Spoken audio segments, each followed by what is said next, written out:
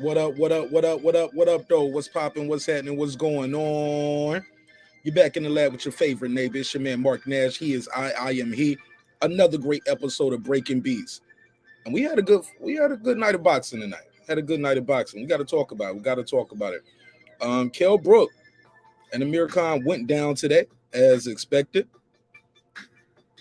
And Kell Brook didn't give Amir Khan no leeway. He gave Amir Khan no leeway. He was right on him very early. Was right on him. And according to my scorecards, he won every round. I mean, if you're trying to be nice, you want to give a round to Amir Khan, maybe you can give him, the second round? He was doing good, mostly during that second round, but he, I want to say around the last 30, 45 seconds, Kell Brook just stole the round. So we'll talk about all of that. Shout out to everybody who's pulling up. Yeah, we got to talk about it, man. We got a good night of boxing, man. We're going to talk about what happened with Jaime Munguia as well. He was able to go in there and defend, so him fainting on the scales had nothing to do with it. He was all right. He was able to go in there and beat Ballard. I was really rooting for Ballard. You know, he's from Baltimore, so I was rooting for the kid. But, hey, it is what it is. It's going to be what it's going to be. So we're going to talk about Kell Brook. What's next for Kell Brook? Kelly Brook with his chocolate brownies. He gave Amir Khan a whole bunch of chocolate brownies. So we're going to talk about all of that. Let me let this room populate, y'all. I'm going to run this 5-minute intro. I'm going to share this link out on Facebook and Twitter. So give me 5 minutes. Let's let this room populate. I'll be right back. Let's run the show. It's your man, Marq Nash, Breaking Beats. Let's get it. This is my passion. This is what I love to do. But some days, sometimes, I'm just like you, man. I hate this job. Damn, I hate this job. Damn, I hate this job. Damn, I hate my job. Damn, I hate this job. I'm just like you. Damn, I hate this job. Man, I hate this job. Man, I hate my job. From a good dream I wake, sun rays on my face, planning out my day, hoping this ain't the one that I catch a case. I feel so good, I feel so straight. My manager keep calling me saying, hurry up, you late. Hurry up, you lay off. Y'all, man, I hate this job. Man, I hate this job. Been trying to play it cool, but it's hard to play it off. I've been hanging on to this bullshit, cause my car still ain't paid off. I know I'm on my way up. My boy just got laid off, so y'all, man, I hate this job. Man, I hate this job. These hoes here so ratchet. These niggas here so sneaky. Y'all don't even really pay enough for y'all to only pay bi-weekly. I'm trying to double up my cash. Take this job, shove it up your ass. Yo, man, I hate this job. Sometimes I wanna say, walk in and slap my boss. This shit is getting hard. Damn, I hate this job. Gotta make it out of this struggle, bruh. And I don't really mean to take it out on you. You just a customer, but damn, I hate this job. Damn, I hate my job. Damn, I hate this job. Damn, I hate my job. Damn, I hate this job. Damn, I hate this job. Damn, I hate my job. Damn, I hate this job. We're the reason why your stockholders always stay afloat. Yet I'm asking, are they hiring? Like everywhere I go, schedule will say 9, but I think it's fine if I clock in at 9:04. I work 40 hours a week plus overtime just to be bro. So y'all, man, I hate this job. Hate that I applied. So much has transpired since the day that I was high.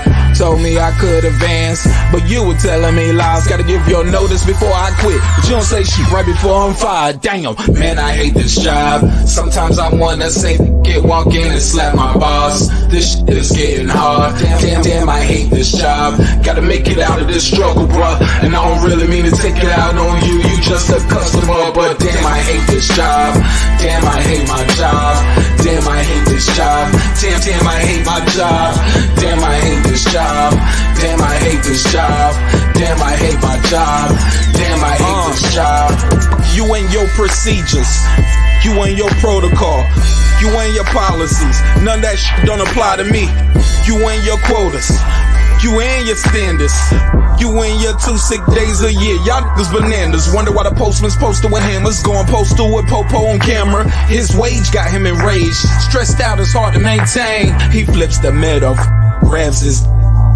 He said if you don't get the picture, I quit, you ain't shit, mother. Man, I hate this job. Sometimes I wanna say, walk in and slap my boss. This shit is getting hard. Damn, I hate this job. Gotta make it out of this struggle, bro. And I don't really mean to take it out on you. You just a customer, but damn, I hate this job. Damn, I hate my job. Damn, I hate this job. Damn, I hate my job.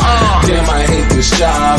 Damn, I hate this job. Damn, I hate my job. Damn, I hate this job. Look, man, I hate this job. I put my pants on one leg at a time, just like you. I'm out here trying to take care of my family. Damn, I hate this job. It's not always glamorous, for real, but I do what I gotta do for me and mine, you know? Damn, I hate this job. Damn, I hate my job. Damn, I hate this job. Damn, I hate my job. Damn, I hate this job. Damn, I hate this job. Damn, I hate my job. Damn, I hate this job. Damn, I hate this job. Damn, I hate this job. Damn, I hate my job. Damn, I hate this job. I'm just like you, nigga. Damn, I hate this job. Man, I hate this job. Man, I hate my job.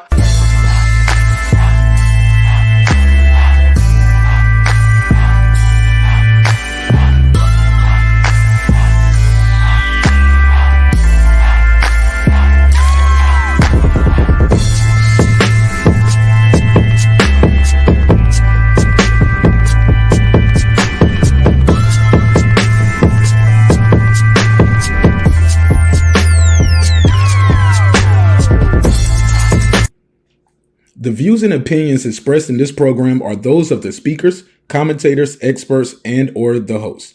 They do not explicitly nor necessarily reflect nor represent the channel's policy or the views held by the channel or broadcaster. The broadcaster or its channel cannot be held accountable for all or any views expressed during the program. Basically, if I didn't say it, don't come for me. You come for the person who said it. And please don't sue me for somebody else's words. With that said, let's start the show, motherfucker. This that squad sound.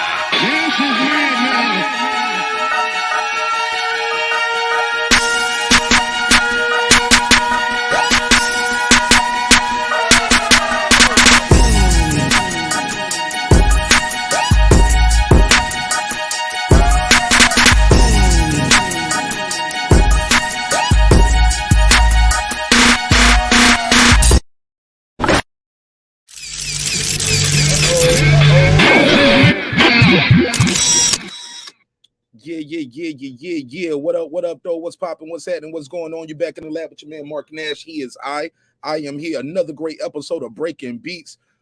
Man, we had some boxing going on today, man. We had some boxing. Congratulations to Kell Brook and Munguia. Man, y'all pulled it off. Munguia was fainting and everything at the weigh-in. You know what I'm saying? But he was able to rehydrate quite well, and was able to pull this fight off. Shout out to everybody who's here early. Want to talk about some boxing. Let me make sure I got this phone line open, both of them, so we can talk about some boxing. Let's talk about it. I'm gonna drop the link to open this panel up too. Just give me a couple minutes. Let me warm this thing up. Make sure we got everything set up for everybody. Bam. So boom, we got the phone lines open. Phone lines are open already, just like that. 470-705-9507, 404-692-1766. Call me now and I'll put you in the mix. Other than that, I'll go from the chat and see what you guys talking about. And we're going to open these phone lines up and we're going to open the panel up. It's Friday. I'm going to let everybody cook. Well, I'm sorry, Saturday now.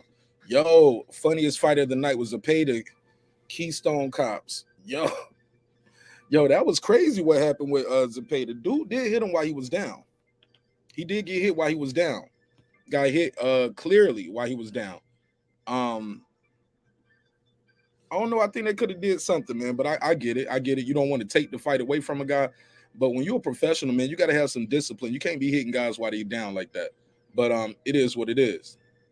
Shout out to Boston George. Said Jaime Munguia, the next big thing at 160. Man, he got to step it up. How many fights he got now? Like 39? Oh, he said it's Sunday. Yo, how many fights he got? Like 39 fights though. Yo, he got to step it up. He could have fought Andre. Philip H., the all-time great. What up, homie? He said, what up, Marq Nash? Another day at work, too, bro. Let's cook. Why not? Why not? Shout out to Uncle Kenny. Shout out to Rob G. Appreciate everybody pulling up. Yeah, 39 and Oak. Uncle Kenny, you got to step it up. It's time for Jaime McGill to step it up in competition. He got to step up in competition. Like, yeah, man, you don't want to get caught in that cycle, man, where you just still keep fighting this type of opposition. But look, that shot right here, when he caught him with that left hook, spent in his body. See, dude was trying to do his hook. He got, as soon as Jaime hit him, like his body kept going with the punch. And Jaime saw he was hurt and jumped right on him like he was supposed to. Jumped right on him. Got him out of there. Good body work, too, from Jaime, too. Jaime McGill was doing some great work on the body. Yeah, man, that guy just didn't have, he ain't have enough for Jaime McGill. Oh, you gave Khan round 2? Man, I ain't give Amir Khan nothing. Amir Khan didn't even win the ring walk. He didn't even win the ring walk. Kell Brook won the ring walk when he did that. All of the lights. Yeah, I ain't give him nothing. He said, seen the London fight. I missed the McGill fight. Man, that McGill fight was only 3 rounds, brother. You ain't missed much. It was only 3 rounds. Shout out to my guy, Drew. What it do? Drew said, one of the best artists in the game and one of the best boxing channels on YouTube. Love and respect you, big bro, my big bro. I'm here, bro, on my phone until I can get back on the computer helping my mom out. For sure, for sure. Family first, bro. Family first. Hope mom is good. Damn, man, what's going on with your mom this late at night? Everything all right? Thought you was on the East Coast with us. Hope everything is all right. It's almost, yeah, it's kind of late, man. Hope your mom is okay. God bless. Hey, Uncle Kenny said he won today. Hey, Uncle Kenny cashing out. Shout out to Uncle Kenny. Say he cashing out. Let me see what they talking about. He said, man, I miss all boxing today. Well, that's what this show is for right here, for the people who missed the fights. You can pull up, chop it up with us, and we can tell you what you missed, and we can talk about it. The McGill fight was good. It was good while it lasted, Conshonery. It was very good while it lasted, but let's be clear. That guy ain't had nothing for Jaime in there. He ain't had nothing for him. From what I saw, he had nothing for him. He didn't have too much punch resistance. I mean, look at it this way. His fight was shorter than Kell Brook and Amir Khan. So what does that tell you? Exactly. It's Sunday, Mark. You're right, bro. It is Sunday now. Said, what up, Marq Nash? Okay, I read this one already. Shout out to Pusha. Okay, she missed all the fights today, too. Dope. So you should enjoy the show. That's what we're talking about. We're talking about everything that happened today. Amir Khan and Kell Brook went in there, and it was a one-sided fight. Kell Brook beat up Amir Khan from opening round. Amir Khan had a little flash in round, I believe, 2. He had a little flash in round 2, and he had a nice little spark, but unfortunately, he was not able to maintain that, and Kell Brook was able to come back at the end of round 2, Patricia, and I believe Kell Brook won round 2. It stopped in, it was 51 seconds into round 6, and Kell Brook got the TKO victory, as you can see on the screen. What time was it in round 6? Let me see. Okay, so Kell Brook is 40-3 with 28 knockouts. Is it over for Kell Brook, though? Because people are telling me it's over for him, even with the win. Is it over for Kell Brook? I don't know if it's over for Kell Brook yet. I'm going to drop the link for a minute, y'all. Just let me warm it up for a little bit, get the room acclimated. Sometimes, man, the room will be populating. I open the panel, drop all the way down. So let me do my thing. Let's get this room populated, and I promise I'll drop the link and let you guys join. But in the meantime, please call in 470-705-9507, 470-705-9507, or you can call 404-692-1766, 404-692-1766. Shout out, but look, how about this? Shout out to Mexico in Tijuana for having a fight over there like this, right? This was a nice event. It looked nice. It looked very nice over there. And shout out to the UK. So we had a whole day of boxing today, and it was a beautiful day of boxing, in my opinion. The undercards probably stole the show on some of these, but at the end of the day, you got to give props to it, man. Boxing is a global sport. It's a global sport. It's not just here in America. You got to respect Mexico, man. Mexico came out to support Jaime McGill. Got to respect the UK. Man, let me show y'all this screen. Look at this real quick. Look at this. Look at how the UK lit up this arena. Look at all these people, man. This ain't no little club fight. You see how little that ring is compared to the man. They filled this up. Came out to support Kell Brook and Amir Khan. Want to know what's next for Kell Brook, though? Y'all think Kell Brook can go in there and compete against some of these young gunners? Or does he need to retire as well? Let me see what they said in the chat. He said they stopped McGinn fight a little too fast. Nah, man, I don't think so, man. That kid was hurt. I mean, what, 1 or 2 more punches? Maybe 1, maybe 2 more punches, but who knows? That 1 or 2 more punches could have turned off his TV permanently. Could have turned his water off, disconnected his cable. You know what I mean? Could have sparked him real bad. Could have got hurt real bad. He said, yeah, it's time to step it up. I do like his activity, though. I mean, I can be an active basketball player playing against the kids in my neighborhood, Amir. Competition matters, right? He got to step up the competition. But I'm not going to take away nothing from his victory. He went in there and did what he was supposed to do. If a guy don't belong in the ring with you, you get him out the ring. Shout out to Right Side. Right said Munguia power was different from Ballard. Absolutely. He truly rehydrated up quite well. I got to give him that. Smash the like button on the way in the room. Yeah, man, he rehydrated. Bro, he looked huge in there. He looked huge.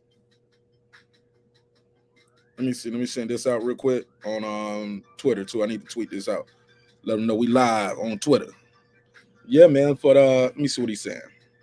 Phone lines open, too, y'all. Phone lines are open. Shout out to Jaime McGee, though. But I ain't going to lie.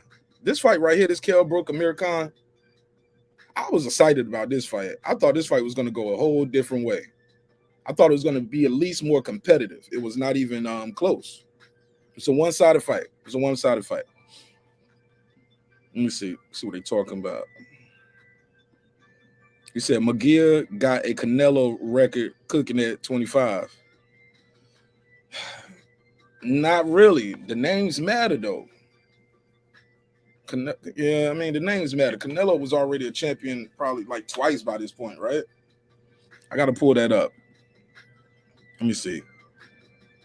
Phone line on the screen. Matter of fact, let me just put this number on the screen. Yeah, we just need one line for now. Let me see. Khan was chicken dancing around. Bro, he ain't had no legs. Amir Khan had no legs, homie, the whole night. He had no legs. And it was his defense. Amir Khan won the week defense award. Let me give you, bruh. Did he though? Did he? Yes! Yes! It's terrible, bro. I don't know what to expect for Amir Khan, man. I don't know what's next for Amir Khan. Oh, Amir Khan retired. That's what happened. I don't know if y'all saw that. Amir Khan retired at the end of the fight. Did y'all know that? Or is this breaking news? Is this breaking news? Put a case on it. Put a case on it. I don't know if y'all know, but Amir Khan did retire. I'm going to open the panel up real quick. Let a couple of y'all pull up. Tell me what y'all think about this fight. What did y'all think about this boxing over the weekend as a whole? And yeah, we're going to have a good time talking about it. Let me see. Shout out to Kwame. Kwame said, Oscar and McGee equals Floyd and Tank.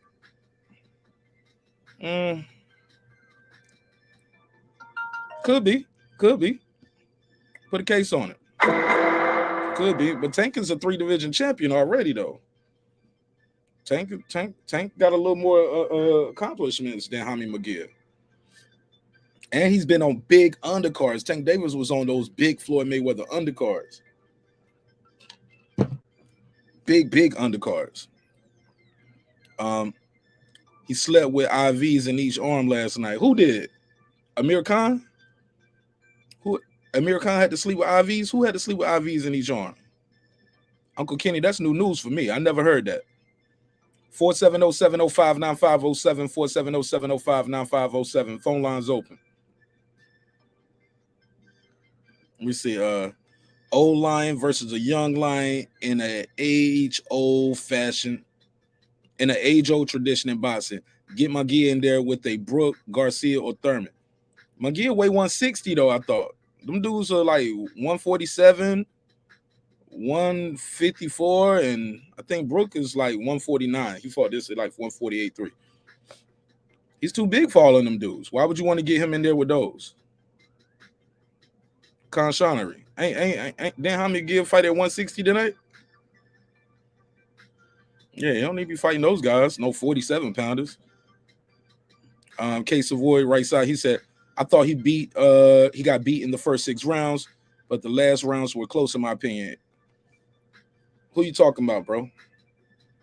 Let me see. Who you talking about? Shout out to Ace Retro. He said, we got to get boxing into these bigger venues, in my opinion. Bro, fans don't support. Fans don't support. They only want to buy pay-per-view. You think they trying to buy a ticket? They don't want to buy a pay-per-view for like $60, $70. You think they want to buy a $150 ticket, pay for parking, buy $20 cups of beer, $10 hot dogs, with $10 chicken tenders and fries? Man, folks be fans be crabby, yo. Boxing fans be some of the worst sometimes, yo. I love boxing, but man, as fans, we got to stop throwing away our fighters just because they got a loss. Like these 2 guys was in there. Look how the UK do they guys. Both of these guys was in there losing, not losing records, but they lost their last time out, I believe, and they be getting stopped. Kell Brook got 3 stoppages on his record, but only 3 losses. They ain't throw him away. America, we throw you away. We throw you away in America as soon as you lose. Shout out to the UK for not throwing away your fighters. Don't throw away your fighters because they got a loss, man. Look at all these people that came in this arena. Let me show y'all this screenshot again. Look at all of these people. All of the lights. Look at all of the lights.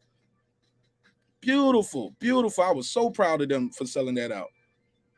Sold that arena out. It's like probably a damn football stadium or something. And boxing fans, we throw away. In America, we throw away our fighters.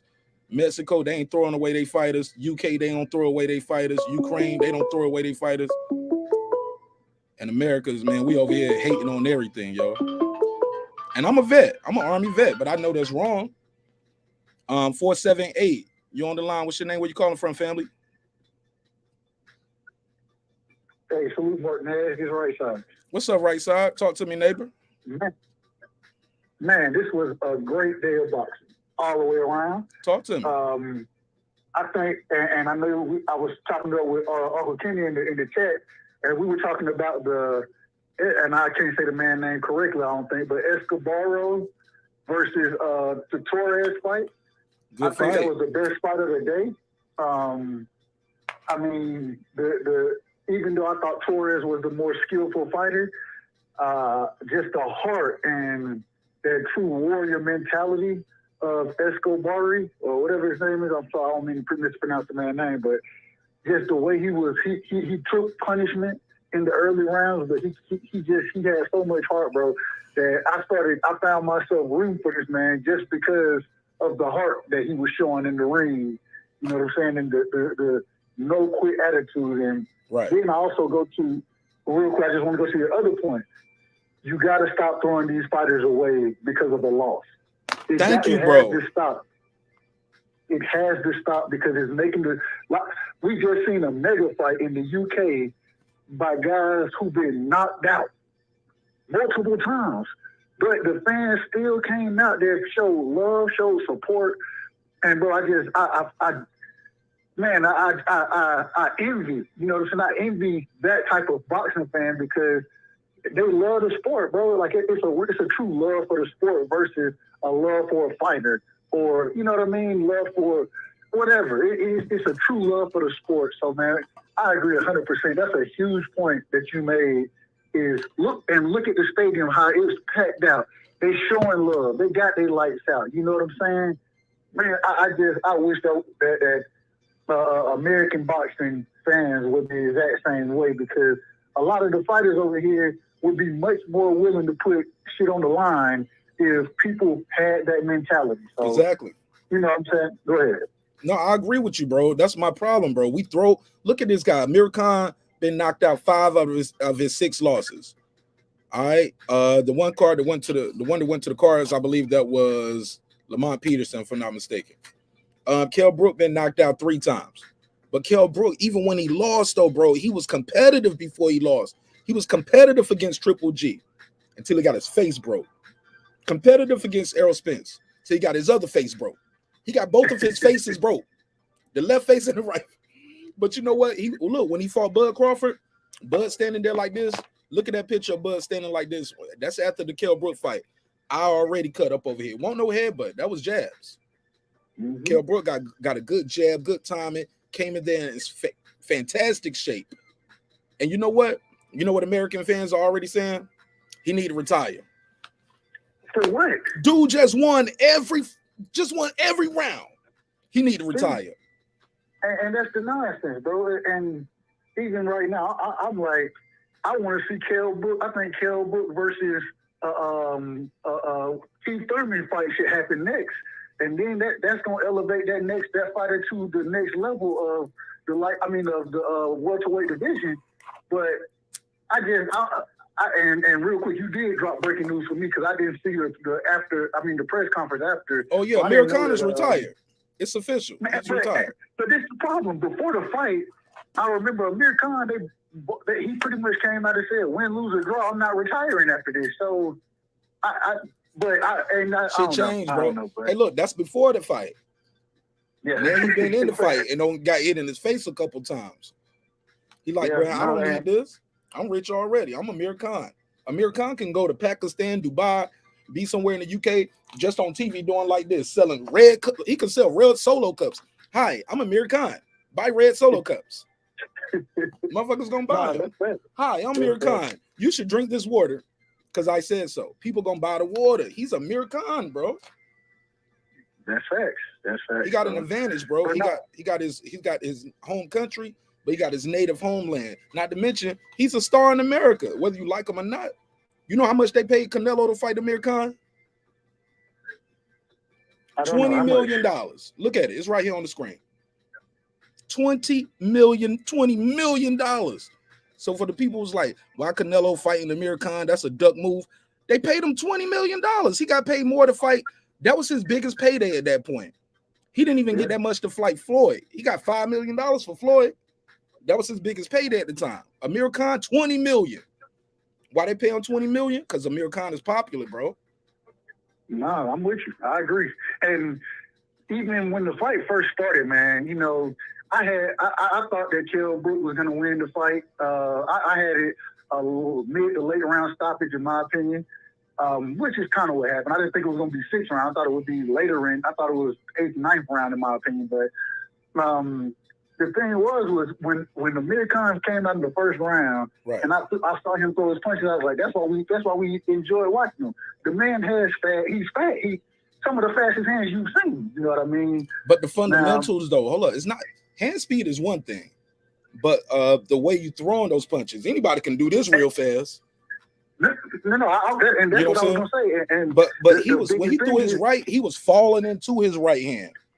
The lack of balance. He had no balance in throwing his punches. None. Footwork too. When he was circling to his left, which was Kell Brook's right, which is he was crossing his legs. A lot of times his feet were getting crossed. And I was like, man, he's lucky Kell Brook isn't taking advantage of that right now. But Kell Brook took advantage of it. He walked him down, bro. And then dog walked him. Amir Khan didn't know how to hold on. Little basics. Like the guys in front of you like this, you can't get nothing off. Reach out and hug them. Reach out and hug somebody. He didn't even do that. Man. When Kell Brook really started going, coming down the pipe with those straights, I think that's because early in the fight he was throwing a lot more hooks than straight punches. When he started coming down the pipe with them straights, man, and when he wobbled, the first punch of the 6th round, you see Amir Khan, the man, I'm like, oh man, he hurt on the first punch. Hurt him. It's over. It's over. And it was a jab, a power jab that just, I was like, man, it's over. So, but it was still I respect both of them. And I love the way that the UK showed out, and I love the way Mexico showed out today as well. You know, hold on, let me make some noise. Hold on, let's make some noise for Mexico and UK and the UK. Man, they held down boxing all day.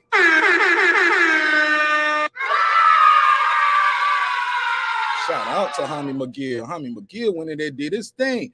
Yo, did you see him fainting at the weigh-in? Yeah, man. Now, did you hear him after the press conference? What'd he say, though? He said that he wanted to address the whole feigning thing at the weigh-out, saying he wasn't feigning. He was just tired. He wanted to lay down and get or gain some energy so he could go get rehydrated. You know what I'm saying? Something to that effect. And it was like, bro, what you laying down for in the middle of public? Like, what are you talking about? He needed to lay down right then, bro.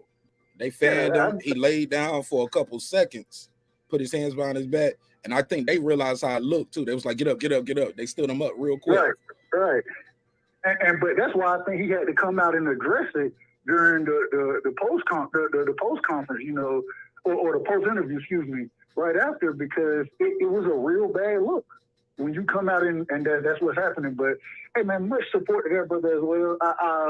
I'm hoping now that he gets to fight some champions. I think it is more than time, and so a fantastic job tonight. And early in the round, if you notice, Ballard, he had the jab working. I had Ballard win the first round, but then I think Munguia got comfortable and he started letting his power show, and that was the difference. He just was a more powerful fighter. Okay, fair enough. Look, let me get some more calls. I got the link out there. If you want to join the panel, pull up, join the panel, all right? All right, bet, bro. Yes, sir. I'll talk to you in a minute. All right, my brother. God bless. Good call, man. Look, man, we taking phone calls, asking you guys, what did you guys think of today's day of boxing? Shout out to the UK and Mexico. They held it down, yo. Packed out those arenas, kept me entertained all day. 470-705-9507. It's your favorite neighbor, Marq Nash. Again, that number is 470-705-9507.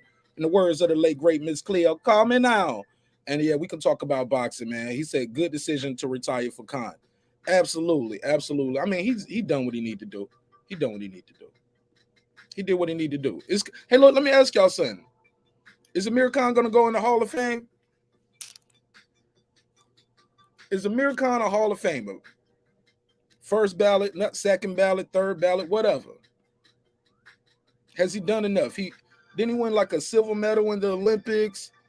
Became a champion at 22 division champion? Or two-time champion, unified champion? Let me see. Pull up Amir Khan's stats. Pull up Amir Khan accomplishments. Is Amir Khan a Hall of Famer? Matter of fact, that's gonna be. I'm gonna put a survey in the chat right now. I'm gonna put a survey in the chat, and I want y'all to let me know what y'all think of that. Amir Khan, he's retired today. Breaking news: Amir Khan retires. Let me play that audio too, if y'all can, so y'all can hear him say it. Y'all know we like to do the facts only, and we like to do the information. I appreciate everybody pulling up. Let me see. Let me pull this up. And again, if you want to call in, the number is on the screen. You don't have to wait. You can call right in. Some people see the number on the screen. They was like, well, I heard you talking. You was cooking up, bro. I ain't want to interrupt. Man, interrupt. I got a notepad right here so I can pick up where I left off. But you're more than welcome to call. We pay for a phone line because without you guys, I'm just a dude sitting in the room talking to myself. So I appreciate the chat, even if we disagree. Let's hear this Amir Khan retirement. Okay, they say seriously consider retiring, or is he retired? Okay, let's hear it. Radio Raheem with Amir. Shout out to Radio Raheem for the interview. And let me get a screenshot too, so y'all can know what I'm saying. Shout out to Radio Raheem. Let me put it on screen.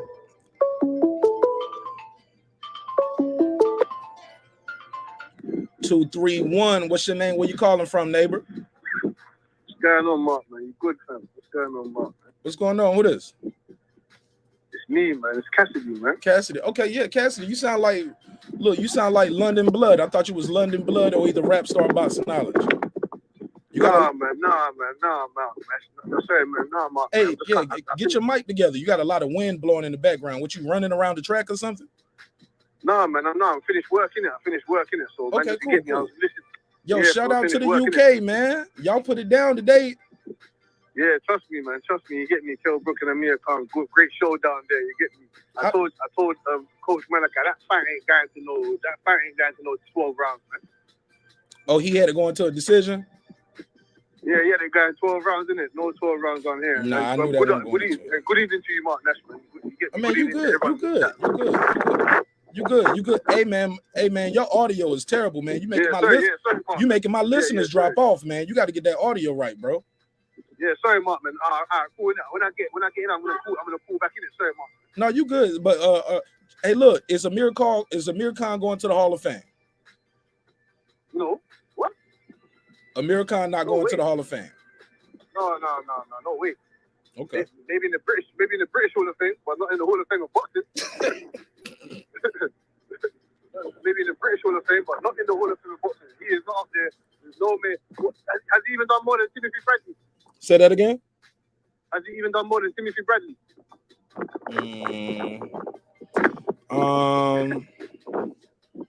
Does Timothy Bradley deserve to go into the Hall of Fame? Does Zab Judah, is he in the Hall of Fame?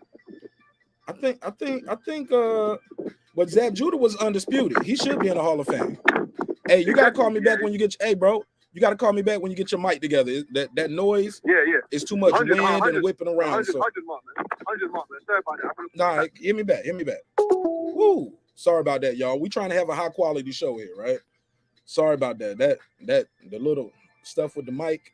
Got to get that mic in order. But yeah, that was bad audio. But yeah, it's Amir Khan a Hall of Fame, neighbors? Trying to ask the neighborhood that. Somebody said he is. Somebody said Bradley will be going to the Hall of Fame. Is Tim Bradley a Hall of Famer? I want to know, is Bradley a Hall of Famer?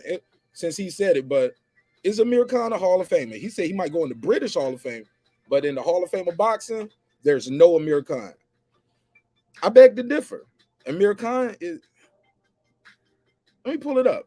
Let's hear him this retirement clip, though. I got that part saved. Let me put that on the screen so y'all know what I mean. And shout out to everybody who pulling up. It means a lot to me, whether you're on Facebook or if you're watching on YouTube. Smash the like button, even if you're on Facebook. All right, so let's play this audio of Amir Khan. It says he retires. Just wish him all the very best in the future. Like I said, it made me realize that maybe it's tough for me. I've been in the game a very long time, 18 years at the top level of boxing. I've been fighting at, and I think it's time now to maybe consider to call it a day, because for some reason I just didn't feel right in there. No, that's no excuse. That's maybe just of age. But like I said, overall, respect to Kell and his team. They came ready, and overall, the crowd was happy.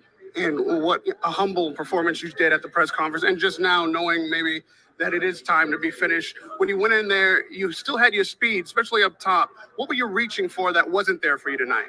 I think the timing wasn't there more than anything, and my reactions were kind of slow.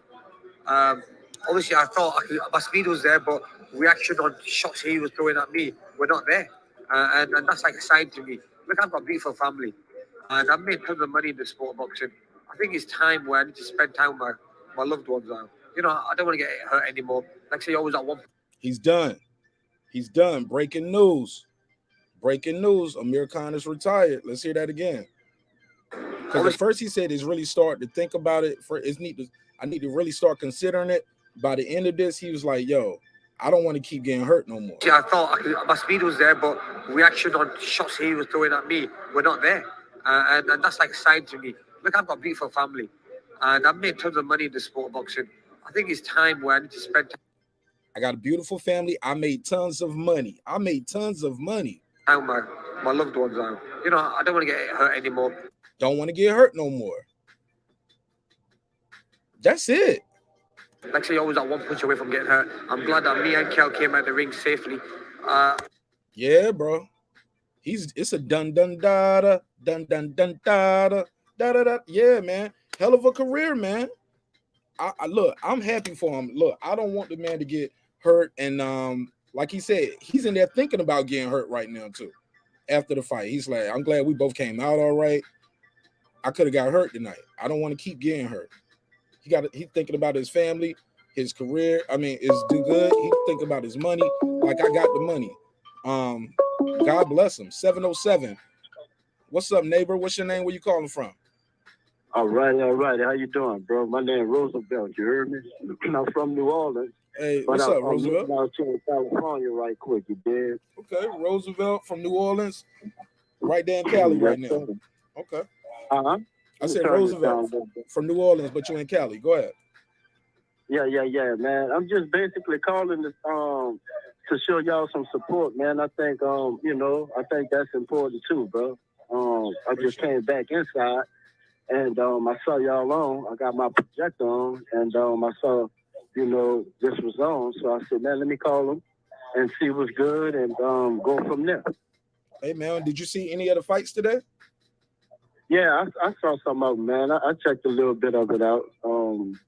I think all these cats that fight, man, my hat's off and the respect to them. You feel me? Because they put their life on the line every single time they get in those cages and rings, man. That's a fact.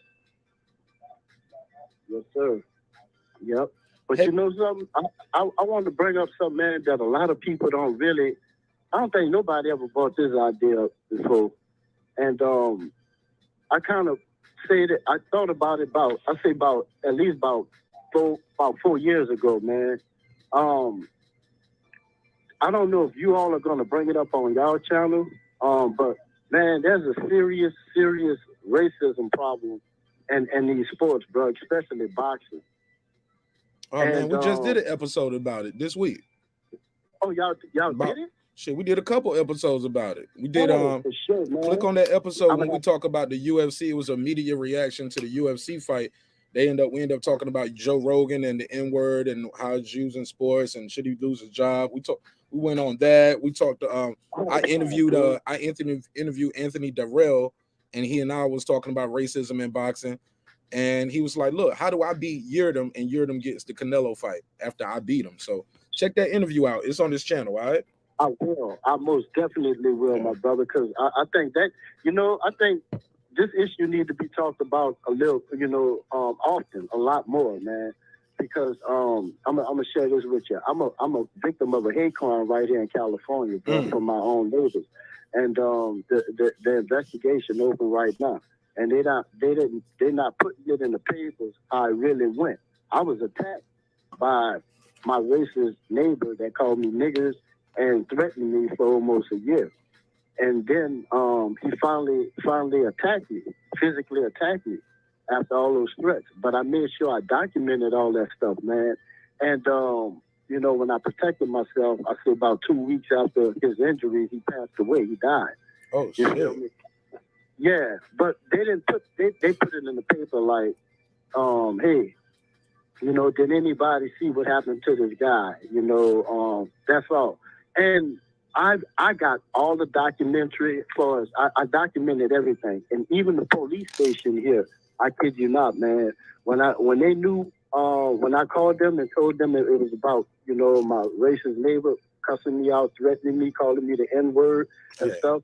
Man, I kid you not, man. This police department was on. They was right. They was absolutely right. They didn't take no bull crap. And people wouldn't believe that, man. But I know how these police officers treated this situation. Hey, Roosevelt. Yes, sir. Look, man, my email is scrolling at the bottom of the screen. It's also in the description block of the video. Email me, man. Hey, reach out to me via email. I want to talk to you about your story more intel. We probably can do it. We could probably do a whole segment on that if you up to it. But email me, man. Hit me up on that, okay? I most definitely will. My last question before I let you. The last question I got before I let you go. Is Amir Khan breaking news? Amir Khan is retired. Is Amir Khan a Hall of Famer in your opinion? I love him, man. I love Kell Brook too, but I think so. I feel like, yeah, man, he come a long way. I really believe he should be there. Yeah. I feel that. Yes, sir. All right, cool. Did you see the Jaime Munguia fight? Oh, no, I didn't see it. I didn't see it. For sure. Do you got anything else you want to plug and promote before I let you go? You got a website, IG, or YouTube channel, anything you want to plug and promote before I let you go? Not yet. Not yet, man. I'm becoming more and more aware of this stuff, man. But I do want to let y'all know, man, I really appreciate brothers like yourself and people and your team, man. I love y'all. I appreciate y'all. Y'all keep doing what y'all doing. And yeah, my hat's off to y'all too, man. Hey, look, guess what? You click that subscribe button, you're a part of the team. How about that? You calling in, you're a part of the team, all right? Hey, man, I really appreciate that. And God bless. just to let you know, I'm already subscribed. That's why I was on. Hey, that's what I'm talking about. Yeah, I got you. I got y'all, man. And I'm going to hit you up through your email, too. Hit me up and let me know. Like, Dave, this Roosevelt, and let's set that up, man. Let's set that up. I would love to set that up with you, man. And bring some more attention to that story, all right? Absolutely. I appreciate you. Y'all enjoy the rest of y'all evening, my brother. God bless. You do the same. Shout out to Roosevelt, man. Appreciate you, man. Good call. Yeah, good call right there, man. Shout out to Roosevelt. Damn, yo, that was a wild story, yo. Did y'all hear that? That was crazy. That was crazy. Let's get back to this audio. Breaking news. Amir Khan retires. Let's hear what he says. Let's hear that last part. I think it's time where I need to spend time with my loved ones. You know, I don't want to get hurt anymore. Like I say, always at one punch away from getting hurt. I'm glad that me and Kell came out the ring safely. I don't know. I mean, there's no point risking it now. And like I said, I think it's time to maybe call it a day. Let me say that I've been covering this sport since I was a teenager. You've been a friend of mine the entire time. You've been a gentleman and a great champion. All right, that's Radio Raheem giving him his flowers. Yo, first time, low key, when I met Radio right here, I saw him from across the room. I was at a weigh-in, right? And it was open to the public. And I had some damn good seats. That was before I was doing this media thing now. I saw him, and this was like not too long ago. This was at the Tank Davis and Gamboa. It was the Tank Davis Gamboa weigh-in. I wasn't doing media, but I found a way to get into a weigh-in. And that's when I knew. I was like, oh, you're going to be doing this. And I'm going to be right there. And sure enough, next year, less than a year later, I'm down on the floor on the media side. Walking around, getting drinks and shit. Getting them. Hey, Reggie, I had my press pass. I had my credentials. So yeah, that joint was dope, man. But the first time I saw Radio right here, as soon as I saw him, I said, to this day, Radio right here was like this. He thought it was about to be on. Yeah, but shout out to Radio Raheem. That's a good interview, man. Breaking news. Shout out to Radio Raheem. Yeah, we got it, Joe Chaz. We got it. Let me see. Wow, man, Amir Khan retires. Let me put that in the chat, man. Put that as a survey. Is Amir Khan a Hall of Famer? Is Amir Khan a Hall of Famer? Let me go to my channel right now, and I'm gonna put that in the chat. That's gonna be the Khan a Hall of Famer. Sorry about that. And smash the like button, man. Smash the like button. We got 86 people in here. Y'all let me know now. Is Amir Khan a Hall of Famer?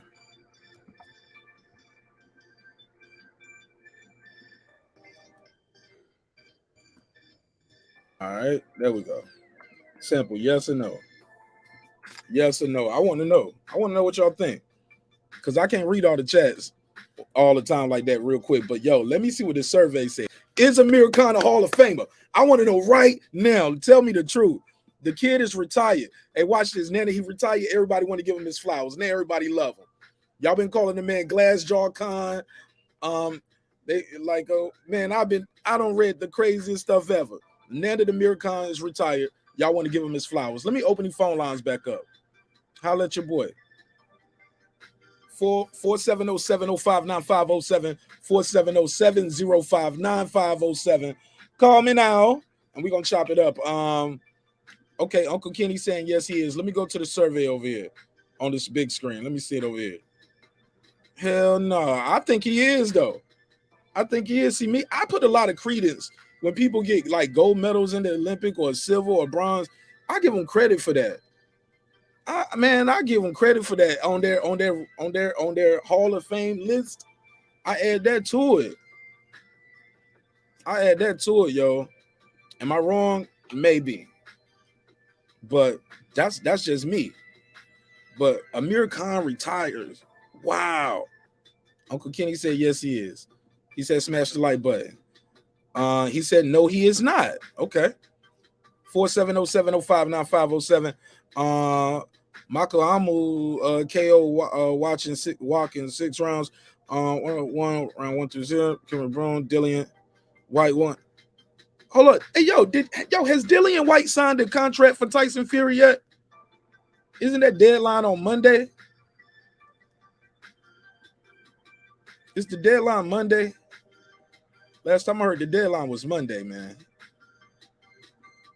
I want to know if Dillian White signed that contract. I'm going to find it out. But wow, Kell Brook retires, yo. That's crazy. Amir Khan retires. Wow, what a career, yo. What a career. Let me pull up what Amir Khan has accomplished in boxing. Because people going to say he ain't did nothing. Let me pull up Amir Khan. Pull up all his gun. All right, let's go right here. All right. So he's the former unified light welterweight champion. He held the WBA from 2009 to 2012 and the IBF title in 2011. Okay, to 2012. Okay. All right. And after that is some Commonwealth. I see a Commonwealth title. All right, so he's unified champ. But he did win that silver medal though, man. He won that. Didn't he win the silver medal? Let me see. Okay, so that's a WBA silver title. What am I reading? I thought he won this. When did he win in the Olympics? Okay, so in the World Junior Championships, he got a gold. In the European Student Championships, got a gold. Junior Olympics, he got a gold. In the Real Olympics 2004, he got a silver in Athens. Silver medal in Athens. That ain't bad, man. Then you go off and become a unified champion.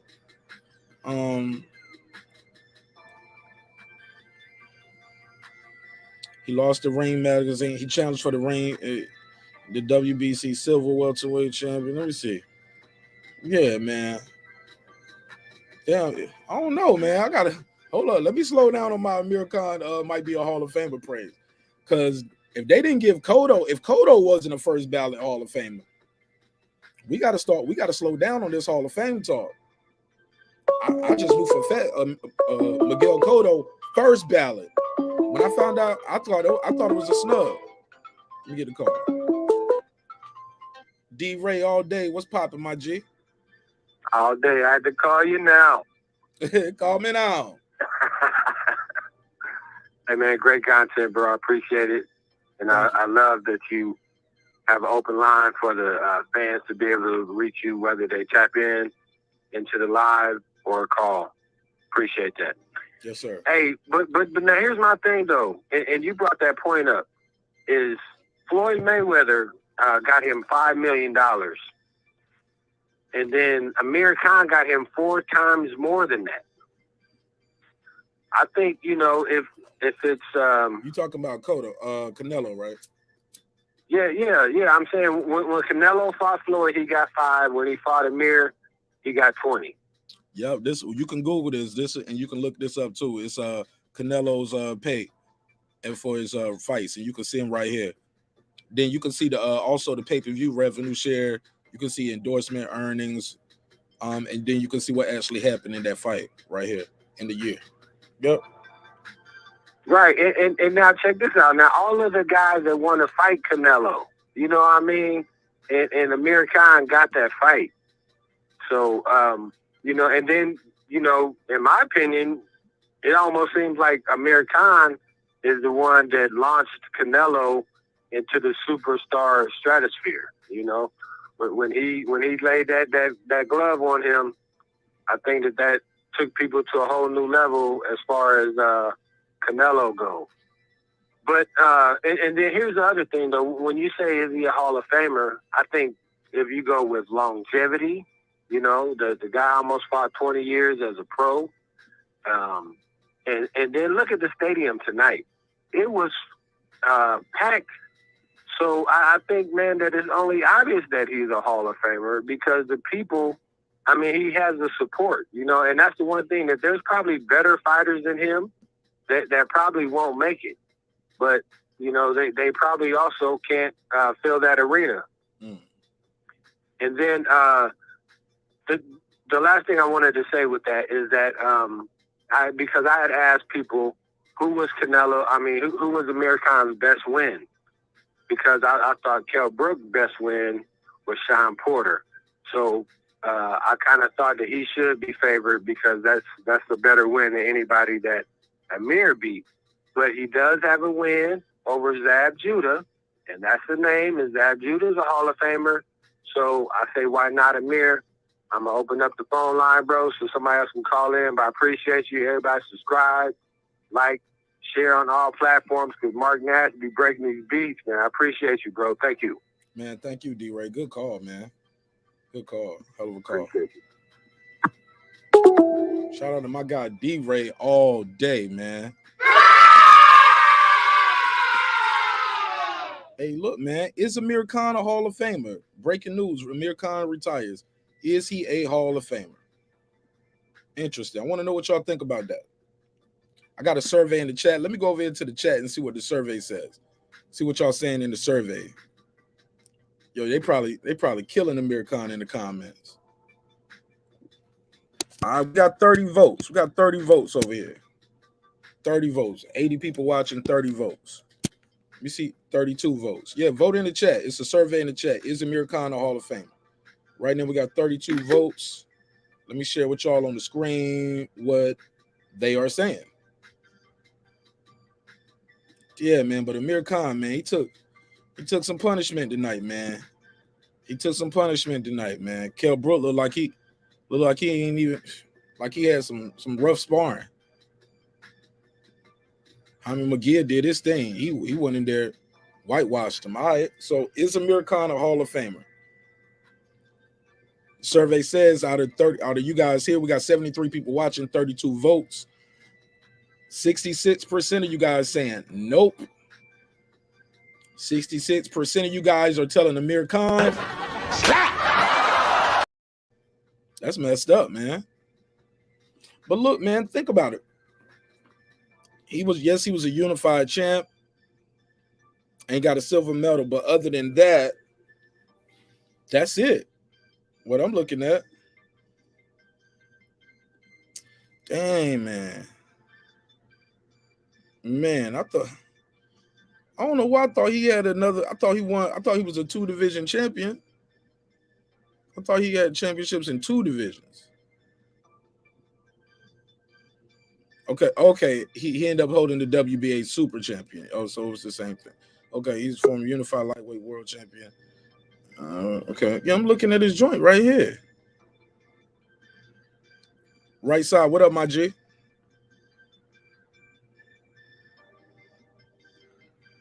What's going on? My bad. I didn't know if you were still talking. My bad, bro. Talk to me. What's going on? My thing with Amir Khan, bro, it's debatable. It's a very debatable question if he's a Hall of Fame, if he's Hall of Fame worthy. My problem, he fought great names. He fought a lot of big names.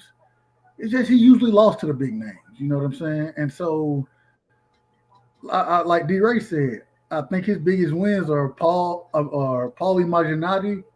I can't never say that man's name right. Malignaggi, whatever. And Zab Judah. And even when he beat Zab Judah, he beat Marcos Maidana. Marco, you can't say that. I like him. After that, Marcos Maidana went on to beat AB. So it ain't like he lost to and who did Marcos Maidana fight? Marcos Maidana got a debatable with Floyd in some opinion. Like, come on, man. Is he a Hall of Famer? That's a different question. We ain't asking if he don't have to be a Hall of Famer. I'm not saying that. All I'm saying is no, we ain't about to do that. I don't like the goalpost being moved. We ain't even talking about him. I just don't. Maidana is. I don't think that's just because he beat him. I still don't think that puts you Hall of Fame worthy. And Fair But I enough. think it's very debatable, and also I think because of what he's done in the UK, I kind of side with UK Cassidy. He's a UK Hall of Famer. You know what I mean? I Fair think he enough. really is. But I don't know if he really has done anything to put himself in the boxing Hall of Fame worldwide. You know what I mean? That's my opinion. Okay. Hey, and Mark, you know what I'm gonna tell you, right? Mm-mm. I could always be wrong. So, Oh yeah. Yeah, some of these guys he beat were ended up becoming champions. You know what I'm saying? After this, you know what I'm saying? Yeah. So no, I'm with you. I agree. I I don't agree. know, I but would love. Go ahead. then some of these guys, like I'm looking at his record. Some of these guys, he shouldn't even been in the ring with them, yo. Like he shouldn't have been in the ring with Canelo. He shouldn't have been in the ring with Crawford. He shouldn't have been in the ring with Kell Brook neither, to be honest. I mean, Danny Garcia, and now you got to Danny remember, Garcia was an unknown though. They thought he had a padded record. Like he was an unknown. he Amir was, but he ended up being on the pound for pound list at one point in time. Who? So I give, even Ooh. though he lost, you know, I still give him credit for taking that fight. But once again, it goes into he lost. Like Yeah. I don't see nobody who he really beat. Losses. No, I just don't see nobody he really beat. Fair enough. Let me see what they're saying in the chat. Mir said, no Floyd Canelo did a monster pay-per-view. Let's scroll down. What is this? Oh, yeah. Let me see what this survey says. Yo, we got a survey. We asking y'all to call in. Let me know. Do y'all think Amir Khan is a Hall of Famer? Yay, nay. Amir Khan, breaking news, is retired, ladies and gentlemen. He has retired. He's leaving boxing behind. I'll play the audio clip again if you didn't hear it. He said he got to think about his family, man. He said he made tons of money in boxing. He don't want to get hurt. And I can respect that. All right, we got 42 votes, and it's still saying 67%. So 42 votes. And it's still at 67%. Damn, 50 names? So some people, because some people are picking yes. Somebody else don't pick yes and no. So some people are still picking yes. Phone lines are open, 470-705-9507, 470-705-9507. If Khan goes to the Hall of Fame, there are a lot of boxers who should be there. Fair enough. I mean, but y'all, they be letting broadcasters in the Hall of Fame, yo. I mean, they let Sylvester Stallone in the Hall of Fame for a movie about boxing. I don't know. I think maybe we might be too strict on certain sides and we too loose on the other end. Pause. It's fighters he beat, they won't give him credit for. Period. Brooks' best win was Porter. Agreed. Hey, look, it's Kell Brook's best win, Sean Porter? I think so. I believe so. I got Sean Porter being a Hall of Famer, so. Okay. You got Sean Porter in the Hall of Fame? Yeah, you don't? Not right now. Not no first ballot. Not no second, but he might get in sometime. Sean Porter, he always fought the best. He handled himself very well in the ring outside of Terrence Bud Crawford. And Sean Porter lost the big fights. He even said it himself. He said, I need to beat Bud Crawford to get into the Hall of Fame. I think Bud is already a Hall of Famer. And beating him is going to get me in there. That's what Sean Porter said. So what happens when he lose that fight? That's what he said. I'm just looking at the resume. And if we're going to give... Right? Say it again? You can't count the people he fought and he lost, though, right? No, I'm not counting. Hold on. That's what I was going to say. When he beat Danny Garcia was pound for pound at that time. No, he wasn't. Danny Garcia won pound in 2018. He Danny had Garcia one loss. Pound for pound? No. Okay. Oh, Garcia never took the belt from nobody at 147. He never took the belt off nobody at 147. He was, look, he probably was. He was very highly touted when he was on when he was 140, but when Sean Porter beat him, he was at 147. And he was still undefeated, but he wasn't like pound for pound, bro. And so this is my thing right here. These are the notable Sean. I mean, Sean Porter wins. I believe he beat. Even though we're not going to give Ugas credit that he deserves, but Ugas did beat Pacquiao, so I believe Sean Porter beat Ugas. He beat Danny Garcia. He beat Andre Berto. Hold on, slow down now. Hold on, slow down. So you're bringing triangle. You keep bringing up triangle theories with the guys with the wins. I'm not trying to bring up triangle theory. I'm just saying. You have done it though. You have done it. Like you was like, wait. No, I agree. I'm not trying to. But you are doing it. That's what I'm telling you. No, I mean, look, I ain't saying there's nothing wrong. Slow down. Don't let me finish. Go ahead. I ain't saying there's nothing wrong. I'm just pointing something out, and I was going to ask you a question about it. Is that important if the other person that they're fighting is a Hall of Famer? Is that important? Say that again, one more time. For the person to go to the Hall of Fame, did they have to fight a Hall of Famer? No, not necessarily. I don't or think did the person that they fought beat a Hall of Famer? If you beat that person that beat a Hall of Famer, I do give that. I give you more credit for that win. In my opinion, before or after though. If you did it either before or after, in my opinion. Go ahead. Finish with Sean Porter's resume. Go ahead. I was gonna say he beat Adrian Broner. I don't think Adrian Broner is a Hall of Famer, but I think Adrian Broner is a hell of a fighter. I believe his losses are to Keith Thurman, Errol Spence, and Bud Crawford. I can't remember anybody else he lost to. And so Kell Brook. I didn't say Kell. Okay, yeah, Kell. You're right. So I think he's had a hell of a career. He didn't beat all the top fighters, but the fighters that he did beat, a lot of them had very impressive resumes at the time he beat them. I think that, in my opinion, I like Sean Porter as a Hall of Famer. All right, fair enough. Jashawn Brown, what up? What's good, Mark? How you doing? What's on your mind, bro?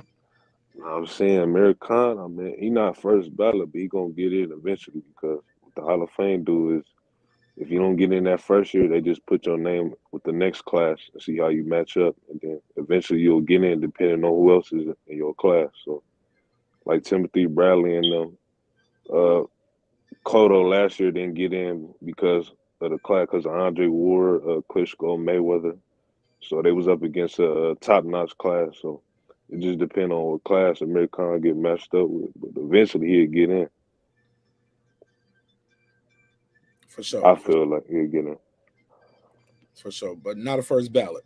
Nah, heck nah. He didn't really do nothing to deserve first ballot. Like he never he unified, but I mean he never got all three belts. He never won he was never a 2-division world champion. He just was at 140, so I can't put him in first ballot. All right, fair enough. So what do you think about Amir Khan retiring? And did you see the fight today? Nah, I didn't see I was at a basketball game. I didn't see the fight, but it's about time. I mean, he done made enough money. It's obviously he can't compete at the world level, at the top level no more. I mean, if he would still fight, I mean, they'd probably feed him to one of them young guys, and that would be a bad idea for him, for his career, and then obviously his health. So I think he did the smart thing by getting out the sport before he start taking severe punishment, because obviously, he's no longer can compete. You sound a little muffled. Can you hear me now? Say it again. Can you hear me now? I can hear you, but say what you said. No, I said obviously he need to get out the sport, because at this point it's obviously he can't. I mean, he really not. He don't have the how should I put it? Obviously he's not as well. Man, I'm trying to think how to put this. I see. He not, obviously his heart not in the sport no more, so he made all the money, so it was time for him to go. So he made the right decision. Okay, fair enough. I appreciate you, man. Thanks for pulling up, Jashawn. I had to charm in on this topic. I appreciate it, man. Thanks for pulling up. Let me get this real quick. Hold on 1 second. Let me go to the comments. Let me say this. Devern H said he has held multiple world championships in 4 weight classes. Who are you talking about, including the suit? You talking about who? As far as I know, Amir Khan only won titles in 1 division. He was a unified champ. No, he talking about AB. I think he talking about AB. Won world championships in 4. Yeah, that's Adrian Broner. People are saying Adrian Broner is sorry about that. Somebody asked for the link. Drop that link. Oh yeah, the link is out there. The link is out there. All right. Boom, boom, boom. Let me see what they're saying. Yeah, the link is out there, man. Pull up, holler at me. Let me go back to the chat. Mark, when it comes down to it, big bro, it's not up to us. It's all opinion. Fair enough. I don't even know who this is, damn it, man. If you change your name to something else, you got to help me out with that. What's up? Who this? Going once? Okay, what's up, Uncle Kenny? Hey, man, what's going on? Talk to me, Uncle Kenny. What's on your mind? Hey, Uncle Kenny, pull up, repping. Hell yeah. Hey, thanks for the support, Uncle Kenny. What's up, man? Talk to me, man. Good fights today, man. All around, good fights. Move the mic a little bit. You breathing on it. Yeah, good fights, man. Good fights today. Good, yeah, damn good fights. Did you hey, what you think about Amir Khan retiring? It's ready. It's time. He needs to retire. Yeah. He tried to fight his last fight and he just couldn't handle it. Brook was all over that ass. Yeah. Pause. But he needed to retire. He needs to retire though. It's time. I think Brook needs to retire too. While he's on top right now, get the hell out. Why he got to retire? Because he fights somebody with a little bit more power than Khan, he's gonna get hurt. Uncle Kenny, he ain't take no punishment tonight. Yeah, but Khan was hitting him, man. Khan was getting him good there for quite a few. Every round, Khan was hitting him, So he's leaving himself wide open for them hits. Somebody with something more power will hurt him. Yep. So thank God. He's just glad. He just better be glad Khan didn't have the power to hit him, to hurt him. Yeah. Go ahead. Let me let my guy UK Cassidy jump in. Cassidy, what up? Appreciate What's you up? pulling up. What's up, man? You good, man? Hold up. Hey, Uncle Kenny, thanks for pulling up, man. I appreciate you too, man. Go ahead, Cassidy. Yeah, what's up, man? Good evening, the panel and that, man. Good evening, good morning, man. How are you doing, man? What's up, Marq Nash, man? You good? Can you hear me properly now? Man, your audio. Hey, look, your audio isn't good, man. You got to fix your audio, bro. Can you hear me? That's my only requirement on the show. We can disagree all day, but I got to have good audio. Say that part again. Can you hear me? Is the audio calm now? Nah, it's staticky, bro. Fix the line. Let me fix it. Sorry, Mark. Yeah, we'll get it right. We'll come back to you. It's a live show, man. Like, can't be every time. It's every time. Every time. Hey, look, hey, right side, what you think about what Uncle Kenny said? Kell Brook need to retire too. I'm like, Kell Brook feel like he on top of the world. Look at him, man. In the best shape of his life. Didn't take no punishment. Took the punches well. Got hit with clean shots. And went in there and dominated. Hey, first I'll salute Uncle Kenny, man. Glad to have you on, bro. Always good to talk to you, fam. I disagree. I don't think Kell, from what he showed me today, I don't think he should retire. I think he can still go in and be effective. If Keith Thurman can come back right now and fight, then I think Kell Brook is still in fighting shape. I think Kell Brook looked better than Keith Thurman did against Mario Barrios versus in this situation. And so I want to see that fight next. And then whoever loses that fight, I think they need to retire. I'll give you that. But outside of that, I think Kell Brook still has some gas in him. He looked a little slower today. I don't know if it was because of the speed that Amir Khan possesses. But at the same time, I looked at how calm he was in the ring. Even when Amir Khan was trying to show his speed, he was unable to connect cleanly a lot of times because of the head movement. The defense still looked pretty decent. He got hit a few times, but The defense still looked decent, and he seemed to. I don't even know if he carried power. Hell, it was Amir Khan, so I can't say he carried power, but I think he's still in fine condition. All right. Go ahead, Cassidy. Let me hear how your audio sound now, bro. Yeah, you must be. It's calm now, isn't it? Yeah, what up? Yeah, as soon as you said it's calm now, you rubbed the mic against your shirt or something. There you go. Go ahead. I can hear you though. It sounds nice and clean and clear. Go ahead. What you think about Amir Khan retiring, and is Amir Khan a Hall of Famer? Well, first of all, Amir Khan is not no Hall of Famer. I can't hear you. Now you real low. Hey, bro, you real low. Can you hear me now? There you go. Now you good. Yeah, man. First of all, live show, bro. Bro, however you do it, bro. I don't know how it's every time, but come on, bro. Work with me. Go. Is Amir Khan a Hall of Famer? Let's go. First of all, Amir Khan is not no Hall of Famer. He's done hey, bro, listen. Look. You said it was good. I can hear you good, and then it got low again. What are you doing, bro? I'm not doing nothing. That's what I'm saying. All right, now you good. Now you good. Go ahead. First of all, Amir Khan, now go. Yeah, look, I ain't doing nothing. Look, I'm like this. Okay, no talk right there. All right, cool. Yeah, like I said, man, Amir Khan's not no Hall of Famer, man. What's his biggest victory apart from what? Paulie Malignaggi. He lost to Lamont Peterson. Who the hell is that? Lamont Peterson. After that jab judo win, that was meant to elevate him. He lost two in a bounce after that against Lamont Peterson and Danny Garcia. All right, then cool. He beat Carlos Molina. He beat Julio Diaz, Collazo, Devin Alexander. No one cares about that. What champions did he beat?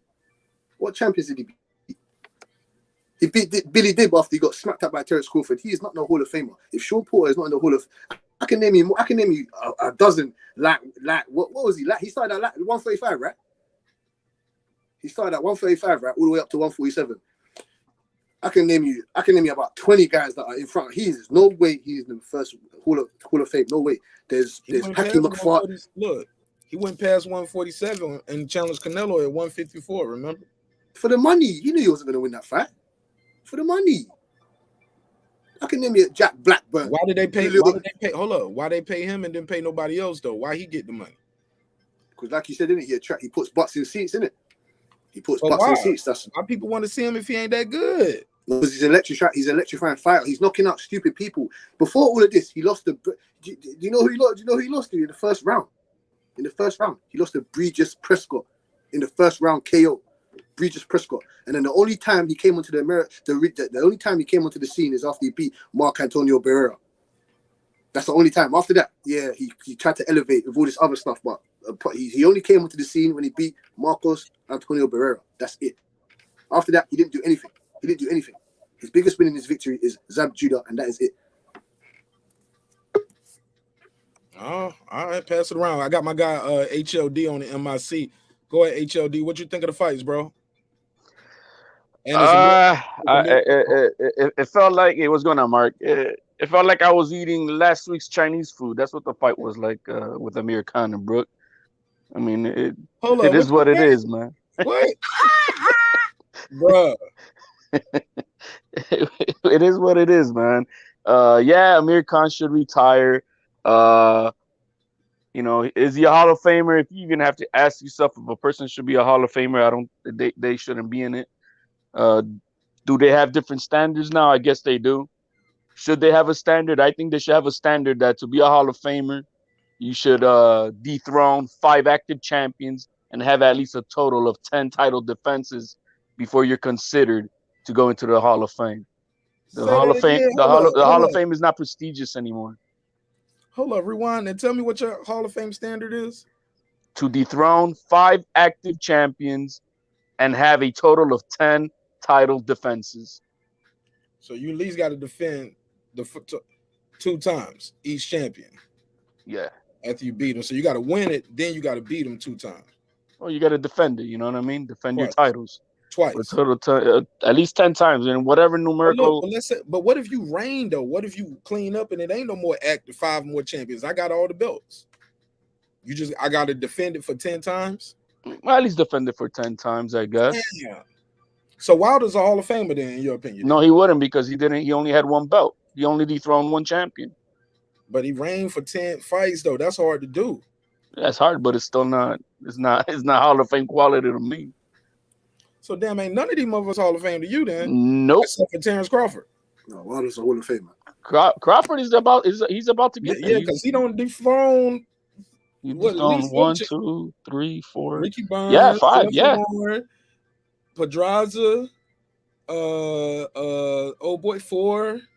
And who else he beat at 140? He beat somebody. I think he got a vacant at 140, so he had to do a couple mandatories. But he won but he's got WBC he's probably got a total of 10 title defenses. Because Mikey, but he got him in title defenses. Damn sure and he's dethroned how many champions already? You know what I mean? So yeah, I think he's got the 5. So he's the Hall of Famer in my book. Yeah, 4 champions. Right. Well, he's got one more to go. Maybe it's Spence or something. Terrence Crawford. Y'all rough, boy. Shit, y'all hard on the Hall of Fame. Hey, man, but it makes it prestige. I mean, Deion Sanders was talking about that the other day, man. They're like, come on, man. They letting anybody walk in the Hall of Fame. Man. Yeah, Mark, what do you have to do? What do you have to do to get to the Hall of Fame for you, Mark? What do you think? Hey, man, I'm the host. Don't be asking me questions. What's wrong with you? Who said that? Who said that? So look at the colonizer over here trying to tell me how to run my.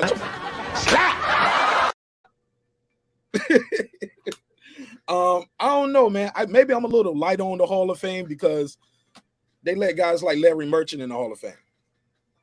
Different criteria. I mean, don't you got to be good at what you do? Guy's been doing it for like 40 years, right? Just because you can maintain employment don't mean you good at what you do. Some people just know how to get by.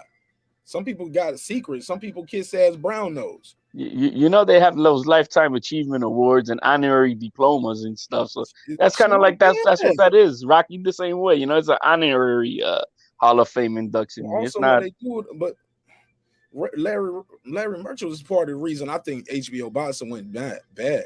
He's sitting there telling you this fight is crap. This is nothing. Hey, what time we getting out of here tonight? Like, he was the worst. So if you're a fan, you're like, why am I buying this? You're right. Let me turn. Like, that Simon Cowell approach doesn't help in boxing, which is already a niche sport. We need people to find the good in it. That's what I least like about the way I see other commentators doing it, like on Showtime, HBO, Triller. Like, they at least have some comedy with it, but not bashing the guys. And he was just the worst. Even after the fight, he'd be interviewing them. He was like, I want to thank God. Well, God, yeah, you can thank him in the locker room. Look, this is what we want to know. I'm like, what? You can thank God in the locker room type shit. Now, that's not no direct quote, but that was the type of energy Larry Merchant gave me. So Rocky, Sylvester Stallone is in the Hall of Fame for Rocky. Rocky wasn't even a real fighter, bro. That's an honorary thing, bro. Those are honorary and different criterias. I'm just saying, man. You see how we so loose on that shit, but the guys who actually in there putting in the work, like, you'll be all right. You got to be 5 champions. The politics of boxing makes that kind of hard for these guys to fight 5 different champions. People start ducking you, you know? It makes it prestige, man. That's all I'm saying. Fair enough. Go ahead, right side. No, I agree, man. And you know, my thing is this with the Hall of Fame. I don't even have a real set of credentials that I'm looking at. I try to look at each individual as far as what they've done in the sport and show them the love and the respect they deserve as far as it goes, you know what I'm saying, for what they've done for the sport. So it's hard for me to say there should be a red line drawn. If you don't do this, you don't make it. You know what I mean? But at the same time, I understand where HLD is coming from. And so I'm not mad at you at all. I'm not mad at that at all. I just think that I can look at certain fighters and, yeah, man, I don't know. And maybe that's just me. But I can give them a nod for the Hall of Fame because of their credentials of who they fought, the wars that they've been in, and what they've contributed to the sport of boxing. And so, and once again, not taking anything from Amir Khan, just saying in general, as far as me looking at the Hall of Fame. And so I can't say you're wrong in your opinion because that's your opinion. So at the end of the day, I just think that if there's going to be a solid line, then let's go ahead and put that out there, which the boxing isn't going to do. And so, because there's not going to be a solid line, it's always going to be a debate about it. It's almost it's almost a pound for pound situation. You know what I mean? But yeah, I don't think that Amir Khan is a Hall of Famer. So. Does Jaime Munguia need to step it up in competition? HLD. Oh my God! I'm glad you brought that up. I'm glad you brought that up. Absolutely, they do, man. The guy's got, you know, after today, he's got 39 wins, 30 something knockouts. You know, it's time to step it up. You know, they want to say he's young, and dude, yeah, he's young, but already pushing on 40 fights. No, you're not young anymore, my man. You know, they need to stop babying him. You know, they're doing the same Tank Davis treatment with this kid, man. And no, man, he needs to step it up. You know, he's about to overtake Mayweather's record of 50-0 without fighting no real competition. So yeah, they need to. The kid's nice, he's decent. I think is he elite. There's something to me that's missing that doesn't say that he's elite. He has to prove me still with that, but we'll see. But yeah, they do need to step up the competition. It's time. And real quick to add to that, one thing that I didn't like was Munguia. Hold on. Before you do sorry. That, no, hey Nick, call in. Maybe I'm reading this wrong. He says, so a guy fights the best, loses, but a guy who lost once but fought lesser competition and won gets. Tell me who you talking about, Nick. I don't understand that neither. But go ahead, right side.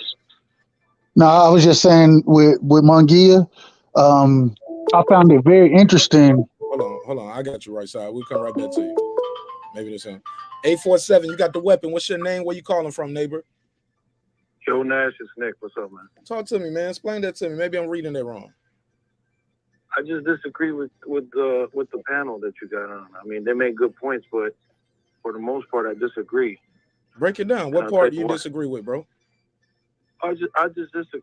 Look at the Hall of Fame. Who the inductees are. Just go look at the list. It's on Google. Okay. Google it, and you can see some of the people that are on that list. I mean, they put what's his name, Nassim Hamed, for example. If anybody remembers Nassim. Yeah, I remember Hamed. Prince Nassim.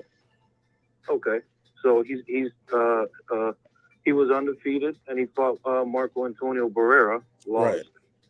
But look at the guys he fought before that. If we're gonna say, because I heard one of the gentlemen from London, I believe, Cassidy.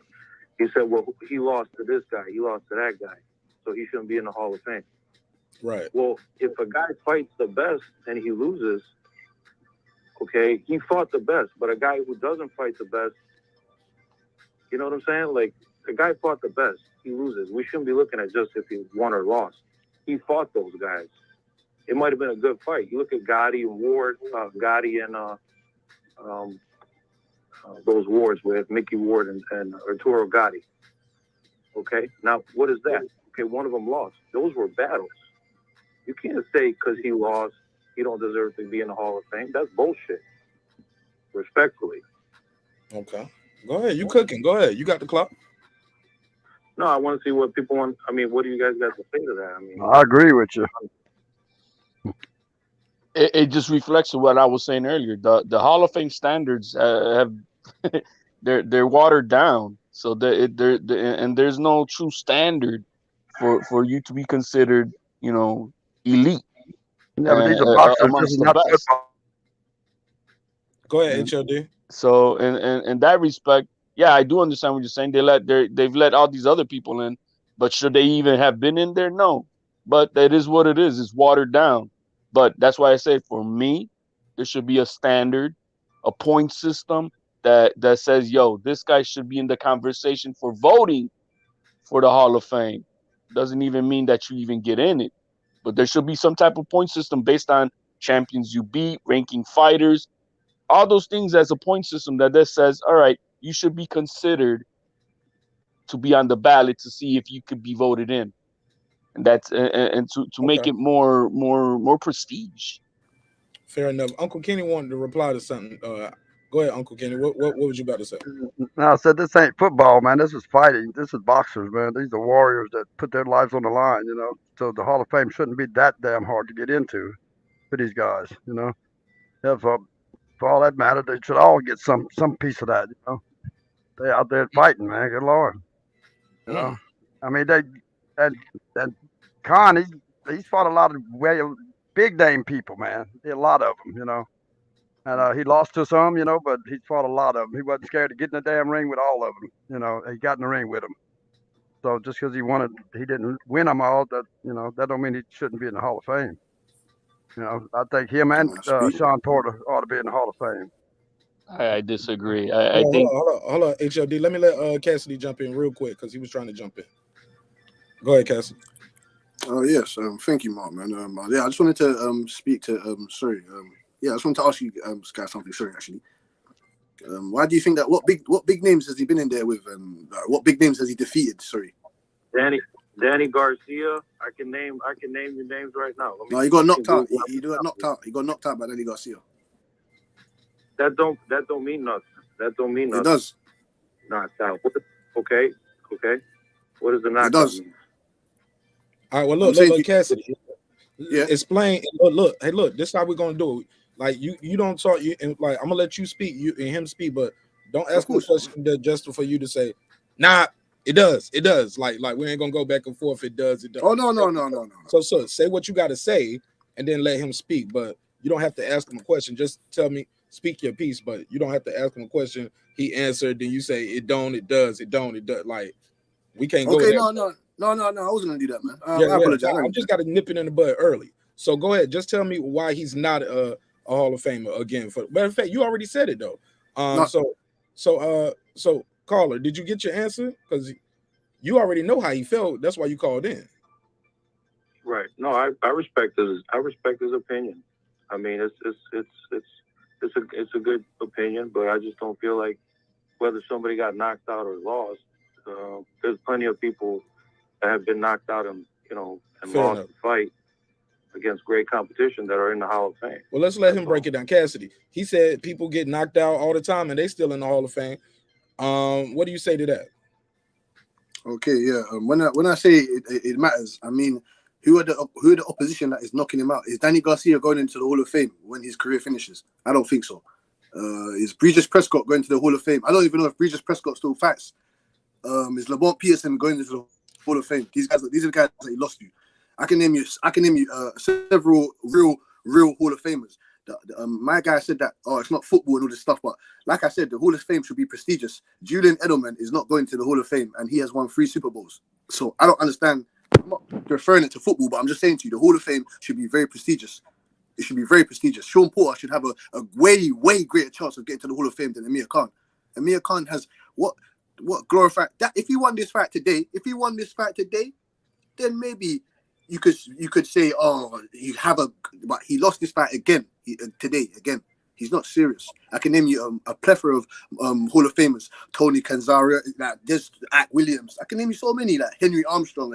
You're telling me Amir Khan is meant to go in there with those guys, Lou Ambers, Freddie Walsh, those type of guys? Is that what you're telling me? Barney Ross, is that the type of guys you're telling me that he is meant to be in there with? Packy McFarland. I can name you so many. Like Amir Khan is not going to the Hall of Fame. No, I'm sorry. I'm not arguing that he's going to go. I'm not saying he deserves it. I'm saying we should not gauge fighters on a loss or losses or whether they got knocked out or not. Whether they're deserving of even going into the Hall of Fame. That's just your opinion. Whether you think he lost or you don't think he should go in there. At the end of the day, we're not the ones to make that decision. They should, in my opinion, look at the full body of work and who he was in the ring with. You know what I'm saying? Like, the man stepped in the ring. But Nick, yeah. Hold on, bro. This is an opinion-based show. Right. We all just giving our opinion. Like, do you think he's a Hall of Famer? Yeah, we gotta have an opinion. It's a live show. We ain't got shit else to talk about. The fight's over. Gotta. Hey, look. Do you think he gonna win? Do you think Canelo's gonna? Do you think Spence gonna beat Crawford? We don't know until we see the fight. So we all got an opinion. So it's an opinion. We do a lot of opinions. Now, granted, we do fact check now. We do go out fact check now. Fact is a fact. But as far as somebody going to the Hall of Fame, yeah, man, don't let that shit get you wound up, man. People gonna have their own opinion about that shit. Oh, but I'm saying if the Hall of Fame is so prestigious, then you could name me every single guy in the Hall of Fame and argue why he should be in the Hall of Fame. You know what I'm saying? I'm talking to Cassidy now. If you name all those guys and you say he should be in the Hall of Fame, then you should back up, for example, Prince Naseem Hamed. Explain to me why you think that he should, if it's so prestigious, the Boxing Hall of Fame, and their criteria is so high. Why? Explain to me why you think Naseem Hamed should be in the Hall of Fame over Amir Khan. Well, he's already in the Hall of Fame. Yeah, that's what I'm saying. But look at now we're going by losses and records, right? That's who he lost to, who he won to. Look at Prince Naseem Hamed's record, and look who he beat, and look who he lost to. The first real, if we're gonna go that way, the first real contender that he fought was Marco Antonio Barrera, and he lost to him. Okay, now look at the guys he fought before that. Nowhere near the level that Marco Antonio Barrera was at. So I'm just saying, that's just my opinion.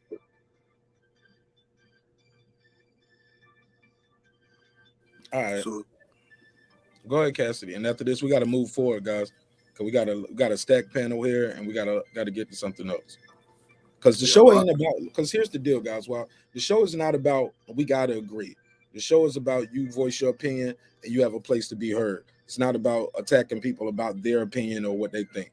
It's just you got your opinion, I got my opinion, and we keep moving. You know what I'm saying? But go ahead. But thank you for the call, Nick. Appreciate it. Thanks for breaking it down. Thanks, man. God bless. Man. God bless. Go ahead, Cassidy. You can reply to that, and then we got to move forward. Yeah, man. I respect everyone's opinion, man. It's just an opinion-based show. You get me? No feelings or nothing here. But no, I just wanted to say that he said he didn't Haseem Ahmed didn't fight the level that he only fought Marco Antonio Barrera. So what? I was thinking, so what? Like Cesar Soto, like Angui Sanchez, those guys are not on the level of Marco Antonio Barrera. I just wanted to ask him that, innit? Nah, I didn't want to see. That's what I'm saying. That's why I got him off, because I know I've been doing this for a minute. People have a conversation, but they want to ask a question to the person. Let me ask you. And then once you do that, and then he got to reply. What about right side? What about Jashawn Brown, HLD, and Uncle Kenny? See what I'm saying? You guys going back and forth too much. We ain't got to go back and forth. Why? Well, let me ask you this. Well, let me ask you this. Man, just say how you feel. You say how you feel, and let's move forward. I'll do all the question asking, because y'all keep going back and forth with just each other. It's a live show, baby. Yeah, Shout out to Girl Behind the Mic. Shout out to my guy Happy Lot. He said Nas lost one fight. Khan lost every big fight. Flair Mayweather got some of his style off of him. Shout out to my girl Behind the Mic, Memory. She got a dope podcast too. It's called Decoding Dreams with Memory. Decoding Dreams with Memory. Check that out. Tell them Marq Nash sent you. But go to her YouTube, subscribe to Girl Behind the Mic. Let me see. All right. Right side, you got two right sides over here, bro. All right. Let me see. Make sure I'm caught up on the chat real quick. Prince not saying Kevin Kelly, who is more Hall of Fame worthy than Amir Khan classic fight. Yeah, he beat Kevin Kelly. I was mad that night too. I was rooting for Kevin Kelly. I was a little kid. I was like, he beat him. Couldn't believe it. But let's move forward. So we was talking about Jaime Munguia, and we was talking about that other fight right there. Did I get y'all take on the stuff that was going on with Canelo? Have we talked as a group over here yet? No, we just talked in the chat about it. What y'all think about all this Canelo shit that's going on with him? What Canelo shit? About, they saying he you ain't see Canelo's latest tweet in his post? The one for the last few days, you mean? The last couple of days or something like that? No, the one where he said, if I beat him, they say I dug him. If I fight him, let me go. Is it on his Instagram? I think I saw that, but I didn't know it was a Canelo's tweet person. I thought somebody scripted that, made that up. No, he put that there. He put that there himself. Oh, it was him? Yeah, but I think it's true, man.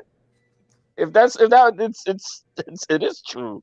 no matter what he does, everybody's gonna be Somebody got squawking. their mic unmuted while you're talking, bro. Go ahead. What was that? Okay, no, I'm just saying if that was his tweet, then yeah, I mean, I agree with it. I mean, no matter what he does, he's on top of the mountain. So no matter what he does, he's always gonna have a group of people in different sectors who are gonna be bitching about their opinion on what he should be doing. Look at his tweet right here. This from Canelo IG story. This Oh, on that his, was IG. Yeah, it was on his IG story, so he's going in 24 hours. Damn if he does, damn if he don't. And this is what it says. He said, and somebody put it. He said, love this. He said, if Canelo fought Charlo, so I guess somebody must have wrote this and he copied and pasted, but he said he loves this, right? If Canelo fought Charlo, he dug Bivol. If he fought Bivol, he dug Charlo. If he fought Beterev, or how you say it, Beterbiev or Beterbiev, he dug Bivol. If he fought Benavidez, he dug Charlo. If he fought Charlo, he dug Benavidez. Fought Bivol, he dug Beterbiev. Fought Beterbiev, he dug Charlo. If he fought Benavidez, he dug Beterbiev. If he fought Bivol, he dug Benavidez. Yo, my brain is fried. Yeah, I couldn't read it all either when I started to see that the first time. Yo, let me click like on that right now. Let me retweet that. Absolutely. Well, I said Retweet that fast. one. Super fast. Let me retweet that. Yeah, bro.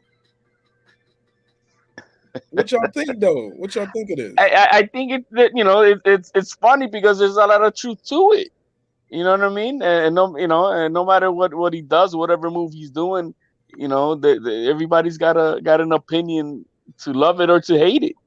You know what I mean? So I want to actually hear him. I want to actually hear him come out and say that. I want to hear him actually say this. Like, that would be so funny to actually hear him say this. Say, if I fought Charlo, I dog Bivol. If I fight Bivol, I dog Charlo. That would be so. Go ahead, Uncle Kenny. Jump on in. Go ahead, Uncle Kenny. Let me hear what you got to say. He left Boo Boo out of that list. Damn it, man. Yep. He's ducking him for real. No, that's true though. But that's exactly right there. Yeah, if he fights one, the other one's gonna say he ducks. Yeah.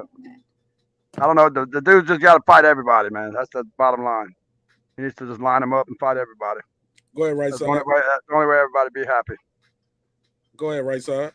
Jump on in. No, I agree, man. I think that the standard that people want to hold for Canelo, and one thing we have to look at when Canelo fights champions. It is what it is. Regardless if you like who he's fighting or not, he fights champions the majority of the time he fights. Give this man his respect.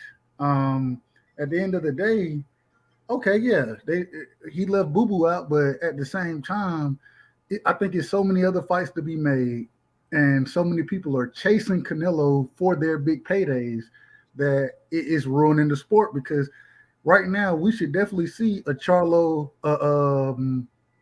Boo Boo fight. We should see a Benavidez Boo Boo fight. We should be seeing other fights outside of individuals wanting to fight Canelo.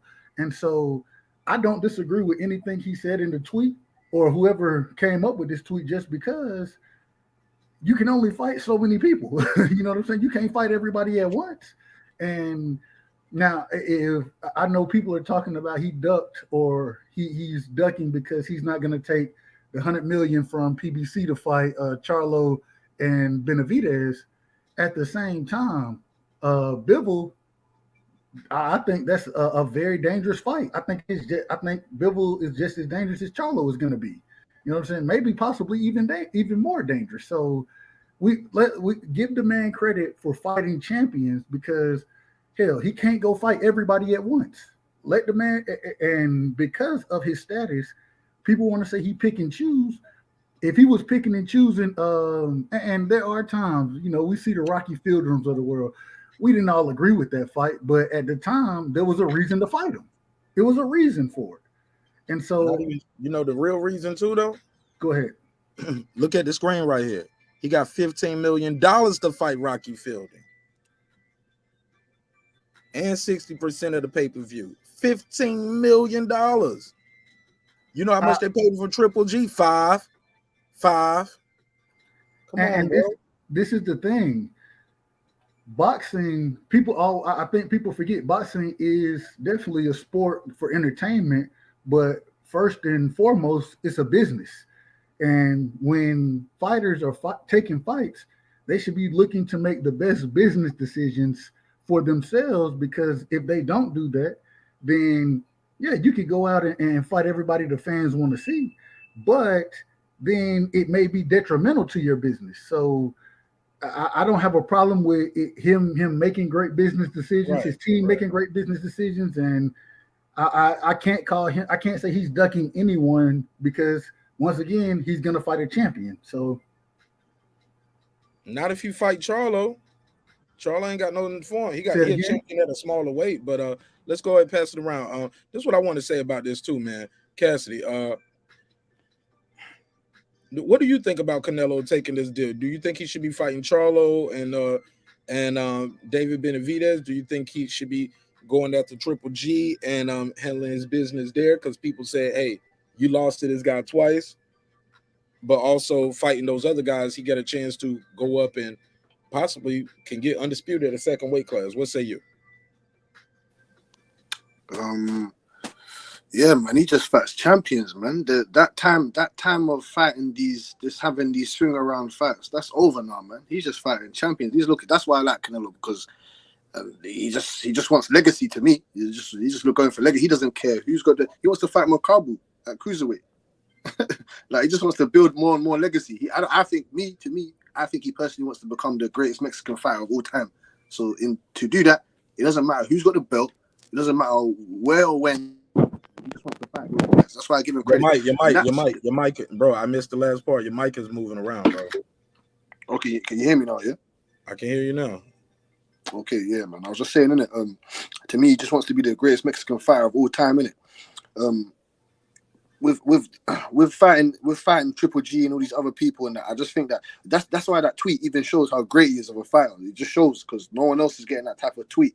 He has to fight 10 people before. I don't understand before what? He has to fight all these guys. Like my man said, you can't fight. It can only be one fight at a time. You get me? And everyone wants to pick and poke at him. Like, I feel that he should just take what's best for him and his career. And if that means going to light heavyweight, I think he should just go for take the 2 fight. You're going into another weight class and you're going to dominate there as well. So you should just go and do that and then come back down and take out all these small fries, all these Benavidez's, all these Charlos, all these even Munguia, sorry, even Golovkin, all these guys, man. Take them out, man. Got bigger fish to fry, man. Go and take Bivol on, and go and take Batavia, and then you're nice. But here's the problem, though. No matter what he do, I think he's not going to be a fair fight, though, bro. Because, and what fans want him to do, I think is so crazy. Like, I've never heard of fans telling people, "Well, drop back down from 168 to 160 and go fight him." What? Canelo ain't going to acquiesce to that. Why should he drop? Man, he can go up and down. It ain't no problem, bruh. I said, so by your logic, Errol Spence is ducking undisputed at 140 with Josh Taylor. That's only 7 pounds. Why he don't lose 7 pounds to go to fight Josh Taylor? He can do it. It's only 7 pounds. Like, bro, like, I think some of these arguments be crazy. So the guy's going to fight Triple G probably at 168. Then he's going to gain weight and go up and fight another guy at 175 the same year. No tune-up, no. Who else is doing that? Who else? I ain't never seen anybody do that. And we ain't asking nobody else to do that. We ain't asking nobody, hey, man, fight at this weight class, then jump up and fight a killer at the next weight class. No tune-up. No getting acclimated to the weight. Man, y'all be tripping, man. But I'll pass the mic, though. Go ahead. Anybody can jump in wherever you want to go. Well, I think that the biggest problem that I see in this entire argument is that we're letting everybody else get a slide. Everybody else is getting a pass. I'm sorry. Everybody knows that what Canelo's going to be going for, he's going to be gunning to become undisputed at 175. So if Benavidez wants to fight him, if Charlo wants to fight him, if whoever else, Boo Boo wants to, why are they wasting time trying to fight at 168? This is chess, not checkers. Go get a belt, get yourself in line at 175, and Canelo's coming. Then you'll have something that he wants. But in the meantime, what are these guys bringing to the table? He's gonna get paid regardless of who he fights. He's getting paid, so money is not an issue for him. What are you bringing to the table? And that's the way he's looking at it. You got nothing. Benavidez ain't got nothing. Charlo ain't got nothing. Boo Boo ain't got nothing. And whoever else is trying to look for, go get a belt at 175. Put yourself in position. Canelo will be knocking down at your door because he's gonna want your belt. Or whenever you Rain, right? Give them a reason. Go back and forth. Fight some of these dudes. Man, these dudes could have had their own trilogy, been creating their own names, yo. Only reason I give Boo Boo credit for he's the only one that seems genuine of trying to fight these guys. He's the only one. And I don't never hear Triple G saying, okay, yeah, I'll fight him. I heard Canelo say no, but I get it. Canelo's like, you at 160, you know what I'm saying? And like, how you calling out a guy a weight class above you, yo? Go up there, drop the belt, make it serious, go up there, put yourself in position. You number one, all right, now we fighting. You got to do something. These dudes just want to they wanted to get the keys to the kingdom. You just want to just move right on up and just skip everybody. You ain't got to fight nobody. You just get to fight the big fish. You can't smoke, bro. You can't smoke weed. Period. Because you can't handle your weed, bro. You smoke because somebody done put some drugs in your drugs. Nah, man. Man. I wish I would tell somebody to lose 8 pounds to go back and fight a guy at 160. We ain't asking nobody else to do that, yo. But I passed the mic, though. Go ahead, Uncle Kenny. I see Uncle Kenny got a little smile on his face. Go ahead. Did Munguia, what was his deal with the scale? Did he have to lose weight to make weight? What was the deal on that? Yeah. He almost lost his life, it looked like. I know. He had to lose some weight at the last minute, and he had to push the gas pedal on that, and he almost died. Yeah, that was bad right there. That was bad. Yeah, that's bad. That's what they want Canelo to do too. To go back down to 168. I mean 160. That's crazy. Because he's going to 175. Everybody knows that. That's his path. And there's no way he's going to go down to 160, man. Come on. That could kill you right there, man. That's bad right there. You seen him when he got on that scale, man? He started sweating, boy. Good Lord, man. It was like he had baby oil all over his ass. He was shining so good. But it was all sweat, man. Good God Almighty. Uncle Kenny, hold up. Pause, Uncle Kenny. I don't want to hear that. I want to hear that. That's it. He was sweating his ass off, though. He started sweating bad, man. Good Lord. Oh, man. But he did like it wasn't bothering him at first, until he went sit down. Sit down, put them glasses on, man. Then he's done. I think it's the glasses that threw him off. Big ass glasses he had on. He said Bomad lost tonight too. Ain't somebody who? Bomad get punched in the face? Not one time. And that was funny though, when Bomac and that other Kell Brook's trainer was arguing that. He was saying to Bomac, yeah, you know about getting knocked out, innit? You should know about tasting the canvas, Bomac. But that was funny. What's up with him talking about he drink Kell Brook's sweat? What's up? That's what won him the fight, man. That one. Yeah. No, the trainer drinking your sweat. The trainer didn't throw no punches in the fight. Why your trainer got to drink your sweat? What part of the sweet science is that? It's that good energy, man. Maybe Bomac should have drank that. He would have. No. Hell no. That's salty science. Bro, why does the trainer need to get it? Drink your sweat for you to fight good. I don't get it. Hey, Mark, there's just some guys on this planet, man. In this world, they're just fucked, man. In this world of boxing, it's a terrifying sport, man. That's what y'all do in the UK? No, that's like a UK thing? No. So when you be on the block with your hold on, so you on the block with your bruvs, yeah? You drink a little sweat, yeah? Nah. We go have some fish and chips and some tea and crumpets. We're gonna drink some sweat, yeah? I'm gonna drink your sweat, you drink my sweat. Matter of fact, I'll just lick it off your face. Damn it, I see Tyson Fury licking Deontay Wilder like what's up with these UK guys tasting sweat, yo? And it ends up in wins. It ends up in dubs. I don't want to win that bad. That's how they prove themselves. If you're my brother's keeper, you got to drink my sweat. Damn it, boy. Yeah, I didn't see it, but I heard people talk about it. You seen the first thing he did? Real quick. Y'all cook up. I'll be right back. I need to run and grab a bottle. You seen the first thing after the fight? What he did with Brook, huh? Put him on the After the shoulders. fight? Yeah, put him on the shoulders in the ring. No, I didn't see that. I didn't. I mean, Hell yeah. I Put him think on I the don't know who was shoulders, earlier man. said that he looked better than Thurman. No, man, Thurman will knock the block off of this guy, Kell Brook. Oh Kell yeah, Brook, yeah. Come on. Thurman will beat him. He. I think what's good for Brook is they need to feed him either to Connor Bunn or to one of these other young lions, maybe you know. Yeah, Brook Boots. did good because he felt the first 2 rounds he felt that Khan couldn't hurt him. You know, he felt Khan's power, whatever Khan was bringing to him, and after that he just went straight at him. You know, and he didn't care if Kell Brook's still talking swinging. about. Kell Brook's still talking about fighting Chris Eubank at 160 or something. I don't know what he called out Chris Eubank. But you seen what his trainer did after the fight? What did he say? In the ring after the fight. He went and grabbed him and put him on his shoulders. Oh yeah. You know, it is what it is. Damn it, You man. know, but I grown think man, man, just putting on he's his got one more shoulders, man. payday in him. He did enough today to get at least one more payday. You know what I mean? Get fed to one of the young lions. You know. No. Don't feed him to the wolves. Don't feed him to the wolves. Don't do that. That's what I'm saying to you. I don't know why he got amped to start talking about. Oh, I'm the young. He said. I'm the young boy. I'm the king of the something still. What are you talking about, Kell Brook, man? What are you talking about? Because you beat Amir Khan. That you should have done that over a decade ago. No, man. Stay away from Boots Ennis. Stay away from Virgil Ortiz. Stay away from Stanley Onis. Stay away from Butiev. Stay away from those guys. Stay away from Keith Thurman. Stay away. I don't know about Keith Thurman. Keith Thurman might be right for the picking, yo. No, Keith Thurman will knock his 2 eye sockets out. I You mean, see what he done to Barrios' face? he ain't dropped Barrios. Hey, can I cook on that? Go for it.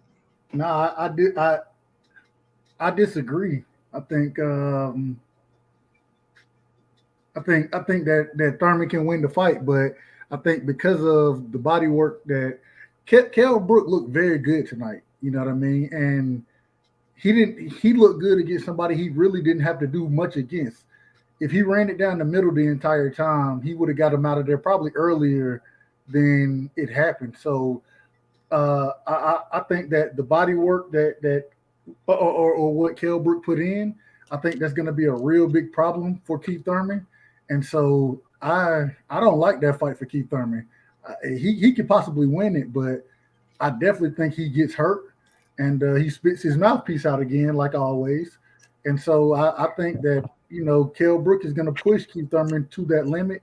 And so I don't like that fight for Keith Thurman if you're looking to move Keith Thurman into that next position as far as challenging for belts. For sure. Go ahead, Cassidy. Go ahead, Cassidy. Got to fix that mic, bro. Oh, sorry, man. I'm saying that's a good fact. Killing me, bro. Yeah, I can hear you now. You killing me, bro. You killing me with that, though. You got to fix that. I don't know. You got a headset. Probably because you got a headset that you hold in the wire like this. No, I just stay in this okay, so that mic, where's your mic? You see that part right there? That mic is dangling and it's touching your shirt. It's doing all kind of stuff. So that's okay. Yeah. Yeah, it's terrible when you're doing that. Yeah. Now it's muted. Now your mic is muted.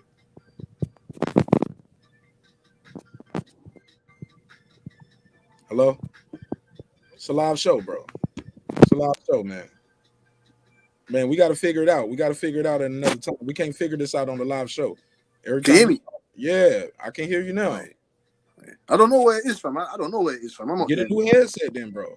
Get a new headset on the live show, but you're killing me, bro. Go ahead. And then I was saying to you, man, that's still doing it.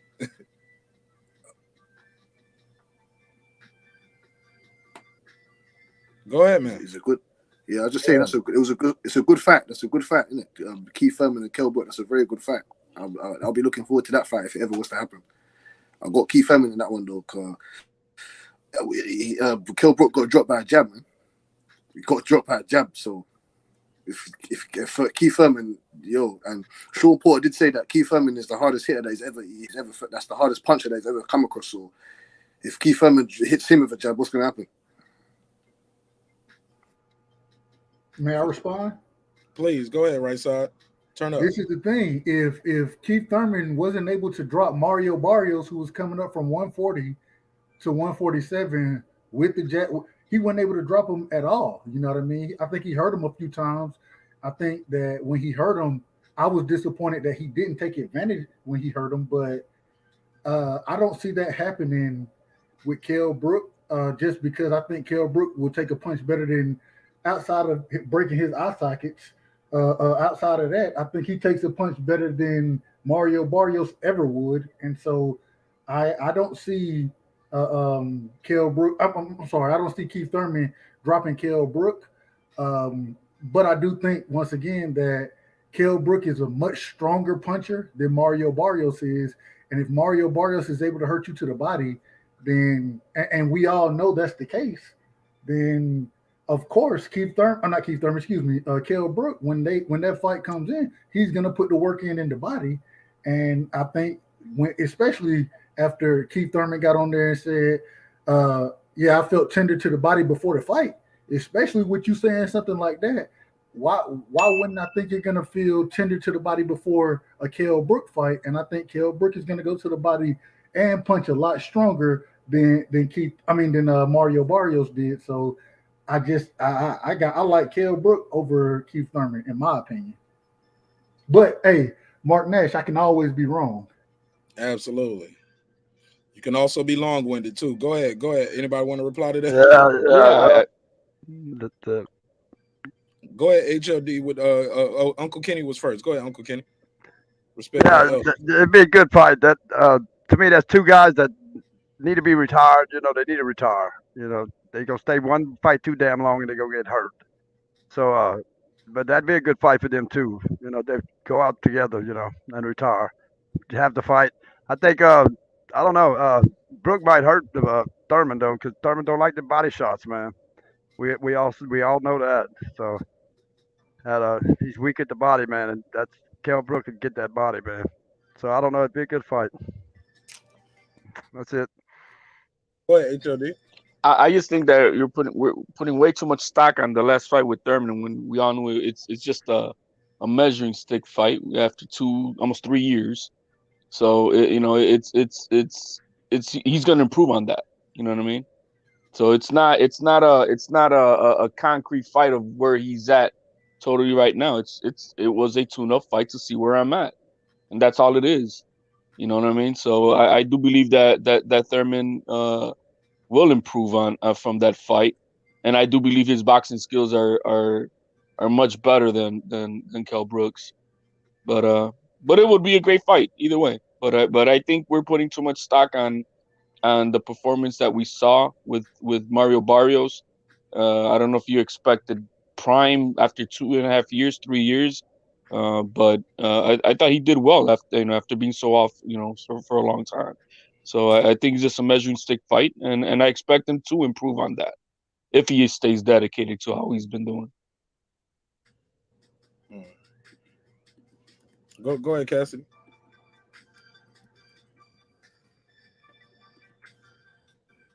Anybody want to jump in? Go ahead. No, I don't disagree. I think it'll be a good fight. I just and I didn't expect much from Keith Thurman coming off a layoff against Mario Barrios, but I didn't expect him to be hurt by Mario Barrios either. And so because of that, and I want to go back and say, people always forget Mario Barrios when he fought Tank Davis. I actually thought that Mario Barrios was winning a lot of the fight with Tank Davis. Until he got cleaned up.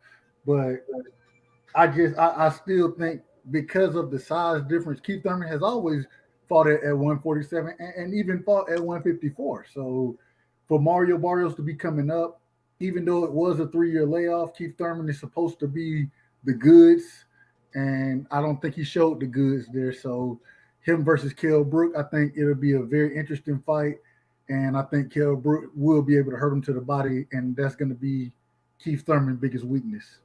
Yo, Keith Thurman won almost every round, though, bro. He was supposed to. I'm not disagreeing with that, but he was supposed to. But he wasn't supposed to be hurt by Mario Barrios either. It's a fight, though. It's a fight. It's not. He didn't get dropped. He took a good shot. He took a shot. He took it well. Took his mouthpiece out, moved, got his bearings together, and yeah, that's what you're supposed to do. I mean, what I don't. What? It's a fight. Can I cut in? Can I cut in from? I mean, I'm trying to understand the logic. Barrios hurt Tank in that fight a couple times. So why couldn't you expect him not to hurt Thurman? I mean, it's just like Marq Nash said. It's a fight. I don't get that logic. But also, Tank was coming up, and people would tell me Tank really campaigns at 130. He's had a couple fights at 135, but he really campaigns at 130. And so he don't campaign at no 130. my man. How many title at fights has he had at 130. He lost the title. He got his title back. Then moved on to 35. How many fights has he had at 35 though? Huh? How many fights have Tank had at 135? He just fought at 35. Just fought Isaac Cruz at 35. Not 30. Okay, cool. I'll give. And the fight before that, it was 40. The fight before that, it was 35. Tank be walking around a cheeseburger when he's not. He's a cheeseburger away from becoming heavyweight. Tank was down here sparring Brian Norman Jr. at 147. He was sparring with Sean Porter, getting Sean Porter ready for the Terrence Crawford fight. But we're talking about fight, not sparring. Sparring is different. I'm just talking about the like what the guy can deliver with his pop. No, like, and I'm not disagreeing. I'm not disagreeing. I'm just saying that there's some guys bigger than him that can't knock nobody out. All I'm saying is I think that if Tank was able to move up, and for the longest, we got to remember where Keith Thurman, where we rated him versus what we rate him now. And I think people look back at how we rated him and give him credit today without saying that there's a lot that it's a lot that has changed with Keith Thurman. So I don't think 140. I don't think he's a real contender at 147 at all. I don't think he's a contender at all at 147. All right. Yeah, but by the way, this is Barrios at the weigh-in, y'all, and this is Barrios after the fight. I took a screenshot and I did a side by side.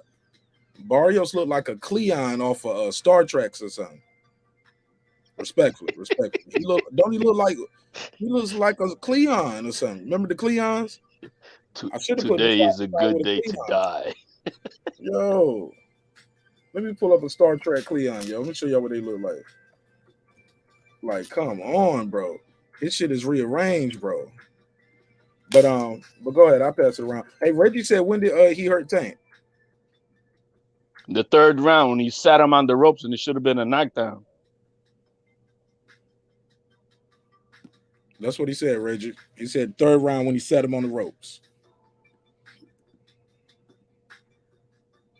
In fact, is the link out there? Yeah, the link is out there too if anybody want to pull up.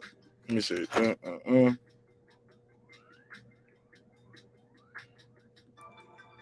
Let me see where we at with it. Okay, let me go back to this chat real quick. He said based on opponent styles. Nick Castellano, he said I was going to put Kid Gallivan, but I respect my Cuban boxing brothers. Nickelodeon character. Oh, they was talking about how he looked. He said I missed that part. Reggie said he missed that part, HLD. You said round 3? It was round 3 or 2. 2 or 3, one of those 2 rounds.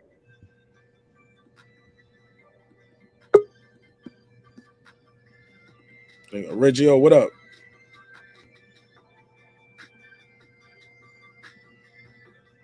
I ain't get got, did it? Yo. Yo, I was about to say, oh shit, I ain't get got, did it? They about to put the dick on the screen and say, respectfully. I was like, oh shit, they got me, man. I've been doing good. I ain't got with one of the trolls putting porn on my live. But go ahead, Reggie. Yeah, man. I'm just sitting here listening to the convo. Because I had my kids in here, so I listened to the convo. You good? But I didn't see that part where Barrios hurt Tank, but once again, it is a fight. Those are things that could happen in a fight. I don't think there's guarantees that you're just supposed to walk through an opponent. Sometimes things happen, but Keith Thurman versus Kell Brooks, I think it's a good fight. I still think that's a real good fight, man. I think he can earn him some paydays. I don't think Brooks is going to be in position to go battling for the titles with the people that currently hold titles. But I think him and Keith Thurman be a great test. And matter of fact, I think he'll give Keith Thurman a good run for his money, man. And like Ward was pointing out earlier, the stoppages that Kell Brooks has faced, even when Amir Khan's talking about knocking him out of his chin, it is absolutely right. He has never hit the ground. He has never been put on his back. He's never been just dogged out like that. He's given every opponent he's faced, win, lose, or draw, very, very tough tough bouts. And I think him and Keith Thurman be a great bout. And he'll create great difficulties for Keith Thurman. That'll be a good, I think style-wise, they match up pretty well. I think that'd be a very, very good fight. And I think Kell Brook should try to get that fight, keep himself active, and get right back in the ring. Call off Keith Thurman. Go ahead. Anybody want to reply? Go ahead. I mean, even though I think it's going to be a great fight, is the politics going to let that happen? I don't think so. I think I see Brooks fighting Conor Benn before we see a Thurman fight. I think that's what's going to probably end up happening, and it'll make money over there overseas for them. So I think that's the fight that might happen over there.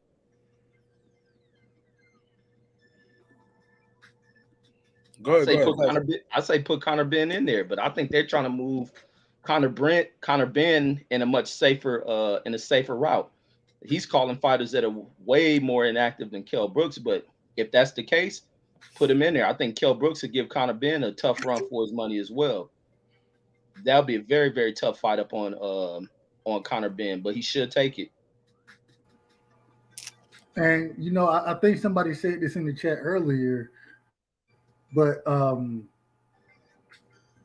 not necessarily saying that fight should happen, but what I don't want to see, or I'm not going to say don't want to see, because I don't think either Brooks or Keith Thurman deserve to ever fight. Now, I'm not going to say ever, unless if they beat the number one contenders, they deserve to fight for a championship. But I don't think right now either one of them deserve to be elevated to championship level. And them fighting each other, I think that'll start to kind of close that circle, and then the winner. Because I think the brother said it earlier. The politics of boxing isn't going to let it happen the way we would think that it should happen. And so I would say let's see them fight each other, and whoever wins out of that fight, they go fight a contender to see if they're really ready to be in position to fight for a title. I kind of lost you a little bit, bro. That shit was a little long-winded. It kind of took me around a little bit. I missed it. Who is they? Shouldn't be fighting for a title. I lost you. What I'm saying is that Keith Thurman and Kell Brook. Keith Thurman and Kell Brook, that they should fight each other first, and then fight a contender to see which one needs to fight to be in or who should fight a contender for the number one spot to be fighting for a championship. What sanctioning body though? Well, so if we look at how it's kind of just happened, I believe in the WBC, Keith Thurman was just moved up to number 3 in the WBC as far as sanctioning bodies go. So that's where I would start, just because he was elevated to that position. But I don't think he should have even been elevated to number 3 in that position. But that's a whole nother conversation. I'll say but he'd be going backwards fighting Kell Brook. Kell Brook ain't. If anything, that'll just be a money fight. That's not going to make him a champion again. If anything, he need to be fighting the number 2 or the number 1 guy. He say he want to be a champion again, going the WBC route. Kell Brook is not ranked over there in the WBC like that. Let me pull up his ranking. But go ahead, Reggie. Yeah, I said that question you asked just adds into how full of shit the sport of boxing is, because you'd be like, to think that these two will fight each other, get in position. Then the question posed, what sanctioning organization are they fighting to get ranked in? And that's why that multi sanctioned body bullshit in boxing has to be, that shit has to be reduced, man. They have to have a reduction in the number of organizations within the sport, because that question right there posed a lot of bullshit to the sport. Kell Brook is number 13. That makes no sense for Keith Thurman to fight him other than to fight him overseas for a big money fight. And Keith Thurman was just rated nothing, and now he number 3. That shit is crazy. Barrios is 16. And see that's my whole point of. So when I look at it, what I'm saying is that I think that I think there's different classes as far as how title contendership should go. And so because Kell Brook and Keith Thurman have been champions, right, in the weight class, but they have been out or they've had a layoff, but then you do have the up and comers. And I'm kind of agreeing with Reggie with what he's saying. I'm not even trying to look at sanctioning bodies. All I'm saying is to see who should be fighting for any type of title. Let's get the best, or let's see which one of these individuals are the best of the old school and put them in with the new school to see who should be in contention for that title. That's what I'm looking at. But because of what you said, Reggie, I'm not Reggie. What you said, Marq Nash. The problem is boxing politicians. It changes everything in the sport. So go ahead. I mean, but it's still just. But we got a rating system right here. We got now. Granted, this can be considered unfair to some people, like how what's just happened with Keith Thurman. But what I'm trying to tell you, it don't make no sense for Keith Thurman to be going from here all the way back down fighting the number 13 guy. You know what I'm saying? I don't want to see him fight Kell Brook like that. I want to see him mix it up with Boots. Like Boots need to be fighting him in this tournament, or he need to be fighting Virgil Ortiz. Keith Thurman need to be fighting Virgil Ortiz or David Evanesian for the move up. But even then, by the time he gets up there for the title shot, we should have already had Spence and Crawford, and he'll be fighting whoever got the WBC then. But we shouldn't be waiting around for Keith Thurman, man, to get his get back. Keith Thurman's talking about, yo, if I got to fight another fight to before I get up to Spence or Ugas winner, then so be it. Nah, I ain't paying for no more get back, homie. I ain't paying for no more get back fight. But go ahead, pass it around. Go ahead.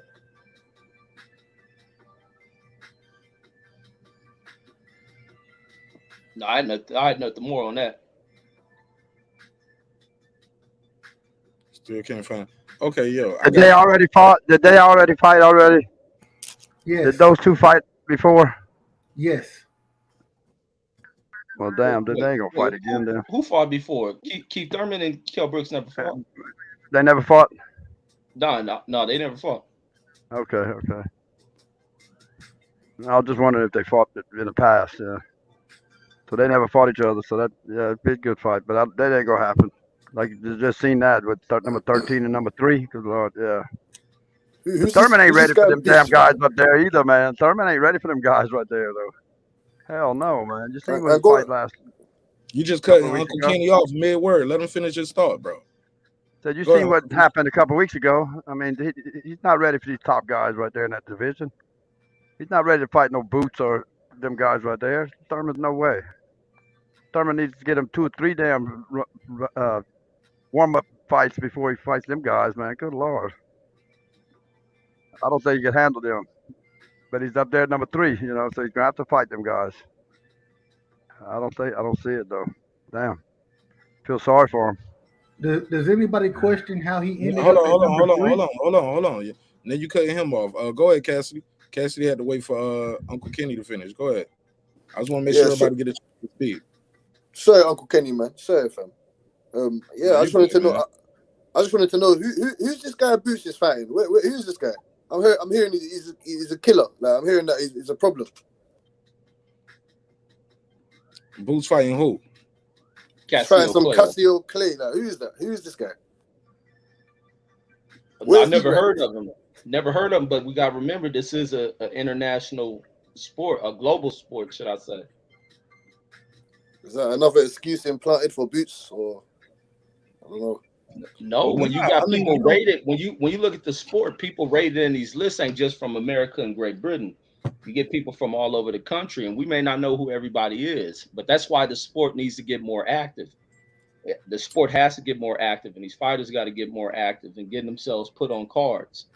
we have to be able to see who is who. Right. Who was George Kambosos? Right. Who was Isaac Cruz? Who was Andy Ruiz? Who was Jeff Horn? Who was Ricky Burns? Like, who was Kovalev? Who was Gennady Golovkin? Just because we don't know him, don't mean they ain't somebody's shit. Who was Brian Castanio? Right. Even the one Matteo, who the other Charlo fought. It's a global sport, man. It's men from all over this world that can fight. And look, when Adrian Broner fought who is Marcos Maidana?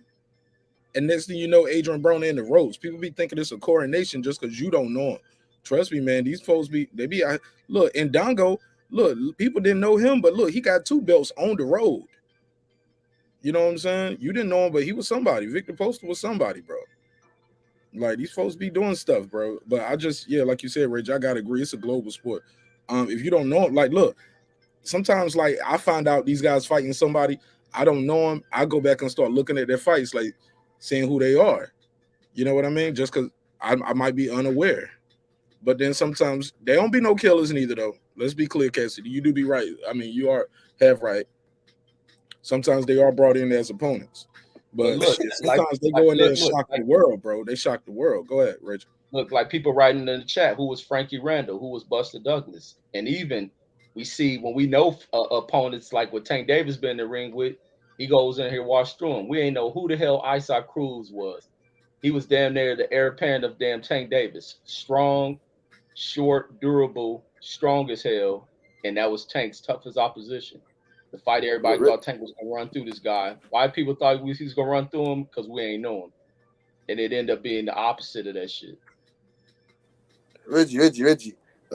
You're correct. Marq Nash and Reggie, you're correct on that. Who are these guys? We only know these guys because they went in there and put in a good performance. Buster Douglas, he wasn't meant to beat Mike Tyson, but he beat Mike Tyson. If Mike Tyson kicked his ass, we wouldn't be speaking about no Buster Douglas. Mandana, if he didn't beat Adrian Broner that day, we wouldn't really be speaking about Mark. You're right on that. You're right on that. But it's the fact that is this Clayton guy? Is he meant?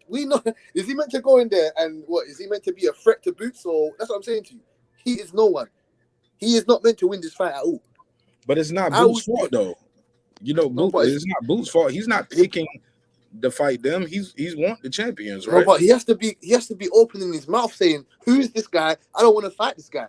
Bring me someone real. Why? Who's this guy? Where have they found this guy? Why is he slow down. You keep saying the same thing, but he got a job to do. Now, once that happens, he can't go out there and tell people, "Don't buy this fight. Don't watch my fight this Saturday. This guy is nobody." No, he can't do that. He got to say, "Hey, look, man, I'm just trying to get a title shot. I'm gonna go there and do what I got to do. Go in there and take care of business." He can't be on there saying, "Who's this guy? I don't want to fight this guy. He's a nobody." So who gonna buy the fight then? Huh? He want Boots to be on there like, boycott my fight. Shit like that. Boycott my fight. Thank you, bro. Didn't Tank do that to Rolly? I just don't want to see him fight no more Claytons. I don't want to see him fight no more Castillo guys. What? Who's he fighting after that fight? You don't know who he's fighting next, but this is an eliminator, right? It is a title eliminator, correct? Yeah. It's a title eliminator. He better be fighting someone's A+ fight after this. Is it his fault that the WBC put Thurman over him? Just jumped Thurman over him? That's not his fault. It's his fault, man. He's not opening his mouth. It's his fault. Hold on. Look. Okay, Devin Haney been opening his mouth. Let's see what that's getting him. Devin Haney's fighting. How long? Listen, hold on. Let me finish. Hey, look, how long has Bud been calling for that Spence fight? Just because you keep calling for something. Look, how long did Spence call for the Thurman fight? Sometimes Spence with no one. You're missing the point, though. I guess you want to nitpick, but you're missing the point. You just because you asked for it, don't mean you're gonna get it, bro. That's all I was trying to make. But go ahead. No, you're right. You can keep calling, but like you said, you can keep knocking on it. If you keep knocking on the door, eventually the door's gonna open. If you don't do shit like some of these other fighters, with Virgil Ortiz, or these other guys, then you ain't gonna get nothing. I'm tired of him saying, "I don't make the fights." That's what I hear from Boots. I don't make the fights. I just fight. No, man. No, I don't hear him say that. I heard him say, "I want this guy. I want this guy. I want." He said, "Yo, I want to fight the champions. I want to fight Earl Spence. I want to fight Keith." He was calling for Bud Crawford and Spence, but he said, "I'm ranked higher in the IBF, so I'm looking for Spence." This stuff is on the internet. So where are they getting this guy from? Look, I interviewed his dad on this channel, and he was telling me who the fighters that they want to get. They wanted to get that Jamal James fight so they can they just wanted these fights, but somebody else got the fight. You know what I mean? It just be like that. Sometimes they wanted Thurman, but Barrios got the Thurman fight. So if he loses to this Castillo, is this over for Boots? If he loses to this guy, because this guy's meant to be a threat, right? If he loses to him, then what next? Nothing, bro. You go back to the drawing board. And then the hype is finished. The hype is finished about Boots now. The hype is done. I mean, I don't know what you It'll mean. be only one loss, Cassidy, man. You can't write guys off. He's young. He's a young fighter, man. Oh, okay. Hey, look. Yeah. Because look, J-Rod lost to Charlo.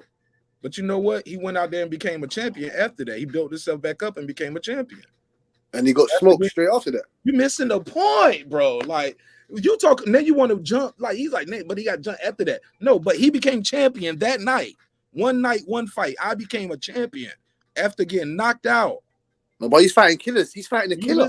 Boots ain't fighting no killer. Bro. He got knocked out. He was able to build himself by Charlo. It was a hype around J-Rob. He was able to build himself back up, and he went in there and he beat Jared Hurd, bro, and became a champion. You can't take that from him. You can't say, well, what happened after that? Okay, fuck what happened after that. What happens to Muhammad Ali after his fight was over? I mean, what happens to Roy Jones? Like, no, bro, people gonna lose. But that night, one fight, you and me, I became champion. You can't take that away from him, bro.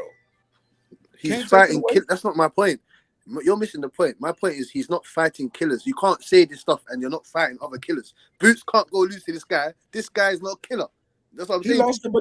He lost to use what you said. And what happened after that? He lost to Jensen Rosario. Jensen Rosario wasn't highly regarded as no killer. Fights happen. He wasn't a Clayton guy. You get hit with a shot. You get hit with a clean shot. Your body gonna react, Cassidy. That's boxing, bro. You can't take it away. Rosario suffered a loss early in his career and bounced all the way back. Hey, look, motherfuckers get knocked out by guys who ain't no knockout puncher. I guess he's arguing the point of the perception is one thing, yeah, the hype and all that stuff. Just but reality is reality. If he loses, he's got to go back to the drawing board and do what he does. But if you're talking about the perception of the hype and all that, well, that's the hype and trash talking is part of the game. You know what I mean? So they made this Boots guy sound like he's the next forthcoming from sliced bread. Nah, he can't go and lose to this guy. Yeah, it's simple. I got 5 on it. Shout out to Right Side. Thanks, Right Side. I appreciate you, man. Thanks for the support, bro. Nah, I mean, and I think that it seems like you have an issue that he's getting praise and he hasn't accomplished enough. But I just want to say this: people win, they lose, but people bounce back. People become champion again. People lose to this guy, but they beat this guy, highly skilled with power. But then they'll lose to a guy with no skill, sloppy as fuck. You know what I'm saying? It is what it is. Styles may fight. Go ahead, Right Side. Go ahead, Right Side. Your mic muted. Oh, my bad. So I think one thing, and regardless, so Clayton, I can't say the dude name, Clayton Castillo or whatever his name is who Boots been mandated to fight. Regardless of how we want to build them, regardless of that, it's who he's been mandated to fight. And so if that's going to be the fight that puts him in championship contention, you got to fight that fight. And yeah, if Boots were to lose that fight, which I don't believe he has a chance of losing that fight, I don't believe it. But if he were to lose that fight, once again, it goes back into the point that Marq Nash made. We saw a fight today that was one of the largest fights in the sport of boxing. And you had guys who had multiple losses, being knocked out multiple times. Stop judging fighters off of one fight. If you lose a fight, we can't let that be the end all be all for that fighter. we need to make sure that even if they lose a fight, we give credit to the individual who won the fight, and then we also give credit to that person for taking the fight. Stop. We got to stop with this whole you got to be undefeated. Who are you if you lose this fight? It doesn't work that way. Boxing I think somebody in the chat said it earlier, styles make fights. You can come up against an awkward style of a fighter who isn't quite as talented as you, but his style gives you problems. That happens. And so at the end of the day, we got to stop with this whole if you lose this fight, then what? If you lose this fight, you go back to the drawing board, you see what your rankings are and where you need to, or who you need to fight to put yourself in title contention. That's what happens. And so I don't like the whole if he loses, is the hype over. I don't like that, because at the end of the day, the reason Boots has the hype is because people look at him and think that he's a great fighter off of the eye test. If it changes in the ring, we all can respect what happened and change our opinions. But off of the eye test, a lot of people think he's the goods. So give that man that credit. And if he does loses, also give him the opportunity to come back and continue to fight. Go ahead, Cassidy. UK Cassidy, go ahead. Yeah, man. No, I don't judge people. I don't judge people. I don't judge people for no loss or nothing like that. I'm just saying to you that the opposition that they're losing to and the way that they lose. That's what I'm saying. I don't expect Boots. You're right. I don't expect Boots to lose this fight, obviously. But this is what I'm saying to you. We can't be. I don't want to go into watching fights and knowing, oh yeah, Boots should just watch this guy. That's what I'm saying to you. That it's not making sense. Why are we watching him fight then? Are we watching him fight to beat this guy, or what? Are we watching to fight to see what happens? And the only reason why I'm getting onto him so hard is because everyone's just rolling out the red carpet for him. Yeah, Boots is gonna come and be the next guy to collect all the belts. Like, I don't understand. Like, there's no other guys in the weight class to collect all the belts, and he hasn't fought. He hasn't fought one killer. He ain't fought one killer. One killer. Neither has Ortiz. Neither has all these other rest of a couple other guys. But at least Butiev and Stanionis are fighting. You get me? Like, Boots and Virgil Ortiz should be fighting. I don't want to hear about no Castillo Clay or whatever that guy's name is. No one's ever heard of him. No one. You can say, oh yeah, different fighters around the world. No, man. No one heard of this guy. Where is he ranked? Where is he ranked? Because he ain't even top 5 in nothing. So why is he fighting him? This is what I want to know. Who's he promoted by? I don't get it. I want to see Boots fight a killer. Just one. At least one. So we can say, all right, cool, yeah. Name a couple of these killers for me, Cassidy, because as far as I know, at 147, the killers got the titles. Like, he got to get a title shot. And the killers are the guys with the belts. So who are these other killers at 147? Because last time I checked, the only killer at 147 is Bud Crawford. He the one out here stopping shit on the knockout run. So Errol Spencer's not a killer. I mean, at one point he was. I mean, he's a great fighter, but he ain't out there stopping shit. His last knockout was Ocampos, wasn't it? 2015 or some shit like that. So, yeah. I mean, he didn't knock out Mikey, didn't knock out Danny, didn't knock out Sean. I mean, he hasn't fought since 20, what? He's at, 2 fights in, 4 years? So that's a no then. Errol Spencer's not a killer. Good fighter. I don't think he got the killer in him no more. He was a killer at one point. He was a killer when he was beating up Lamont Peterson.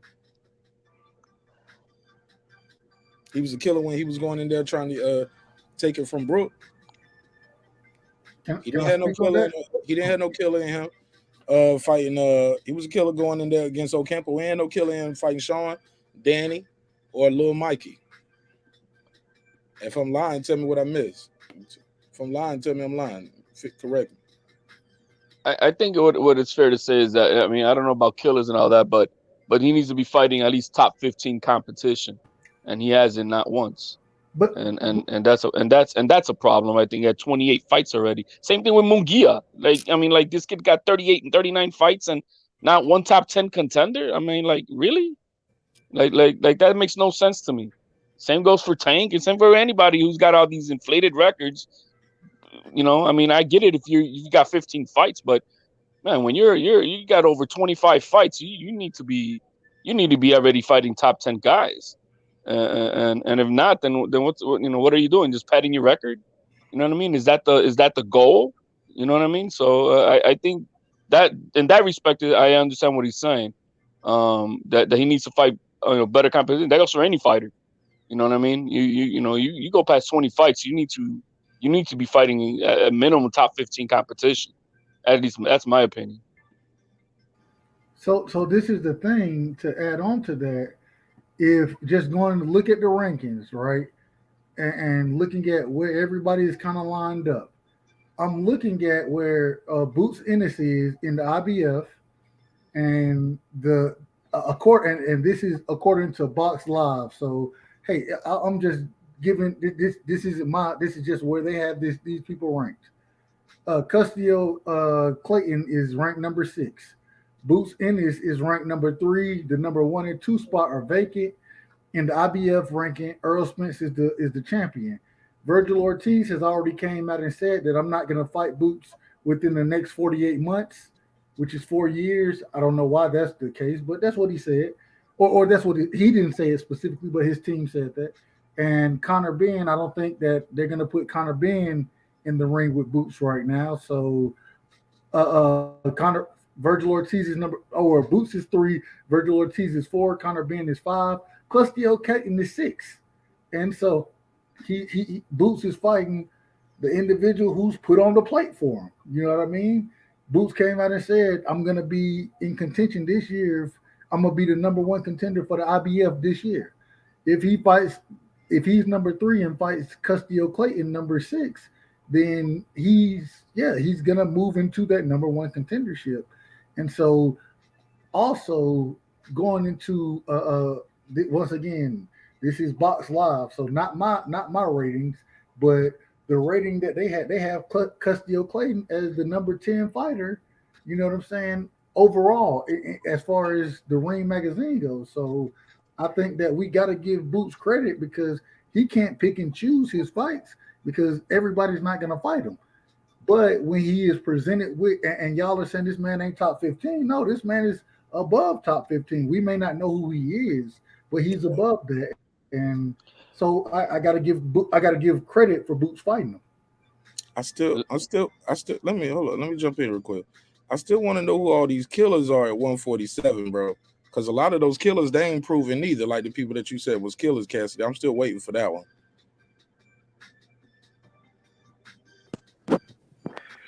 Yeah, man. I'm speaking about like Butiev, Stanionis. Them guys are willing to get it on. They're fighting. Why is it that they're fighting? Well, the Keith Thurman, he's fighting. Oh, Stanionis is a killer. What? Stanionis is a killer? No. I didn't say he was a killer. You just said that. I said them two are fighting. I said no. I asked you to name them killers. Oh no! I said whoever wins out of that fight is the next killer. That's what I said. Stanionis and Butiev, when them two do get on, the winner out of that, that's the killer. That's the killer. So whenever this imaginary fight happened, these guys only got 14 fights too, though. These guys only got 13 fights. No, but you know, Marq Nash, they're gonna be put in there. They're gonna be. I bet you any money that they're gonna fight Spence and these guys before Ennis and all of these guys fight those guys. Say that again. Why is that? I have no idea. No, I said that. I bet you any money that Stanionis, Butiev, or one of those guys are gonna fight Spence, Crawford, or one of these guys before Ennis fights a top 5 contender or something, a top 3 contender. I'm tired of it, man. This Ennis guy, what are you doing, man? Oh, he doesn't make the fights. Open your mouth like Blair Cobbs. That Blair Cobbs guy said, if you sign the fight against me, you're guaranteed to lose. I don't hear the same energy from all these rest of these guys. And that Blair Cobbs guy, he's talking like he's a killer too. Go fight him. He wants to fight. Go fight him. That's going backwards, though. That's going. He's not even ranked as high as Boots. He wants to fight. Okay, he's called him up publicly. He said, where's he ranked at? Hold up, listen. Just because a guy can talk good on a microphone doesn't mean he deserves to fight, bro. Boots is ranked way higher than Blair the Flair Cobb.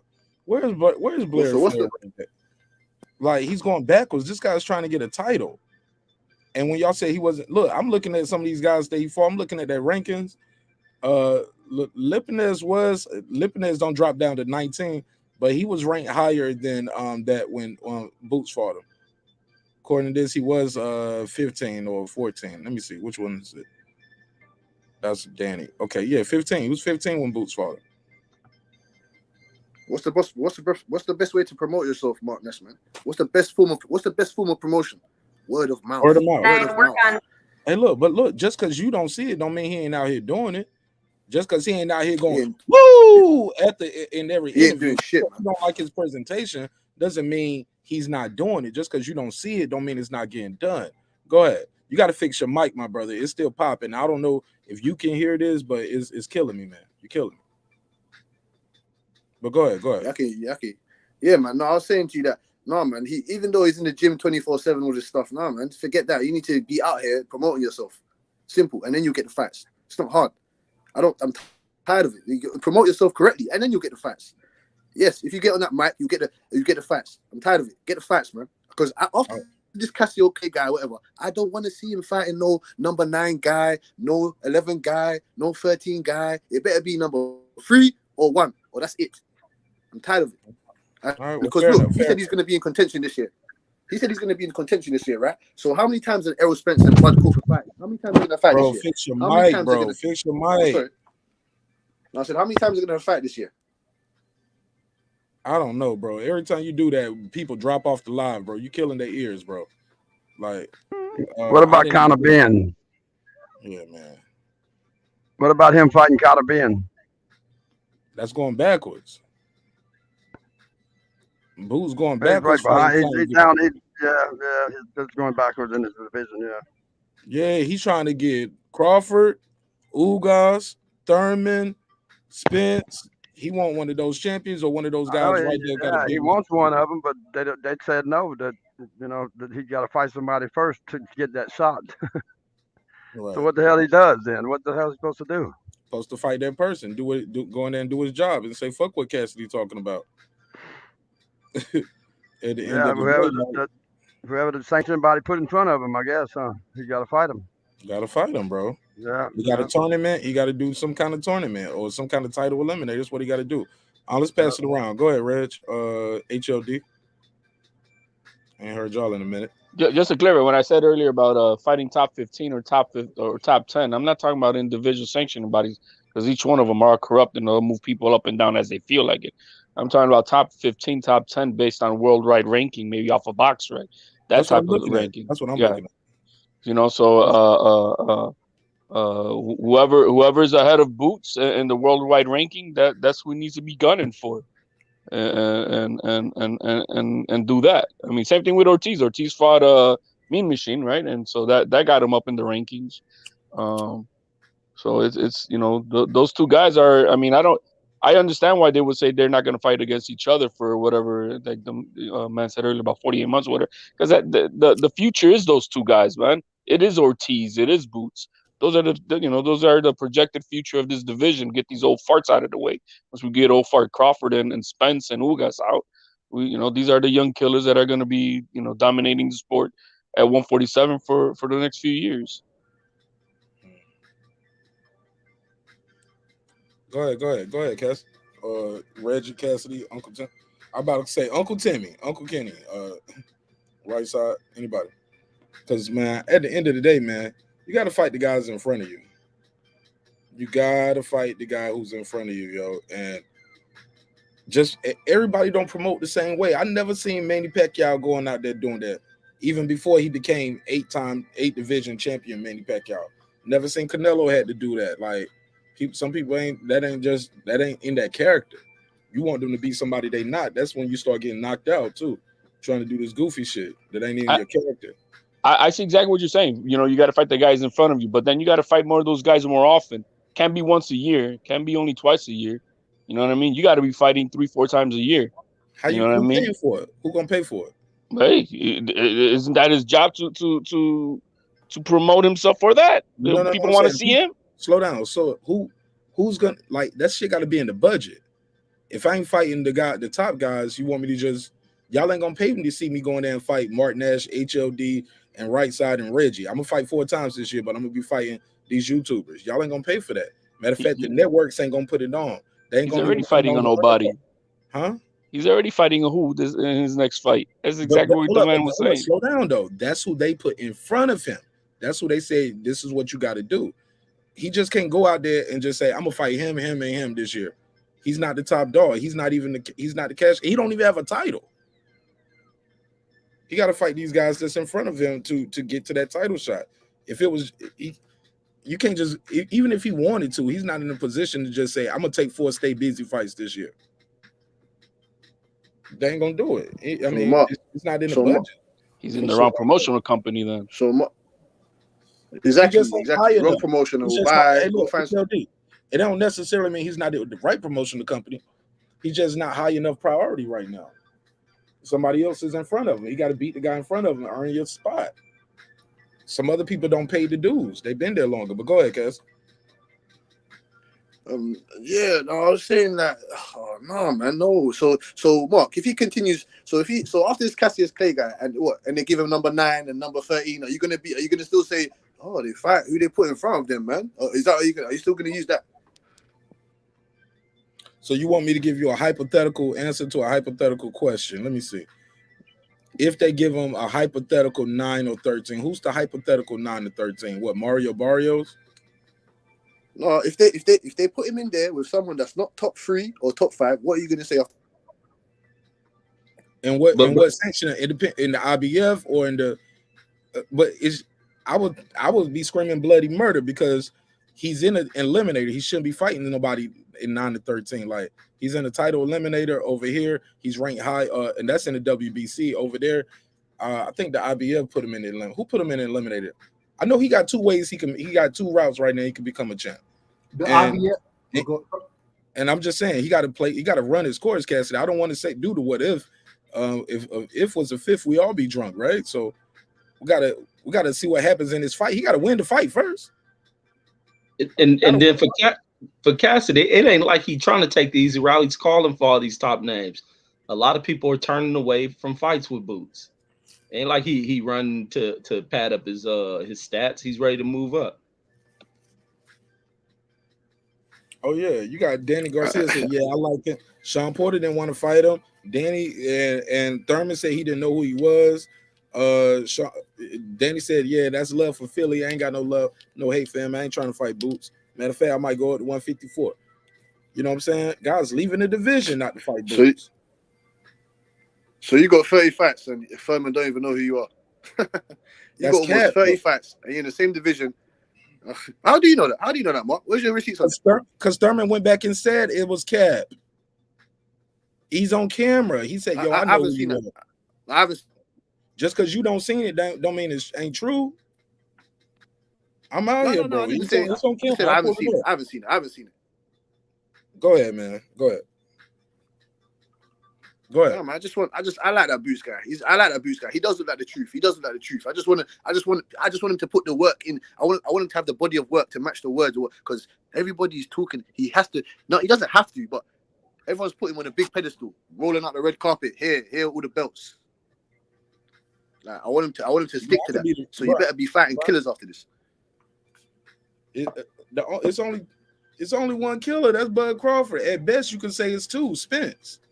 Other than that, who are these killers? You keep saying you need to be fighting killers. Cassidy, name me all the other killers other than Spence and Bud Crawford.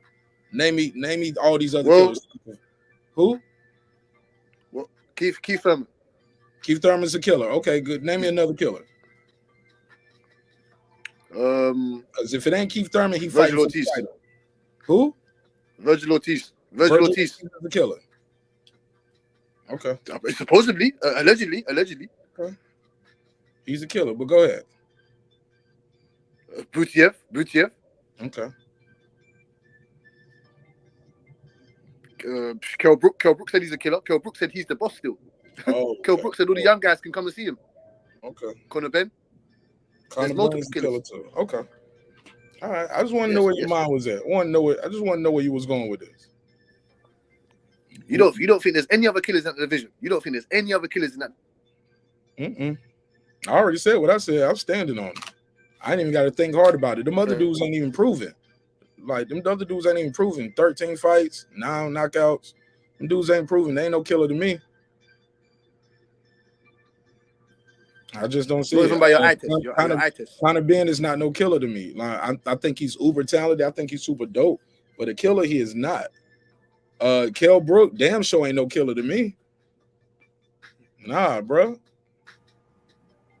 Kell Brook had one good win tonight, man. Now he's a killer, bro. Well, go ahead. I'll pass the mic. We can disagree. We can agree to disagree. Go ahead.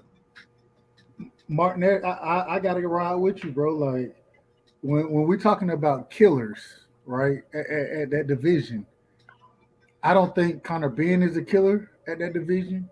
I don't think Keith Thurman is a killer at that division. I don't think Kell Brook is a killer at that division. I think the killers come down to pretty much, like you said, Bud Crawford.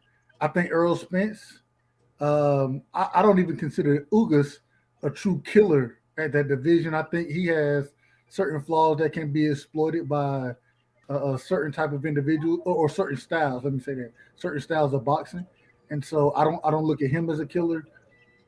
Besides Errol Spence and Bud Crawford, Virgil Ortiz, he may fall into that realm, but I don't think there are a lot of killers at 147 right now. Or let me rephrase it. I don't think there are proven killers.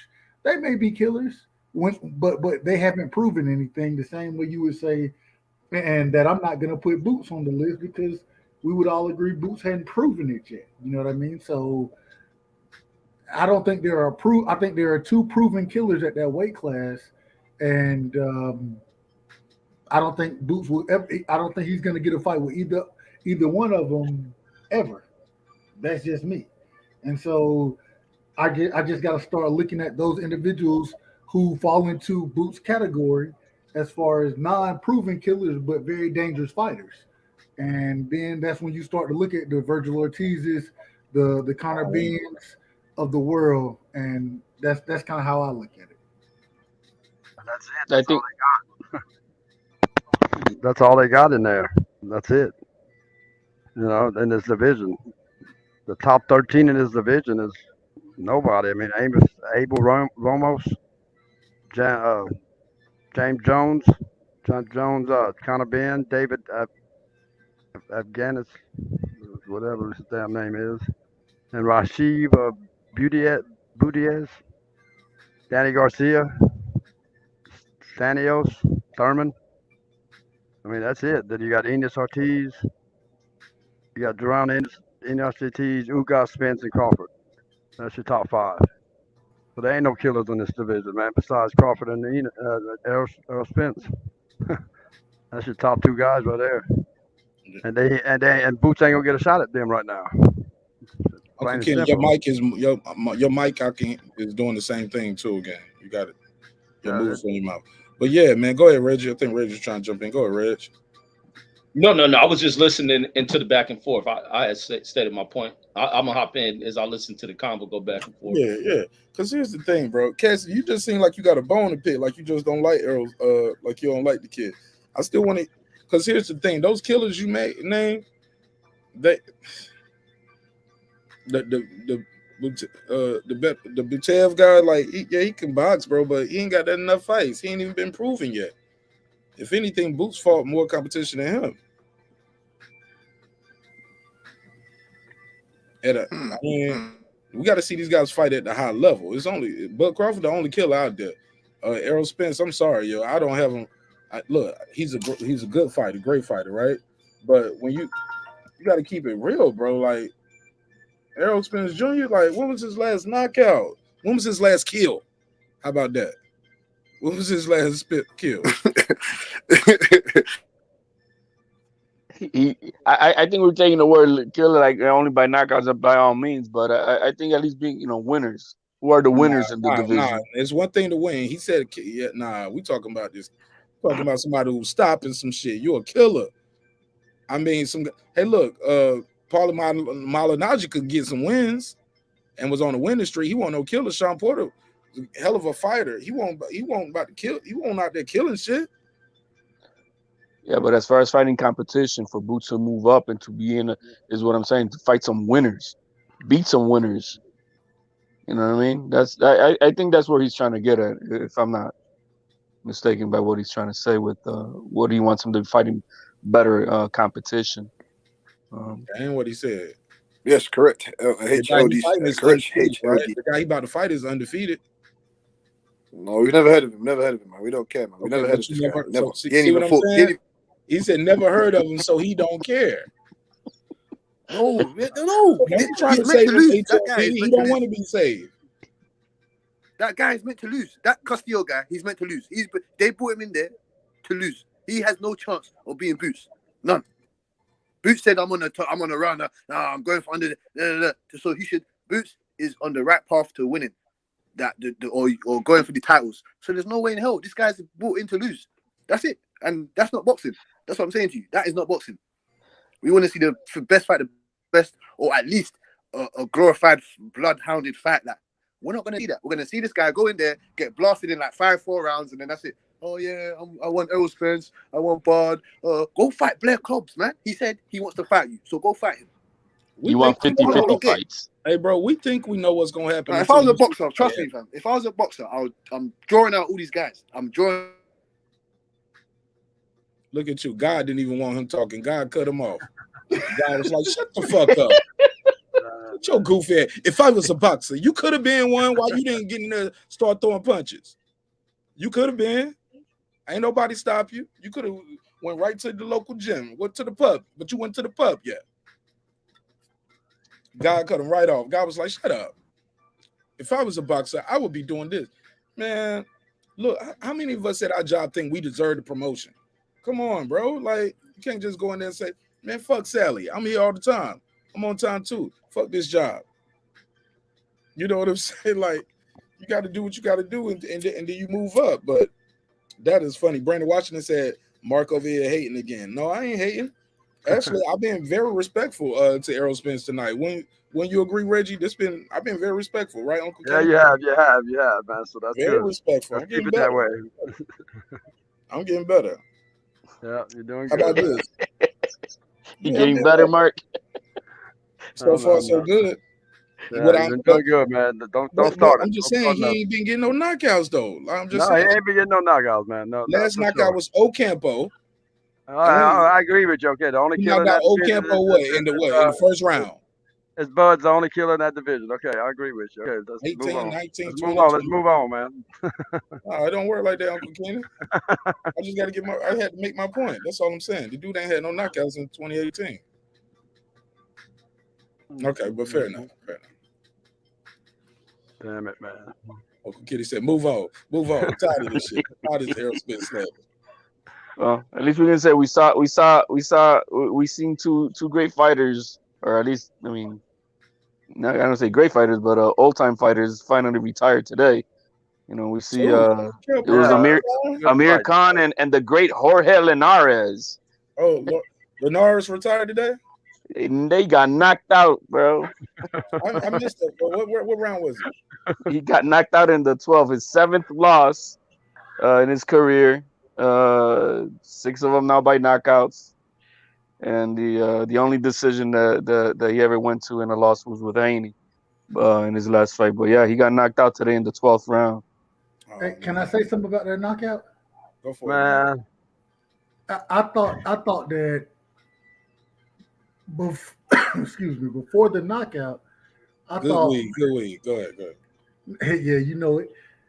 Before the knockout, I thought this was one of the best Linares we had saw. Me too.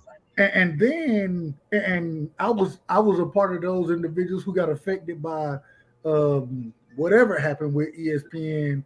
I don't know exactly what happened, but the last round I actually got cut. I had to go back and rewatch the knockout. But I had Linares winning the fight. I thought that he looked very good in the fight. And then when I heard, I was like, he got knocked out? How the hell he get knocked out? And then I went back and looked at it. I was like, bro, Linares got to let it go, bro. He got to let it go because he looked like Amir Khan. You can't look great in a fight and then get your ass. I mean, in one round, you getting. Never mind. I mean, the man I almost thought they cheated us, man. I almost thought they cheated us. I'm just saying the man was getting his ass whooped, bro. In the last round, he was getting his, and even before the last round, I thought he was losing. About round 8, I think he started to wane, and then he was starting to really get his ass kicked in. But I didn't see a knockout happening to him, man. When I heard he got knocked out, I was shocked by it. And we didn't get to see it. ESPN Plus screwed us out of it, man. You had to see it in the Spanish telecast. That's what happened. Yeah, I know that Spanish shit. I know. That ESPN app is messed up, man. Their interface and everything is all goofy. But yeah, man, it got knocked out in the last minute.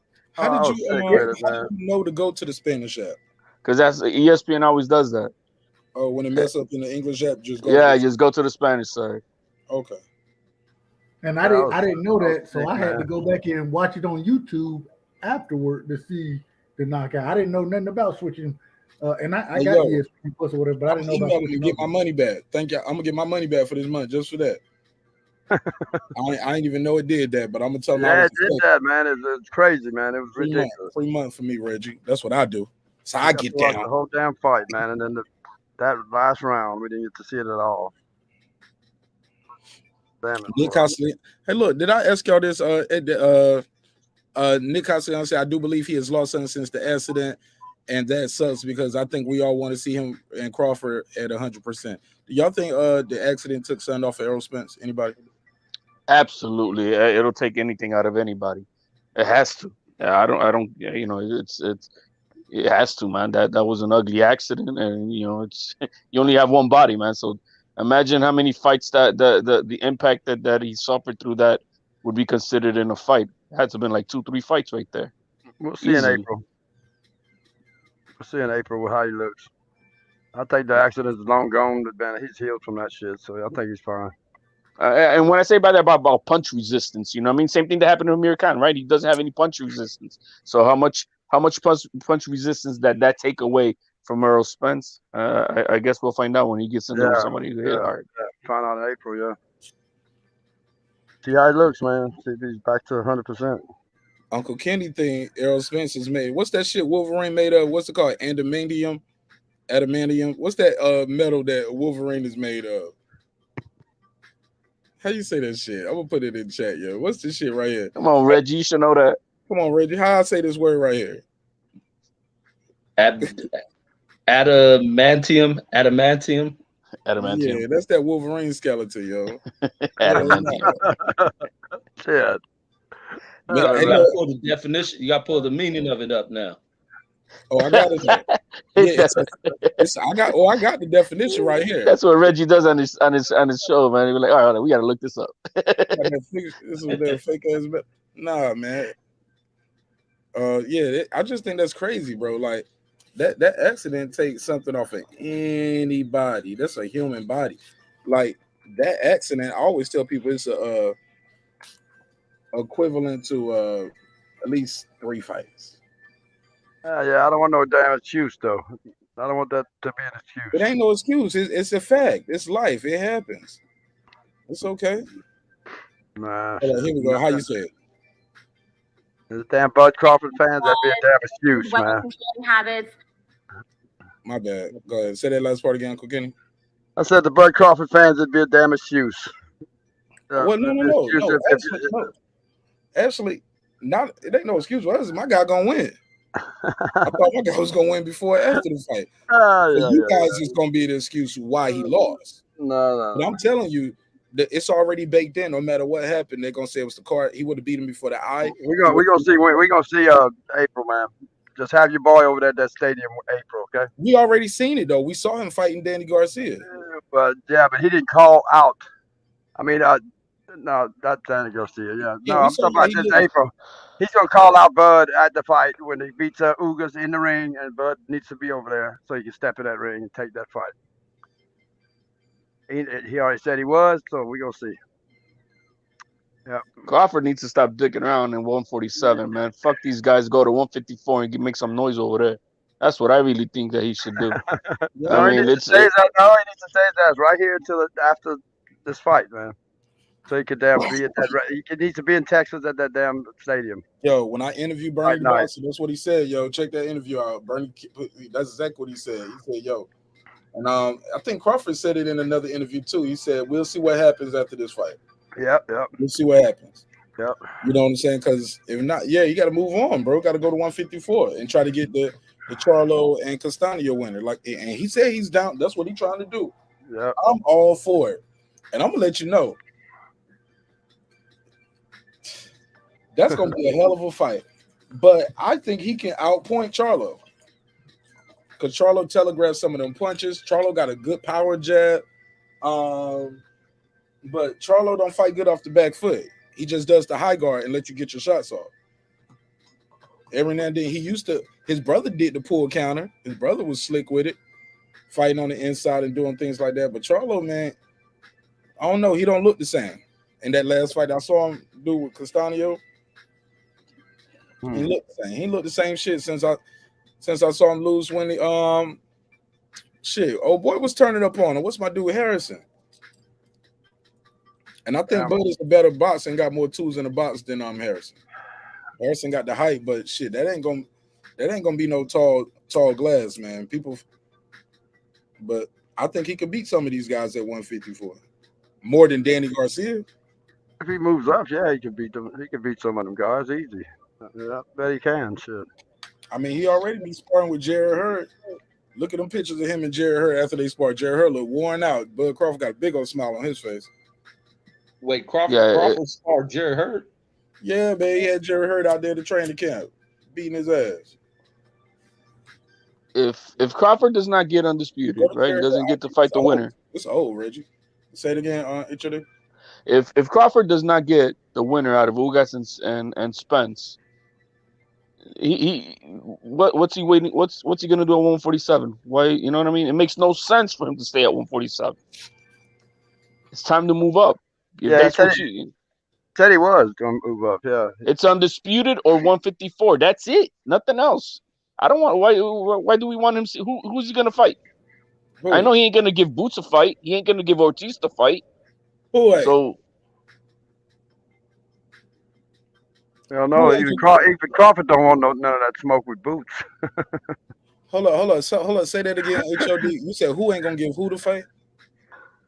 I'm saying that if Crawford does not, after this Spence and Ugas fight, if he doesn't get the winner, what's he gonna do at 147? Are we all gonna collectively call Errol Spence a duck then? If he fights Thurman after that or some shit? I would say so. I respect that he's fighting Ugas. That's a unification. It's a champion. I'm down with it. I'm good. Slow down. But Bud got a champion, and that would be a unification too. And it's a undefeated champion. You're a fan. You're a Crawford fan, so you're mad about it. But hold on. I'm a boxing fan first. I love boxing before I knew who Terrence Crawford was. Ugas got 4 losses. Terrence Crawford is undefeated. He still got a belt. He still got a belt. Okay, but Bud got a belt too. Do you get the point I'm trying to make, my brother? I get it. But one guy is across the street and the other guy makes it easier on one side. So I get why the politics of it works. Right now, they made this deal after Bud was a free agent. No, I'm talking. Still, it's an easy fight for them to make with Ugas. Fair enough. That's all I'm saying. That's why I'm not mad about it. I don't got a dog really in the fight, but I'm just saying. If Spence beats Ugas, man, he's gonna fight. But he needs. But whoever's the winner of Ugas and Spence needs to fight Crawford. That needs to be done. And if it's not, then Crawford needs to say "F you guys," and I'm going after the belts at 154. Because if he's capable of going to 154, then that he needs to go about his route. What is he gonna do? Acting like these guys do, waiting for like they're waiting for Canelo? No, man, move on, bro. F these guys, man. Go carve your own legacy. Keep on doing it. You've been doing it all this time. You don't need them. He ain't got but a couple of years left to fight, so he can't wait. Right, he can't wait. So it's undisputed, or maybe he gets the winner out of Charlo and Castaño. I'm down with that. If Spence beats Ugas in Texas, don't worry about it. He's gonna call out. He's gonna call him out. In the middle of the ring, he's gonna call him out. Yep. He ain't gonna just look at him and say, "Oh, well, I didn't know he's here." He ain't gonna say shit like that, like Bud said last time. Yeah. So he's gonna call him out. He's gonna have his ass come to the ring. So just watch for that. That's if they go. I asked Bernie, was they gonna go? He said they was thinking about it. He said him and his boys was talking about going down there. So we'll Bud's see. gonna be there. Bud's gonna be there. I guarantee you, Bud will be there. He ain't gonna miss that for nothing in the world. He gonna be right there. He wants that he wants that fight so bad, Bud. I think he gonna be there just to say, "Hey, look, I'm not gonna leave the arena neither after the fight is over." You know what I'm saying? I know. Yeah, he's gonna be there. Gonna stay right there. When Vince calls him out, he's gonna walk right into that ring. Yeah. He gotta be allowed to walk in that ring, Uncle Kenny. He's gonna be allowed. Good Lord, they'll have that all straightened out, man. Yeah. What does Ugas say? Does he want to? Did anybody ever ask him if he wins? Does he want Crawford next? I don't think nobody ever asked him that. He already said it. Matter of fact, he said this too. Look at me, man. I be on point. Y'all be keeping these little fouls sometimes. Look at this. Boy, I'm surgical with this shit sometimes. He said, this is one of the things he said. He said, hey, man, stop attacking Errol Spence because he's not fighting whoever you want. He is a champ, and he is fighting another champ from his company. Crawford was whip top ranked. Now he's a free agent and available. I have faith in 2022. The 147-pound will have a in dispute. My man. Yeah, I like that. Hold on, that's a bad thing. We don't want it in dispute. We want to undisputed. Yeah, we want to. It's already in dispute. Come on, man. Come on, man. They're speaking English. You know what I mean? He trying. Yeah, no, because it says in dispute Spence and Nugas. You don't want that? Damn it, man. He's promoting his company, man. He's promoting his fight. And this was back in what? December. You see what I'm saying? Okay. I want to hear him say. I want to hear him say if I beat EJ, then I'm gonna call out damn on Crawford. That's what I want to hear him say. I think he said I want Crawford next, but I think they're gonna make him go to their tournament. Remember, they put that tournament on their side. Remember? Oh shit. Keep in mind, somebody took step aside money for this. So whoever wins, I think they got to fight that kid who took the step aside money. What's the kid name? If EJ wins, he ain't got to fight that damn kid. Hell no. I don't think he got to. Not him. But Ugas does. Yeah. Unless he takes step aside again. He was like, hell yeah, I'll take step aside one more time. So whoever wins, I get to fight for undisputed. Damn right. First defense. Who knows? Shit, that nigga sitting at home bought his mama a nice little something for Christmas and Valentine's Day, and then had to throw a punch. I mean, it's easy money, man. Just send that to my S corp. I don't got to pay no taxes on that shit. Let's go. Yeah. Well, shit, they get that shit straight cash anyway. That's up to you to pay your taxes. Y'all don't feel sorry for Macaboo, man? Y'all don't feel sorry for Macaboo? I mean, for what? He thought he had that fight with Canelo, man. Man, that shit, imagine how many loans he got from the banks. Nah, we don't know about that. He probably building his mama house right now, man. Oh, damn it, man. That's fucked up. Yeah, that is fucked up, man. Yeah. Hey, just he better not take out no damn loans thinking he's about to get that check. He been in boxing long enough to know you don't count the money till they hand you that check, bro. Hey, Canelo gave him hope though. He told everybody that there was no signed deal, so he's like, so you're saying there's still a chance? I know it. Yeah, he's still hoping, man. Yeah, so there's still a chance. You know what I mean? Who knows? Yeah, it ain't no signed deal. Canelo did say that. He said I ain't. He said he ain't signed up. Macaboo's a trip, man. Yeah, so there's still a chance. That's a trip. I just wish the fans put more pressure on Thurman and be like, yo, you said you was gonna fight Terrence Crawford in 8 months. Yeah. Now he's like, now you want to say, well, I'm gonna fight Spence Ugas winner because technically, I never really lost to WBC. I had to take it away. Shit. I'm like, bro, you said before this fight, it was like he was using Terrence's name for clout, yo. He said that shit whenever he first come back. Bro, I got it on the screen. Look, I remember I kept this one too. I just saw it. That's what made me think about it. He said, I'm gonna be getting back in the ring shortly. I'd be more than happy, more than willing to step in the ring with Bud Crawford next summer. I'm willing to fight Crawford 8 months from now, approximately. I would love to fight Keith Thurman, former unified welterweight champion. Man, as soon as he beat Mario Barrios, what's next, Keith? Well, we're going to go back to the drawing board. Well, you see what I'm wearing. You know what I'm saying? Like he had a WBC jacket and a hat on. He said, so that looks like that's the route I'm going to be going. Like, hold up, bro. That's nah. No, bullshit, man. We can't let him do that shit. In the jacket, and then you don't want to fight Bud Crawford. Because Spence got to fight in April. They need to be fighting in May. Crawford and damn Thurman. They need to be it's because again right he's now fighting in May, man. He's on that same side of the street. But it ain't side of the street no more. Make Terrence Crawford an offer. Yeah. Make him a 2-fight offer. Make him a 3-fight offer. Damn you right. Gotta pay him though. You got to pay him. You mean PBC? PBC got to do that. Yeah. Get him a 3-fight deal or something like that. Yeah, man. Because they asked him in that interview, will you be willing to do that? Are you trying to go to Canelo right with a one offer, or will you sign a contract? He said, well, it got to make sense. See, they got the money. They'll have the money. If Canelo signs with the Matchroom over there with the Zone, takes that deal, then they got $100 million to spend. Dang, man, they don't believe in no guys like that. That's the crazy part. Tim Smith just told us they ain't got no money for that fight, and he said the fans ain't gonna pay for it. Shit. But I beg to differ. I think the fans will pay for the fights they want. Yeah, they'll pay for it. Yeah, they will. Shit, I know how to crack the streams and watch stolen fights and shit. But I bought that Bud Crawford fight. We bought the other fight. The Thurman fight. We all put in. Shout out to Uncle Kenny, Derek Lincoln, Clips. Yeah, we all put in for that. You know what I'm saying? But come on, bro. We know how to crack the stream. We trying to support the show. You know what I'm saying? Yeah, I think they would though. If it a 3-fight deal or something like that with Crawford, he knows that they know that bring in some money. If he's fighting Keith Thurman, but look, that's an odd number. You know they want him 2 years. I mean 2 years for a fight. Yeah, that'd be a 4-fight deal then. Yeah. 2 years for a fight. But what you gonna offer him though? And who you gonna feed it? Who you gonna feed to him? Yeah, no shit, huh? Well, they'd have to get somebody really good because they say that he don't sell. You know.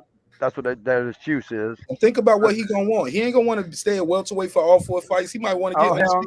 Let me go to 154, and I want to go over there and fight him too. I want to go there and fight Charlo at 154. Yeah. They might be like, hell no, bro. Well, that'd be a big name for him to bring some. It'd be a big sale. But he that's what they gotta look at it that way. Same. I think of that. You think of that, but same shit with Boots Ennis, man. These guys over here, they helping us build a company. These are guys. Yeah. 469, you on the line. What's your name? Where you calling from? Peace. What up? This is Brandon from Dallas. Brandon from Dallas. Let me make sure. Shout out to everybody on the panel. You know, I just heard some Earl Spence hating, and I was like, man, we know when Earl fighting. We know what Earl fighting for. We know where he's fighting, when he's fighting, who he's fighting, what he's fighting for. You know, we don't know about that other guy. I just saw him in England with his fat ass trainer watching Amir Khan get beat all around the ring. We're not gonna fat shame any trainers. Yeah, yes we are. But I don't understand how Bomac. I wonder if Bomac got about 2 seats on the plane. You know that 2-seat rule. I know his fat ass has about 2 seats to guy over there. Matter of fact, Bud spend more time watching people fight in stadiums than he ever. Hold on, say that again. Hold on, say that last part again. Hell yeah. Let me turn Uncle Kenny down. Say that part again. I said, Bud spent more time watching people fight in stadiums more than he ever fought in the stadium. He done went to everybody's stadium and watched them fight. He done seen Earl fight. You know, he over there in England watching Kell Brook and Amir Khan fight. You know what I mean? He everywhere, but he can't seem to be nowhere. When the last time he fought in Nebraska Stadium? Ain't that what they call it, Nebraska Stadium? What they call it, Mark, in Nebraska? I'm not from Nebraska, homie. No, but you be wearing them ugly ass turns. I mean, them turn scarf, girl. Hey, look, man, I'm a good host, man. See, I told y'all gotta have thick skin, man. This motherfucker called me roasting me right now. Go ahead, keep cooking. I'm loving it. I'm loving it. Hey, look, Brandon Washington came in and gave Marq Nash the open hand slap. I love it though. Hey, Shaq, bro, I was watching the Amir Khan fight. Bro, I was looking at motherfucking fat ass Bomac couldn't even lean over the rope to tell him. I said, God damn, Bomac wearing all that black because it make him seem skinny. Every time you see Bomac, he don't have a lot of black because his fat ass rolls. You got to be ashamed of yourself as a trainer to stand in front of Bud. And when Bud runs 5 miles, what he doing? Eating 5 hamburgers at a time. But man, I just called to give Mark a hard time. Salute, Reggie. What's up, Case War, Uncle Kenny? What's up, everybody on the panel? What's up? Hello, Bleak. Salute. I just came to call to give Mark a hard time. He was starting that early. I know that's right. I know that's right. Yeah, and then gonna talk about Keith Thurman. Man, Keith Thurman got more at welterweight than Bud ever had. Keith Thurman, Bud should be happy to be mentioned amongst the PBC. He should be happy. I'm saying Bud got to do is finish up at PBC, sign 3 more fight deals, and do what he got to do. He's going to punch his ticket to the Hall of Fame either way. So, they ain't going to hate on Bud that hard. I heard you name drop Bernie. I heard you, Mark. I talked to Bernie. He said they thinking about going. I talked to Bernie. I said, so, man, what you doing talking to Bernie anyway? Like, you hit him in the DMs on Instagram. How do you talk to him, Mark? I got a relationship. You and Bernie. I'm sorry. Man, I'm gonna let you go, man. Be on cloud. Bernie.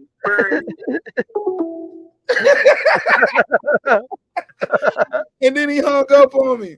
Oh my God, yo. Shout out to Bernie the Boxer. That's my guy. Did you miss me?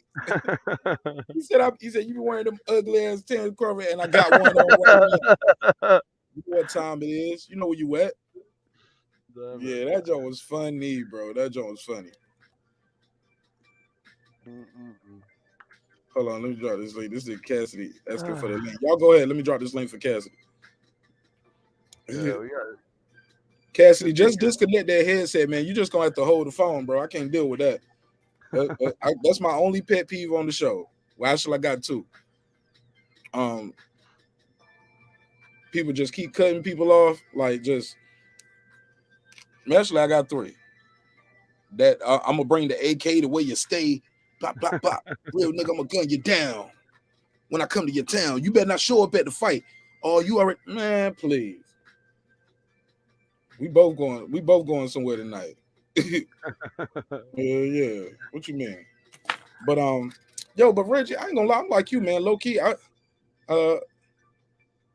don't want to. I like going. I used to love going to the fights once I started going to fights.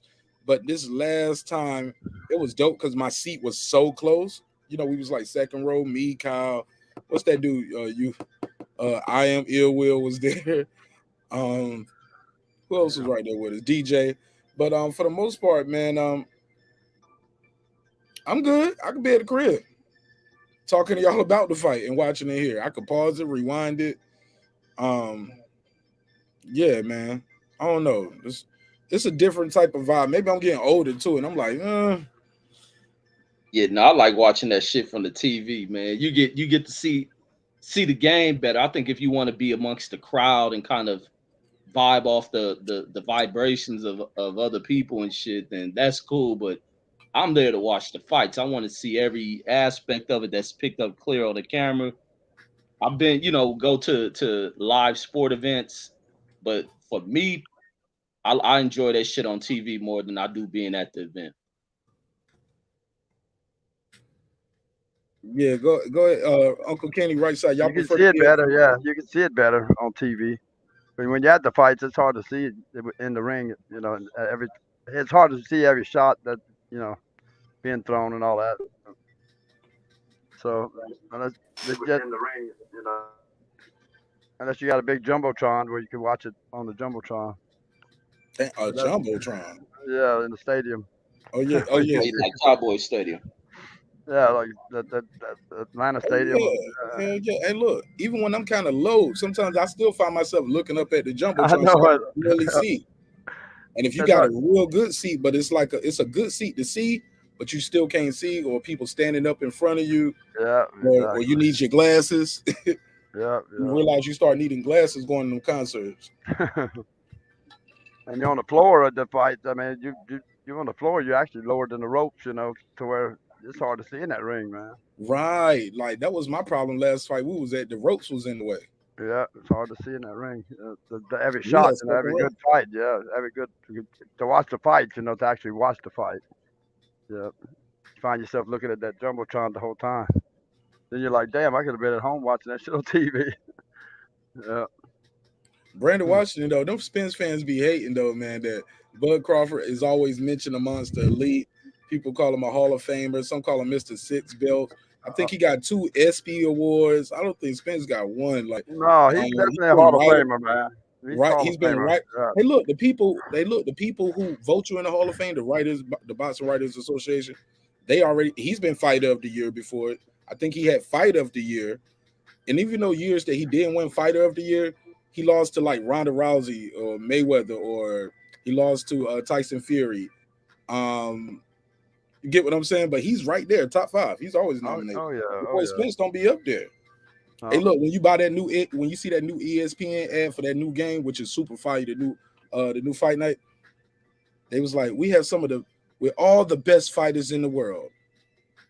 Like, dun dun dun, Terrence Bud Crawford. They didn't say it. That's all right. Spence is gonna punch his ticket this year to that. He's gonna punch his ticket. When he beats Crawford's ass, towards the end of this year, that's when he's gonna have. That can get him in the Hall of Fame. Even taking the fight. It's gonna get him in the Hall of Fame. Even taking the fight. But look, man, and I always tell people, man, we can't throw away guys just because they got one loss. But look, Cassidy's back. Speaking of throwing away guys with one loss, Cassidy, how your audio sound, my brother? Unmute your mic. Is it calm? Yeah, you good. You good now. Yeah, man. Quick question. Yeah, I want to ask Cassidy who's his favorite fighter of all time. He's my favorite fighter. I don't have one, man. I got a plethora of fighters, innit? I don't have one, man. I don't have one. There's so many that I don't have one. Hold on. Do you ever sit around some days and just watch old fights? And like, if so, who's like the fighter? Like, man, I love this guy. I go back and watch all his old fights all the time. Like, you got a favorite fighter, bro. You love boxing, bro. Everybody got a favorite fighter. Yeah. No, man. No, see, not why not see. Look, that's what I'm saying to you. You can't move not everyone. Why does everyone have to have a favorite fighter?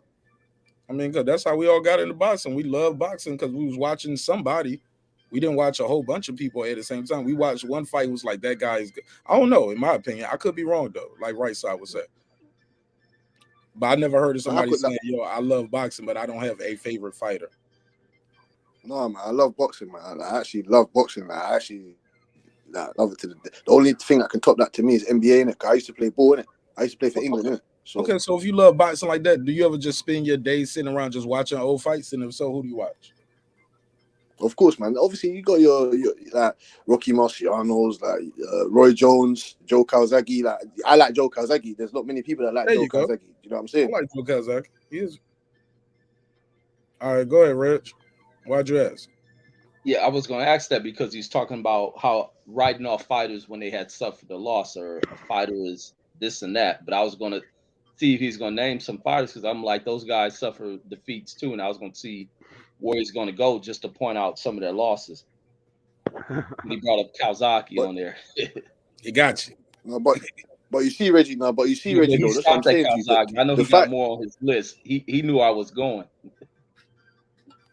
No, the fighters of today are not the same. That's what I'm saying to you. I don't like the fighters of today. Of the fighters of back in the day, they cut from a different cloth. Hurts could go and lose to Sugar Ray. Durant can go and lose to you know what I'm saying, somebody like who else? Wilfred Benitez could go and lose to somebody like, do you know what I'm saying to you? Those type of fighters, those are my type of fighters. Roy Jones can go and lose. Roy Jones is fighting anyone. He's fighting anyone. You go to heavyweight, he's going to fight you. He's fighting anyone. That's what I'm saying. If a Blair Cobbs called out Roy Jones, he doesn't need a belt. He doesn't need to be ranked. He doesn't need none of that stuff. He's going to go and fight him. It doesn't matter. That's what I'm saying to you. Those are the type of fighters that I like. I don't want to hear about this promotional stuff. Oh, you have to wait and they put in front of me and all that stuff. I don't want to hear that. No. Marvin Hagler had to wait 50 fights before he got his first world title shot. And we knew that he was a killer before those 40 fights. Do you understand what I'm saying to you? I just don't like the fighters of today, man. They just move differently. Crawford. To be fair, though, they added titles and more divisions since then, too, right? They got them different weight classes. They got the middleweight classes. They got other belts now. It's for the belts. No. So I'm just saying it's more options. It's more ways to become a champ. So you get what I'm saying? It's more route. It's not just one belt or it's just these two belts right here. No, it's 4 belts. You know what I'm saying? And on top of that, you got a franchise belt. You got a super champ. You got a regular champ. Yeah. So it's the era you're born into. But also, you brought up, damn, man, you said something else. I should have wrote it down. When it comes to the guy who's are in front of you and who you got to fight, what's the other alternative? Retire from the sport? Just don't fight at all? What's the alternative?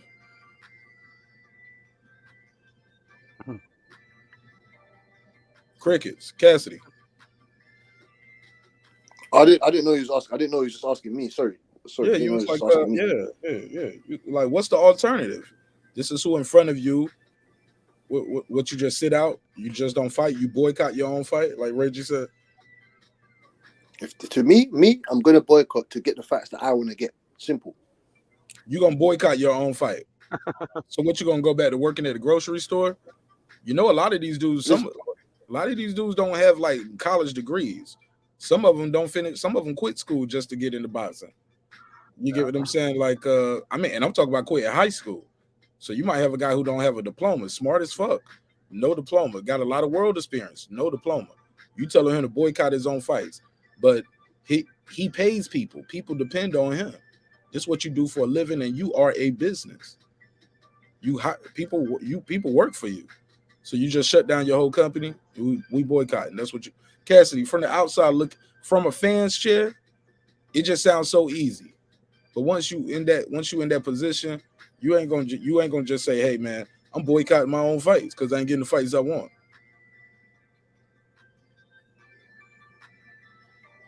Go ahead. But this is. But like I said, Mark, innit, you have to. I look at it from a different perspective. I look at it from there's so many logistics towards this. Like there's so many different situations. If it was me, I'm gonna get with the right promotional company. I'm gonna do certain things to get these fights. I don't think so. Like that's what I'm saying to you. It's like they're scared to lose. That's why I'm saying to you that a loss is so important nowadays. A loss wasn't important back in the days. A loss wasn't so important back in the days. A loss is so important now for these fighters. Why are you not ducking down these fights? Why is Bubu Andrade the only guy that's going to press conferences and calling out guys? I don't understand. Me personally, I don't understand. How's that working out for him though? How's that working out?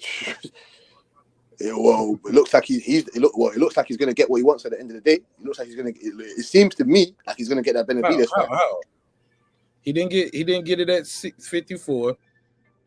He fought everybody he could. Then finally he just grew out the weight. And then you at 60, fought everybody you could. Kept doing the same shit. Ain't working. Then you at 68. No, but he can build a narrative. Look, it didn't work for Aaron. Hold up, let me tell you something. Back in the day too, that shit didn't work for Aaron Pryor, did it? How did that work for the Hulk? Yeah, it didn't work out for him. It didn't work out for him. You're correct. You're correct on that. And that was 4 fighters. He didn't get to fight none of them. He didn't get to fight none of the 4 kings. They locked together in history forever. They froze him out. Is Aaron Pryor in the Hall of Fame? Is Aaron Pryor in the Hall of Fame? Do you think he's in the Hall of Fame? Yeah, there you go. So there's no more to be said. No, you're missing the point though. That you miss just because he's in the Hall of Fame. They robbed him of the legacy though. They robbed him of the opportunity. What about the paycheck? You just like he's in the Hall of Fame, bro. You be vibrating. Hey, look, respectfully, bro. You be vibrating on some real like basic levels sometimes, homie. And I don't mean that disrespectfully. I'm just saying, like, that was real basic what you just said. Was he in the Hall of Fame now? All right, well, that's all that matters. What about all the money and opportunity that he could have had when he was young and his kids was coming up and he wanted to buy his mom a house or go to send his kids to college? Like, those are big paydays and opportunities. Well, he in the Hall of Fame now. That's all that matters. Thank you. Checkmate. No, nigga. That shit sound like vibrating real low frequencies right there, my brother. You got to think bigger than that. We got to we thinking in hindsight because we know what happened, but in real time, that's some bullshit. You gotta. I don't know, bro. I don't mean to be disrespectful, and I apologize if that came across wrong. No, man. Of course not, man.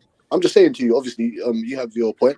I'm saying to you. So if you ask Terrence Crawford now, I'm using Terrence Crawford as an example because he's going into the Hall of Fame regardless of if he fights Errol Spence or not. If you ask Terrence Crawford, does that affect your status of the Hall of Fame? Would you rather fight Errol Spence and not get no legacy or whatever and get the money and glory and whatever, or you want to be in the Hall of Fame without Errol Spence? What do you think he's going to say to you? He doesn't care about Errol Spence. That's what I'm saying to you. He doesn't care about that fight. No, he wants to fight Aaron Pryor. No, he's been asked that question. It's been on the record, bro. He's been asked that, and he said, "I'm going to the Hall of Fame regardless." He said that several times. I'm going to the Hall of Fame regardless. He knows his position. Exactly. So that's what I'm saying. If Aaron Pryor he didn't need those 4 fights. He didn't need those 4 fights to get into the Hall of Fame, though. Aaron Pryor didn't make the money Terrence Crawford made neither. He won't give him $4 million a fight. Who was getting $4 million a fight when he was fighting? Apart from Tyson or something. Who? I mean, a lot of Sugar Ray, them dudes made millions. It's a lot of guys fighting now that's made millions. Canelo making millions. I'm just saying, Aaron Pryor, he won't get that. Go ahead, bro. When Aaron Pryor was fighting, who was making $4 million? Sugar Ray Leonard. Sugar Ray, yeah. Oh, that's one guy. I mean, Hearns was making money. Let me pull up their career. Now, are you asking me a question that is a rhetorical question, or you telling me you know I'm wrong? Because I do the research, and I'm gonna be frustrated after I do this, and you just say, "Oh, my bad, I was wrong," because you talking to me like you know. But I'm about to pull it up. No. I just said that. Because I find it hard to out your ass. I said I find it hard to believe. I find it hard to believe that. I find it hard to believe that multiple fighters. I find it hard to believe that multiple fighters was making $4 million when Aaron Pryor was fighting. Let me look at Tommy Hearns first. Tommy Hearns was not making $4 million when Aaron Pryor. Where you from? Tommy Hearns. Where you from? Who, me or him? Me? Yeah, where you from? England? The UK? Oh yeah, I'm from. Yeah. Not originally, but yeah, I live here. It's cold over there? Yeah. It's cold, dude. We were having some storms and shit. Yeah, the queen got icicles on her pussy. All right, well, look, this is what you need to buy right here. You need to buy you one of these, man.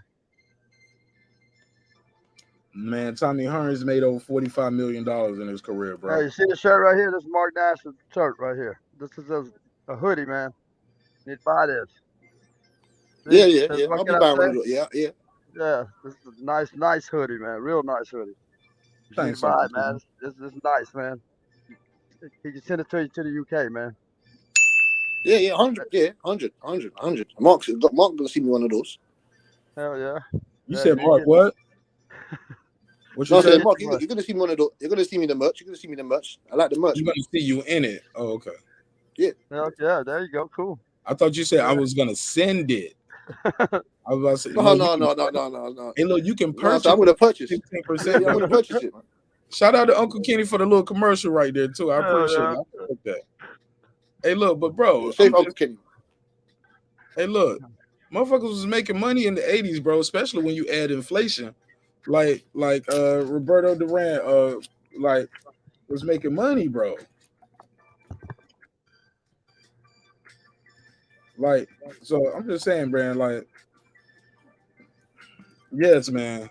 Yes, dudes were making money, bro.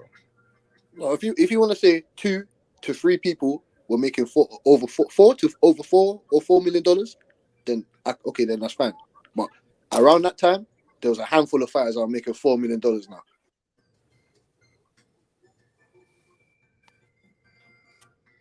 My point was, if you ask Terrence Crawford right now, do you care if you face Errol Spence or not or whatever? Do you care if that affects your legacy going into the Hall of Fame? He'll tell you no.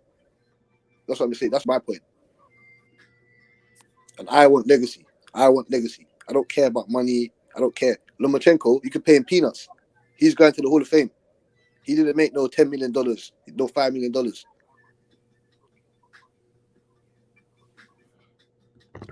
One of his highest paydays. One of his highest paydays is 250 grand. That's one of his highest paydays. Well, maybe these guys don't want to be like those guys. Maybe the business of boxing has changed, where the guys saying, "Hey, look, all these guys were great. Yeah, Roy Jones would jump in the ring and fight anybody, but guess who else was fighting around that time? Mayweather." Careers moved different ways, different paths. Hey, look, I'm gonna tell you what's crazy. Look, matter of fact, I'll give you somebody else. Look at Robert Garcia. Robert Garcia was fighting and was a champ the same time Floyd Mayweather was a champ. Look at Robert Garcia is now training guys while they go in there to fight Mayweather. Look how his body look. Look where he's at in his career. Not saying nothing bad. Robert Garcia is a hell of a trainer, but he was a champ the same time Floyd was a champ at one point. You get what I'm saying? But one guy took a different path. One guy took another path. But also, this guy knows the business and knows what he's doing for us, pushing and selling fights and doing what he do to promote himself and promote his brand. I'm sure if they could do it all over again, they probably would have took a different route. But everybody don't have the same path. Hold up, let me say this last part. Everybody don't have the same path. That don't mean his path is wrong. Robert Garcia is very respected, and his career is amazing, from a fighter and a champion. I mean, a fighter, a champion, and training other fighters. So I think everybody just got their own path, Cassidy. Just because we don't see the full vision and we don't know God's plan, they don't mean they doing something wrong. But go ahead. No, you're right, man. No, I'll let you cook, man. You're right. I was listening to that, man. I was taking the point. Oh, thank you for letting me cook, Cassidy. I appreciate you letting me. Thank you. I'm fucking with you. Go ahead. No, you're right. Still, I ain't let you do shit. Still, yeah, I ain't let you do that, man. You're your old man, your old will. It's all love, man. It's all love. But go ahead, man. No, I just find it interesting. I just wanted to say that Robert Garcia, he was a very good fighter until Corrales killed him. Corrales KO'd him. He was a very good fighter. Because after that, I think that loss, kind of changed him. But yeah, I just wanted to put that in there. Yep. There you go. To be fair, Alexis Aguero, Aaron Pryor was a great talent, but only had 2 super fights in his whole career. Both was with Alexis Aguero, and he won both of those. And they had some controversy. Yo, Cassidy, you familiar with Alexis Aguero and Aaron Pryor fight? Yeah, or one of them. Reggie, you remember those fights? Uncle Kenny, y'all remember those fights? Yeah, I remember those. Uncle Kenny, I'm gonna get ready to jump off too, bro. I'm about to jump off. Yeah, man, I'm about to end it anyway. I got some other content I want to record before we get to 4:30. I just want to know, man. Let me let Reggie plug his show before I let him go. Reggie, plug your channel. Oh yes, sir, man. Boxing Conversations with Reggie Owens. The main channel, Boxing Conversation with Reggie Owens. The number 2 for my backup. Politics and news with Reggie Owens, and also reading with Reggie Owens. But that's all I got, folks. God bless, man. Yes, sir. Shout out to Reggie Owens, yo. Your Twitter, his Instagram be jumping, yo. Did you, yo? It's Reggie. Just type in Reggie. I think I follow him on Instagram, but I don't think I shared nothing of his yet. But on Instagram, but he needs to start plugging his Instagram. His Instagram be lit, because you know certain things you can't show on YouTube. But go ahead, Cassidy. And what was you about to say? No, I just wanted to ask you what knockout was you talking about? Because I think I remember one. I remember one. Not necessarily the knockout. There was some controversy in that fight. That was the fight. The first fight they thought somebody had cheated, because you can hear Panama Lewis. I said Panama Jack. I was about to say Panama Jack, but the trainer Panama Lewis. Oh, that's his Instagram right there. Reggie 76544. Yo, check out his Instagram, yo. That should be lit. What is it? Yeah, Reggie's Instagram. That's Reggie's Instagram. Follow Uncle Kenny on Instagram. Oh, Reggie 76544. Okay, cool. Yeah, it's a zip code. I'll leave it up. But it's a part in the corner where he's like, "Give me the drink." He said, "No, not that drink. The other one, the one I mixed." And you're supposed to have nothing in your corner but water. So what are you mixing? And then they said he went out there, got a boost of energy, and stopped Alexis. And the second fight, they didn't have Panama Lewis in the and he beat him. It won't no one I mixed or nothing like that. He beat him easier the second fight. You know what I'm saying? Okay. Yeah. So that was what's interesting about that. That was his only real super fight. But the guy, he was flamboyant. He did what you was talking about, real cocky, flashy, popping up at the press conference. Never got the fights. It didn't work for him. It didn't work. Sometimes it don't work neither. It don't always get you to fight, bro. And you, well, maybe that loss to Joe Young. I don't know. Fucked it up. Oh, well, Aaron. Nah, before then though. Before then, man. No. Oh, well, man. When, though? Before. Oh, man, he was been calling it, man. Man, motherfuckers had losses, bro. You keep talking about a loss. Like you keep talking about one loss. You don't judge nobody, but you keep bringing up one loss. No. I don't bring up the loss. Leonard lost to Roberto Duran. You forget that, right? Roberto Duran lost to Ray Leonard. These guys was fighting and losing to each other. So how can his one loss fuck it up? No, but they're amazing fighters, though, man. You talking about right there at the end of his career, bro. You talking about amazing. Right? No. You just brought up a fight at the end of his career when he's done, bro. Like, and that's some box rate shit that you doing right there. You Googling and you think you know the fighter because you're looking at his record. Well, maybe because he lost to Bobby Joe Young, why he didn't get the fight. Man, that was at the end of his career. And to this day, that's still his only loss. Probably shouldn't even been boxing no more around that time. You know what I'm saying? It is what it is. No, I don't do no. I don't do that Google shit, man. I don't do that. You just did. I told you. You just said that. You brought up that dude at the end of his career and said that's the reason why he didn't get the Sugar Ray Leonard fight or none of the fights. I didn't say that was the reason. I didn't say that was the reason. I said that. You just said. I'm not sure. You just said it, bro. That's how you mentioned his name. You said how did? No, I said maybe that fucked it up. I said maybe that lost. That's what you just. That's what I just said. You said. You just. Uncle Kenny, am I alive right now? I just said maybe. I said maybe that fucked it up. Damn it, man. That shit be wild, bro. Bro, I think you just be wanting to be on YouTube to argue, bro. Some niggas just be liking to argue. Bro. Like they're just doing me in, bro. They just like be combative. Oh no, you're doing me in, man. This is what I said. I said maybe he didn't get those fights because the loss that he inflicted, because he was still fine after that. That's what I'm saying to you. He was still fine after that. That's the and end he still of looked good, career, bro. I don't do any Google search with that shit. I don't do that. I know my boxing. You know what I'm saying to you? I know my boxing to a certain extent. So I'm just saying to you that. So what happened between 80? What happened between 82, 83? Because you bringing up a loss he had in 87. What was the point of bringing up a loss in 87? He was a monster. Yeah, he was. I'm saying he was a monster before that. Fight these guys in 80 in the 80s, 81, 82, 83, 84, 85, 86. You bring up 87. I'm just trying to figure out a reason why he didn't get those fights. That's what I'm thinking of. Okay. That's it. That's what I'm playing with. And that's what I said. You said you bringing up a loss and said that's the reason why he didn't get a fight. You said we didn't say that, but yeah. No, I apologize. Maybe just you get me miscommunication. My apologize. I'm not just arguing things. I don't do that combative stuff, man. I ain't missing nothing. I ain't missing nothing, bro. Damn it. You know what I'm saying? Sick man. Because I'm just been keeping it a buck. Like Hearns and Ray Leonard fought in what 81. Like you talking about a loss he had in 87. Why he didn't get the fight? See, no. See, I didn't say that's why he didn't get the fight. I just said maybe that could be a reason. Bro, I was here, bro. I caught the. I caught the. It's like, well, maybe that loss against such and such is the reason why he didn't get the fight. I catch the voice. I'm good at this, man. I know what you're saying when you're saying it, even with the vocal inflections. I get you. I'm just talking about motherfuckers fighting in 81, people fighting in 82, dudes fighting in 84. You know what I'm saying? You bring up, well, maybe he didn't get the fight because he lost to 87. When was they gonna fight him? 89 or 88 or 89? Because by that time they were still fighting each other. Still could have fought.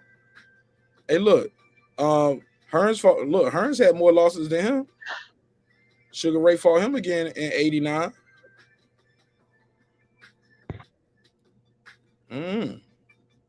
It happens. My favorite fighter was Roy Jones Jr., man. Yeah, Roy Jones was solid, man. Yeah.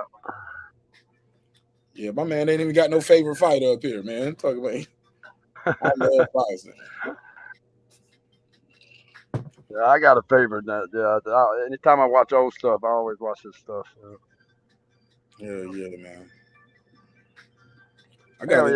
I had this one dude I was talking to the other day. He was like, Floyd ain't never had no exciting fights. Floyd Mayweather?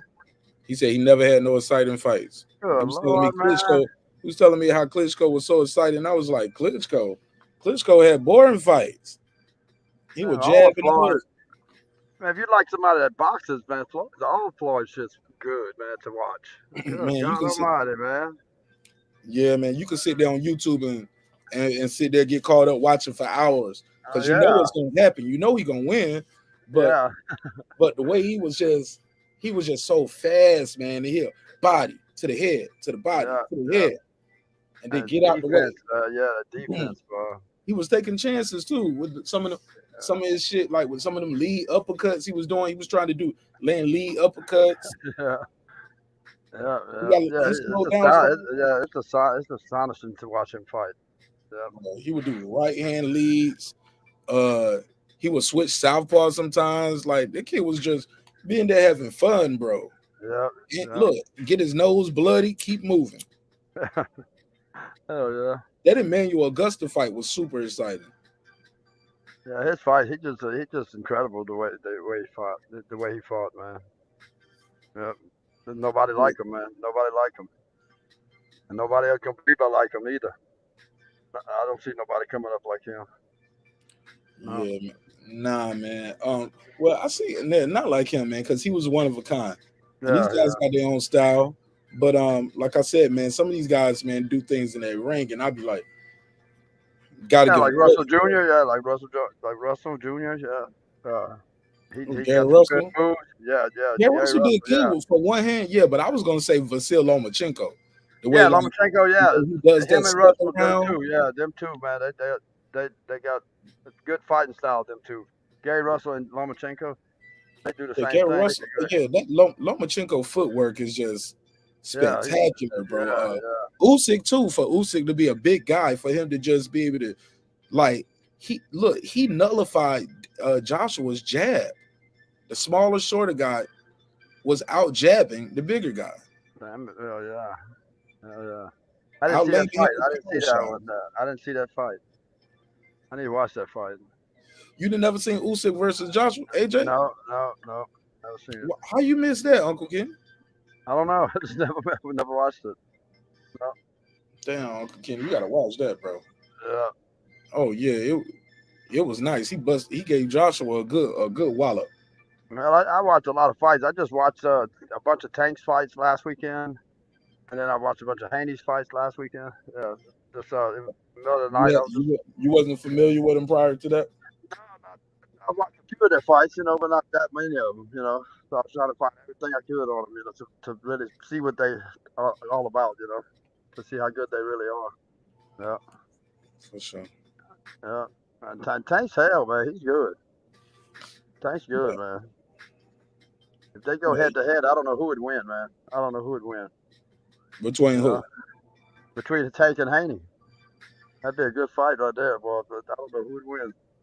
Me personally, watching them fights I've seen, it'd be a good fight, man. Tank would have the power to knock him out if he caught him, Yeah. Tank's pretty good. Yeah. But that's what I've been doing. I've been just kicking back, watching fights, man. Just trying to catch up on all these fights. Catch up on all these guys, man. Yeah. Well, look, let me see what they talk about. Shout out to Real Rap. What up, my G? What's popping? What up, though? Hell yeah, man. This has been a good one, man. Just a long stream right here, man. About average for us, about 4 hours. Yeah, but we've been trying to do this. Yeah, this was fun, though, man. This was fun while it lasted. Corrales was tough. Absolutely. He's a monster. Yeah. Drunken Monkey, Emmanuel Augustus. Yeah. That was an exciting fight with it. Yeah, that's why when homie was telling me Floyd didn't have no exciting fights, I was like, that's a narrative, bro. Somebody told you that.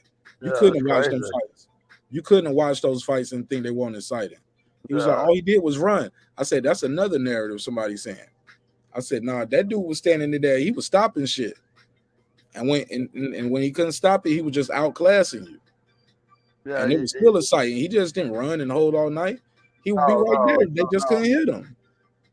Now, somebody running tonight. It was it was Khan. He started running, man. Yeah. Right. Yeah, he was running and holding, boy. Good Lord. He barely hold it, Uncle Kenny. If he would have held, he would have lasted longer. Yeah, it lasted longer. Hell yeah, he would have. Yeah, he need to know how to hold. Well, I picked that damn fight perfect, man. I picked that damn fight perfect. I got lucky as hell. You said you did what? I picked that fight, tonight's fight. I picked it perfect, man. Not today. Brook and between Khan and Brook, Kell Brook, on Vegas, there was for knockouts, you know. And I said, well, I got Brook for the knockout, and then they were like, well, what round you want to pick? I said, he's gonna stop him in the 6th round. That was just a number, man. You know, because you can bet, you know, you got all the rounds, all 10 rounds you can bet on. Right. And I just happened to pick 6th round, knockout 6th round, you know, for Brook, and it happened. What made you just pick that, man? I went to knockout boxing. The guys were telling me to go to knockout boxing. That he does the picks every week for the fights, and that he's got a really high average of winning. You know, like a 80-something% that he wins. And so I went over there. I was listening to him, and he was giving his picks on it. And he said, "Well, I pick, you know, Brook to knock him out." You know, he said probably middle round, somewhere in the middle rounds. You know, that's all he said. You know, so I remember that in my head. You know, he does the picks. You know, so I was like, okay, I'm gonna go with Brook to knock out. Everybody said, no, don't do that, man. Khan's gonna knock him out. Khan's gonna beat him. I said, no, I'm gonna go this way. Are you trusting your gut? Yeah, I trusted him. He said that that Brook was gonna knock him out. Yeah, so I trusted him on his pick because he's got like 216 wins to 44 losses. That's a good ass record. Yeah, that's a real good. Let Cassidy tell him he's a bum. He got 44 losses. What about the 216 wins? But they do it over there for fun, though. They do it for push-ups. You know, they bet each other for push-ups. You know, that's dope. Yeah, on the knockout boxing. Yeah, it's a white guy. No, he's a black guy. He's a black guy. But he's they do push-ups. Yeah. I was like, I ain't doing the damn push-ups, man. The only thing I bet dollars, man. I bet dollars, man. I ain't doing no damn push-ups. So Uncle Kenny don't fell out in the man cave. Can't nobody help you. Ain't nothing but deer. Hey, look, all the deer heads be looking at you like, how does it feel? How does it feel? Now you on the ground shivering and shaking. Oh, no, that's right. Damn it. No, I ain't doing that shit. Hell no. Not me. But yeah, I just got lucky, man. Got lucky on that deal. And then I picked, we did a parlay. I did a 9-game parlay. 2 fights. The main event of that fight, the Kell Brook fight, and main event of this fight, of tonight's fight. And I picked Munguia and Brook to win, you know. I didn't pick no rounds. I just picked them to win, you know, on that parlay. Picked them 2 to win, and then 7 college games today. 7 basketball college games. Yeah. But I made it easy. I did it easy. I picked all the favorites, man. The top 25. Yeah. Hell yeah. That was just an easy pick, man. So I just picked all the top 25 to win. Yeah. Somebody said you look like Bill Nye the Science Guy. Shit. Bill Nye the Science Guy. Damn it, man. Hell yeah. All right, well, look, that's it for me, man. That's all I got for this one, man. I'm about to go and land the plane, do some other stuff. Uncle Kenny, man, I'm gonna holler at you real soon, man. Yes, sir. And I appreciate you, man, for everything you do for the show, and thanks for supporting the show. Yes, sir. Uncle Kenny said he was gonna be my first sponsor on the show for the reboot. Yeah, we are. Yeah. I think I done violated. He don't be like, you know what? You keep going. Man, no, man. We live in the same town, so I need my damn company sponsored, man. Hey, man, holler at me. Look, I'm gonna hit you up on the IG. You be using the IG. Well, my email is right here. Email me. Okay. Yeah. Okay. You know how to use the email? Yeah. I'm joking.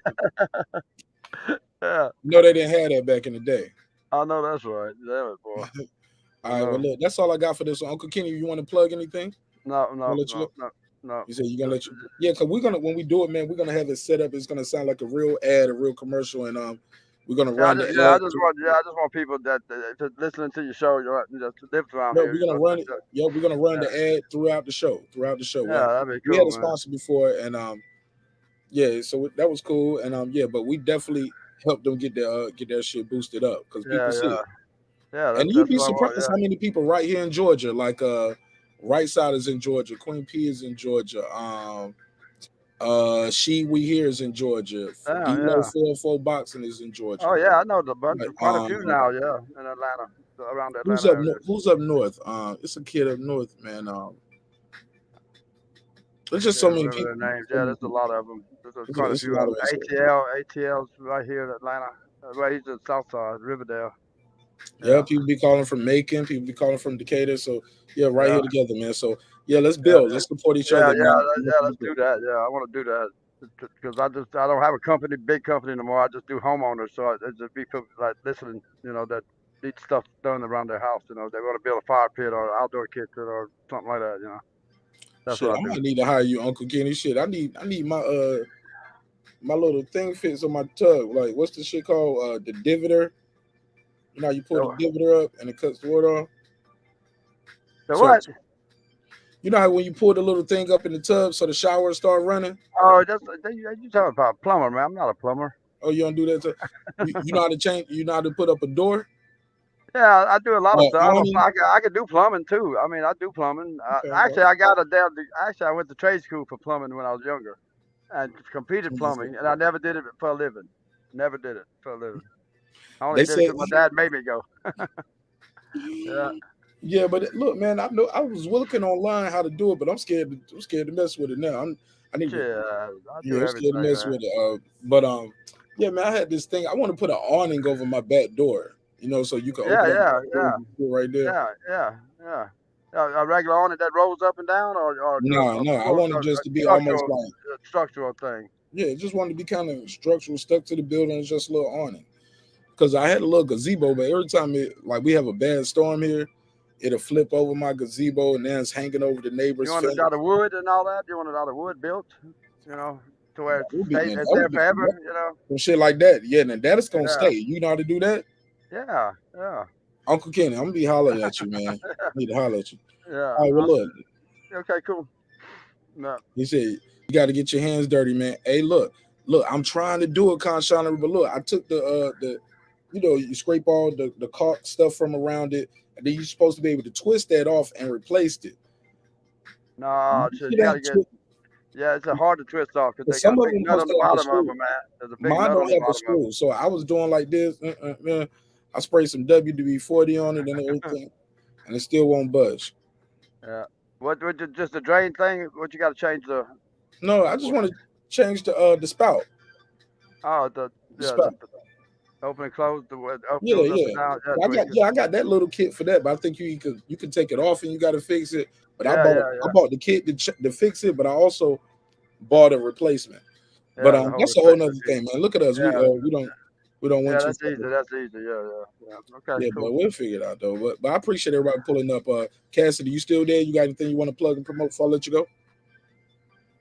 I'm with your mic. Yeah, there you go. No, man. Can you hear me? Can you hear me? Yeah, go ahead. Yeah, man. No, man. I appreciate it, Mark, man. You get me. I'm never. Yeah, let's just get this one thing straight, fam. I'm never here to argue or be combative or any of that shit, man. Obviously, we both have deflective opinions and views, and it sometimes you might misread me. Sometimes I might misread you, and you get me. And safe, Mr. Damn it, man. It's safe, man. You get me. I appreciate your view as well, fam. You get me. You guys know more than me about boxing, fam. I'm just here to learn more stuff in it. You get me. I'm just here to learn more stuff in it and see how you Americans think about the sport of boxing as well, fam. So I appreciate you as well, Marq Nash, and I appreciate you, Mr. Dammit, and share for your time, man. Hold up. See, Uncle Kenny, that's why you gotta change your name. He said he calling you Mr. Dammit. What the hell? Oh, Mr. Dammit? No, I'm Dammit man. No, I'm not Dammit man. I'm K Savoy, man. That's K Savoy in the chat. He be in the chat. Yeah. He called you. Well, I respect you, Mr. Dammit. Mr. Dammit. No, I'm not Dammit. That's just a little thing I put on there. That's what I'm gonna start calling you now too. I ain't calling No, you Uncle hell Kenny no no, more. man. You Mr. Dammit, yo. I'm gonna get rid of that shit, man. You See, Mr. I Dammit. usually go like this, and you see you see case of all that brick wall right there. That's what I do for a living. I lay Yeah, bricks, yeah, man. yeah. That's my company. Oh, Right swear down. there. Yeah. What, you construction? Are you construction work? Yeah, construction. Yes, sir. Yes, sir. Okay, That's yeah, what that's I big do, over man. here. Yeah, that's big over here. Yeah, I do. Like, if you brick do and that over stone, here, yeah. that's money. That's money over here. Like. Yeah, that's money over here too. Well, look, let's All right, look. I love y'all, man. I hope y'all love yourself. One more Y'all got question anything mark. y'all One wanna more plug? question mark. Go for it. Yeah, one more question mark. Hey, Mark, where did you get that Crawford hat from, man? Man wants to get one of those as well. Where did you get that Not from? on his 'Cause web. I can't Look, find it on the website, man. He don't even have the hats on the website no more. Oh, that's what. That Yeah, makes I went sense. to the website. They gone. So, yeah. Now, that hat is 30. That hat is 30 I'm still. glad- That hat's hard. Yeah, I'm glad I got a couple of them. I got the red and black one right Yeah, here. the right color. Ooh, oh I got shit. the red and black Yeah, one. yeah. That. Yeah, man. I'm Yeah, glad I fuck don't it. wear Yeah, hats, man. And I got the that hat's black hard and still. gray one. With the Yeah, gray man, and that's white. the one that I like still. Make good target And practice. yeah. What? Did I just go to your page? Did I just go to your page, Mark, to get one of your jumpers, like? Oh yeah, man. Make sure you put in the promo code to save 15%. Yeah, Yep, they'll ship it right to the UK. What? Cause we got people that bought it in Canada. Yeah, that's calm. Yeah. Cool, man. Yeah, that's calm, man. Yeah, That's go to calm, my man. go to the description block of this video. All you got to do is go to the description block of the video and type in. You'll see it right there where it says merch, and they got a little t-shirt emoji. But make sure when you check out, put in Nash27. Put in Nash27 for the promo code, and you'll get 15% off. Say no more, man. You're gonna see me rocking one of those shortly. Shipping, so it should be enough to cover shipping. So, and the taxes, so you should be good. Yeah, man. No problem, man. Safe, Mark, man. I appreciate it, man. Make sure you lot have a good morning. Make sure you lot have a good start to your day over there, man. Yeah, you too, bro. Yeah. Yeah. Thank you, man. Thank you, Mark, man. I appreciate it. Appreciate you too, bro. All right, man. So it's been another great episode of Breaking Beats, where we break down business, entertainment, art, technology, sports, and anything else you and I feel like talking about it, man. This has been a hell of a show, man. I really enjoyed this. This was super dope. Looking at the numbers and our stats, man. Let me hit the refresh button. Let me see. Okay. Over 4,000 people watched this video today. So this was lit, man. This was lit. We didn't beat the other show that we did earlier, but all the views ain't came in yet. So we'll see how it did. But yeah, man, we had over how many people on that other show we did earlier? Let me take a screenshot of that. That was pretty cool. For the Kell Brook joint, 144 at our peak. Yeah, that was lit. That was lit. Out here solo for Dolo. Shout out to DJ. He said Mr. Dammit. He said Mario Nash. Yeah, Mr. Dammit and Mario Nash. Bohemian Cassidy. Nash, you should do a 16 Commandments of boxing show. Nah, that's Coach Malachi thing. I'm gonna let him have his thing. I ain't gonna do that. I actually did a video promoting and then plugging him though, because I support him. So yeah, that was dope. And I thought it was funny. It was the funniest shit ever. And you'll catch yourself too. You'll be like, hold up, am I fanboying? I'm breaking one of the commandments like a motherfucker, man. We did. You know what I'm saying? But yeah, man, that joint was funny. Nah, but shout out to Coach Malachi, man. That's his thing. We do have them YouTube Daddy t-shirts though on my website too. So go there and get one of those. I made those cheap too. I made those like only $20. You know what I'm saying? I made it very affordable. Shouldn't say cheap, I should say affordable, right? He said I thought that was you. Nah, that's his thing. Nah, he made that up. He made up the commandments. Got to give him credit for that. I definitely made up the YouTube Daddy thing. That was me though. Cause they do, man. These dudes be out here needing a father figure. But what we at with it? Yeah, everybody got their own thing. Speaking of which, next week, man, I'm super excited about next week. My birthday, 7 days from now. 7 days from now. Next week, next Sunday, it's gonna be my birthday, and we're gonna have a good time. We're gonna chop it up. I think I'm gonna start my members only this week, y'all. With neighbors only. Y'all know how we do. Neighbors only content is gonna start this week, but like I said, I just want to make sure I got some videos already loaded up and already ready. So when you guys click that neighbors only button, you already got the content. You already got the content there. So that's dope. So with that said, man, that's all I got for this one, man. This your man Marq Nash. Another great episode of Breaking Beats, where we break down business, entertainment, art, technology, sports, and anything else you and I feel like talking about. Always remember, it's a hip-hop political sports show with a comedy twist. We like to let the jokes fly. You know why? Because life is serious enough. Always remember, too, guys, dreams require sleep. Goals require effort. Go out there and get your goals. I'm on to the next episode. Peace. This that squad, son.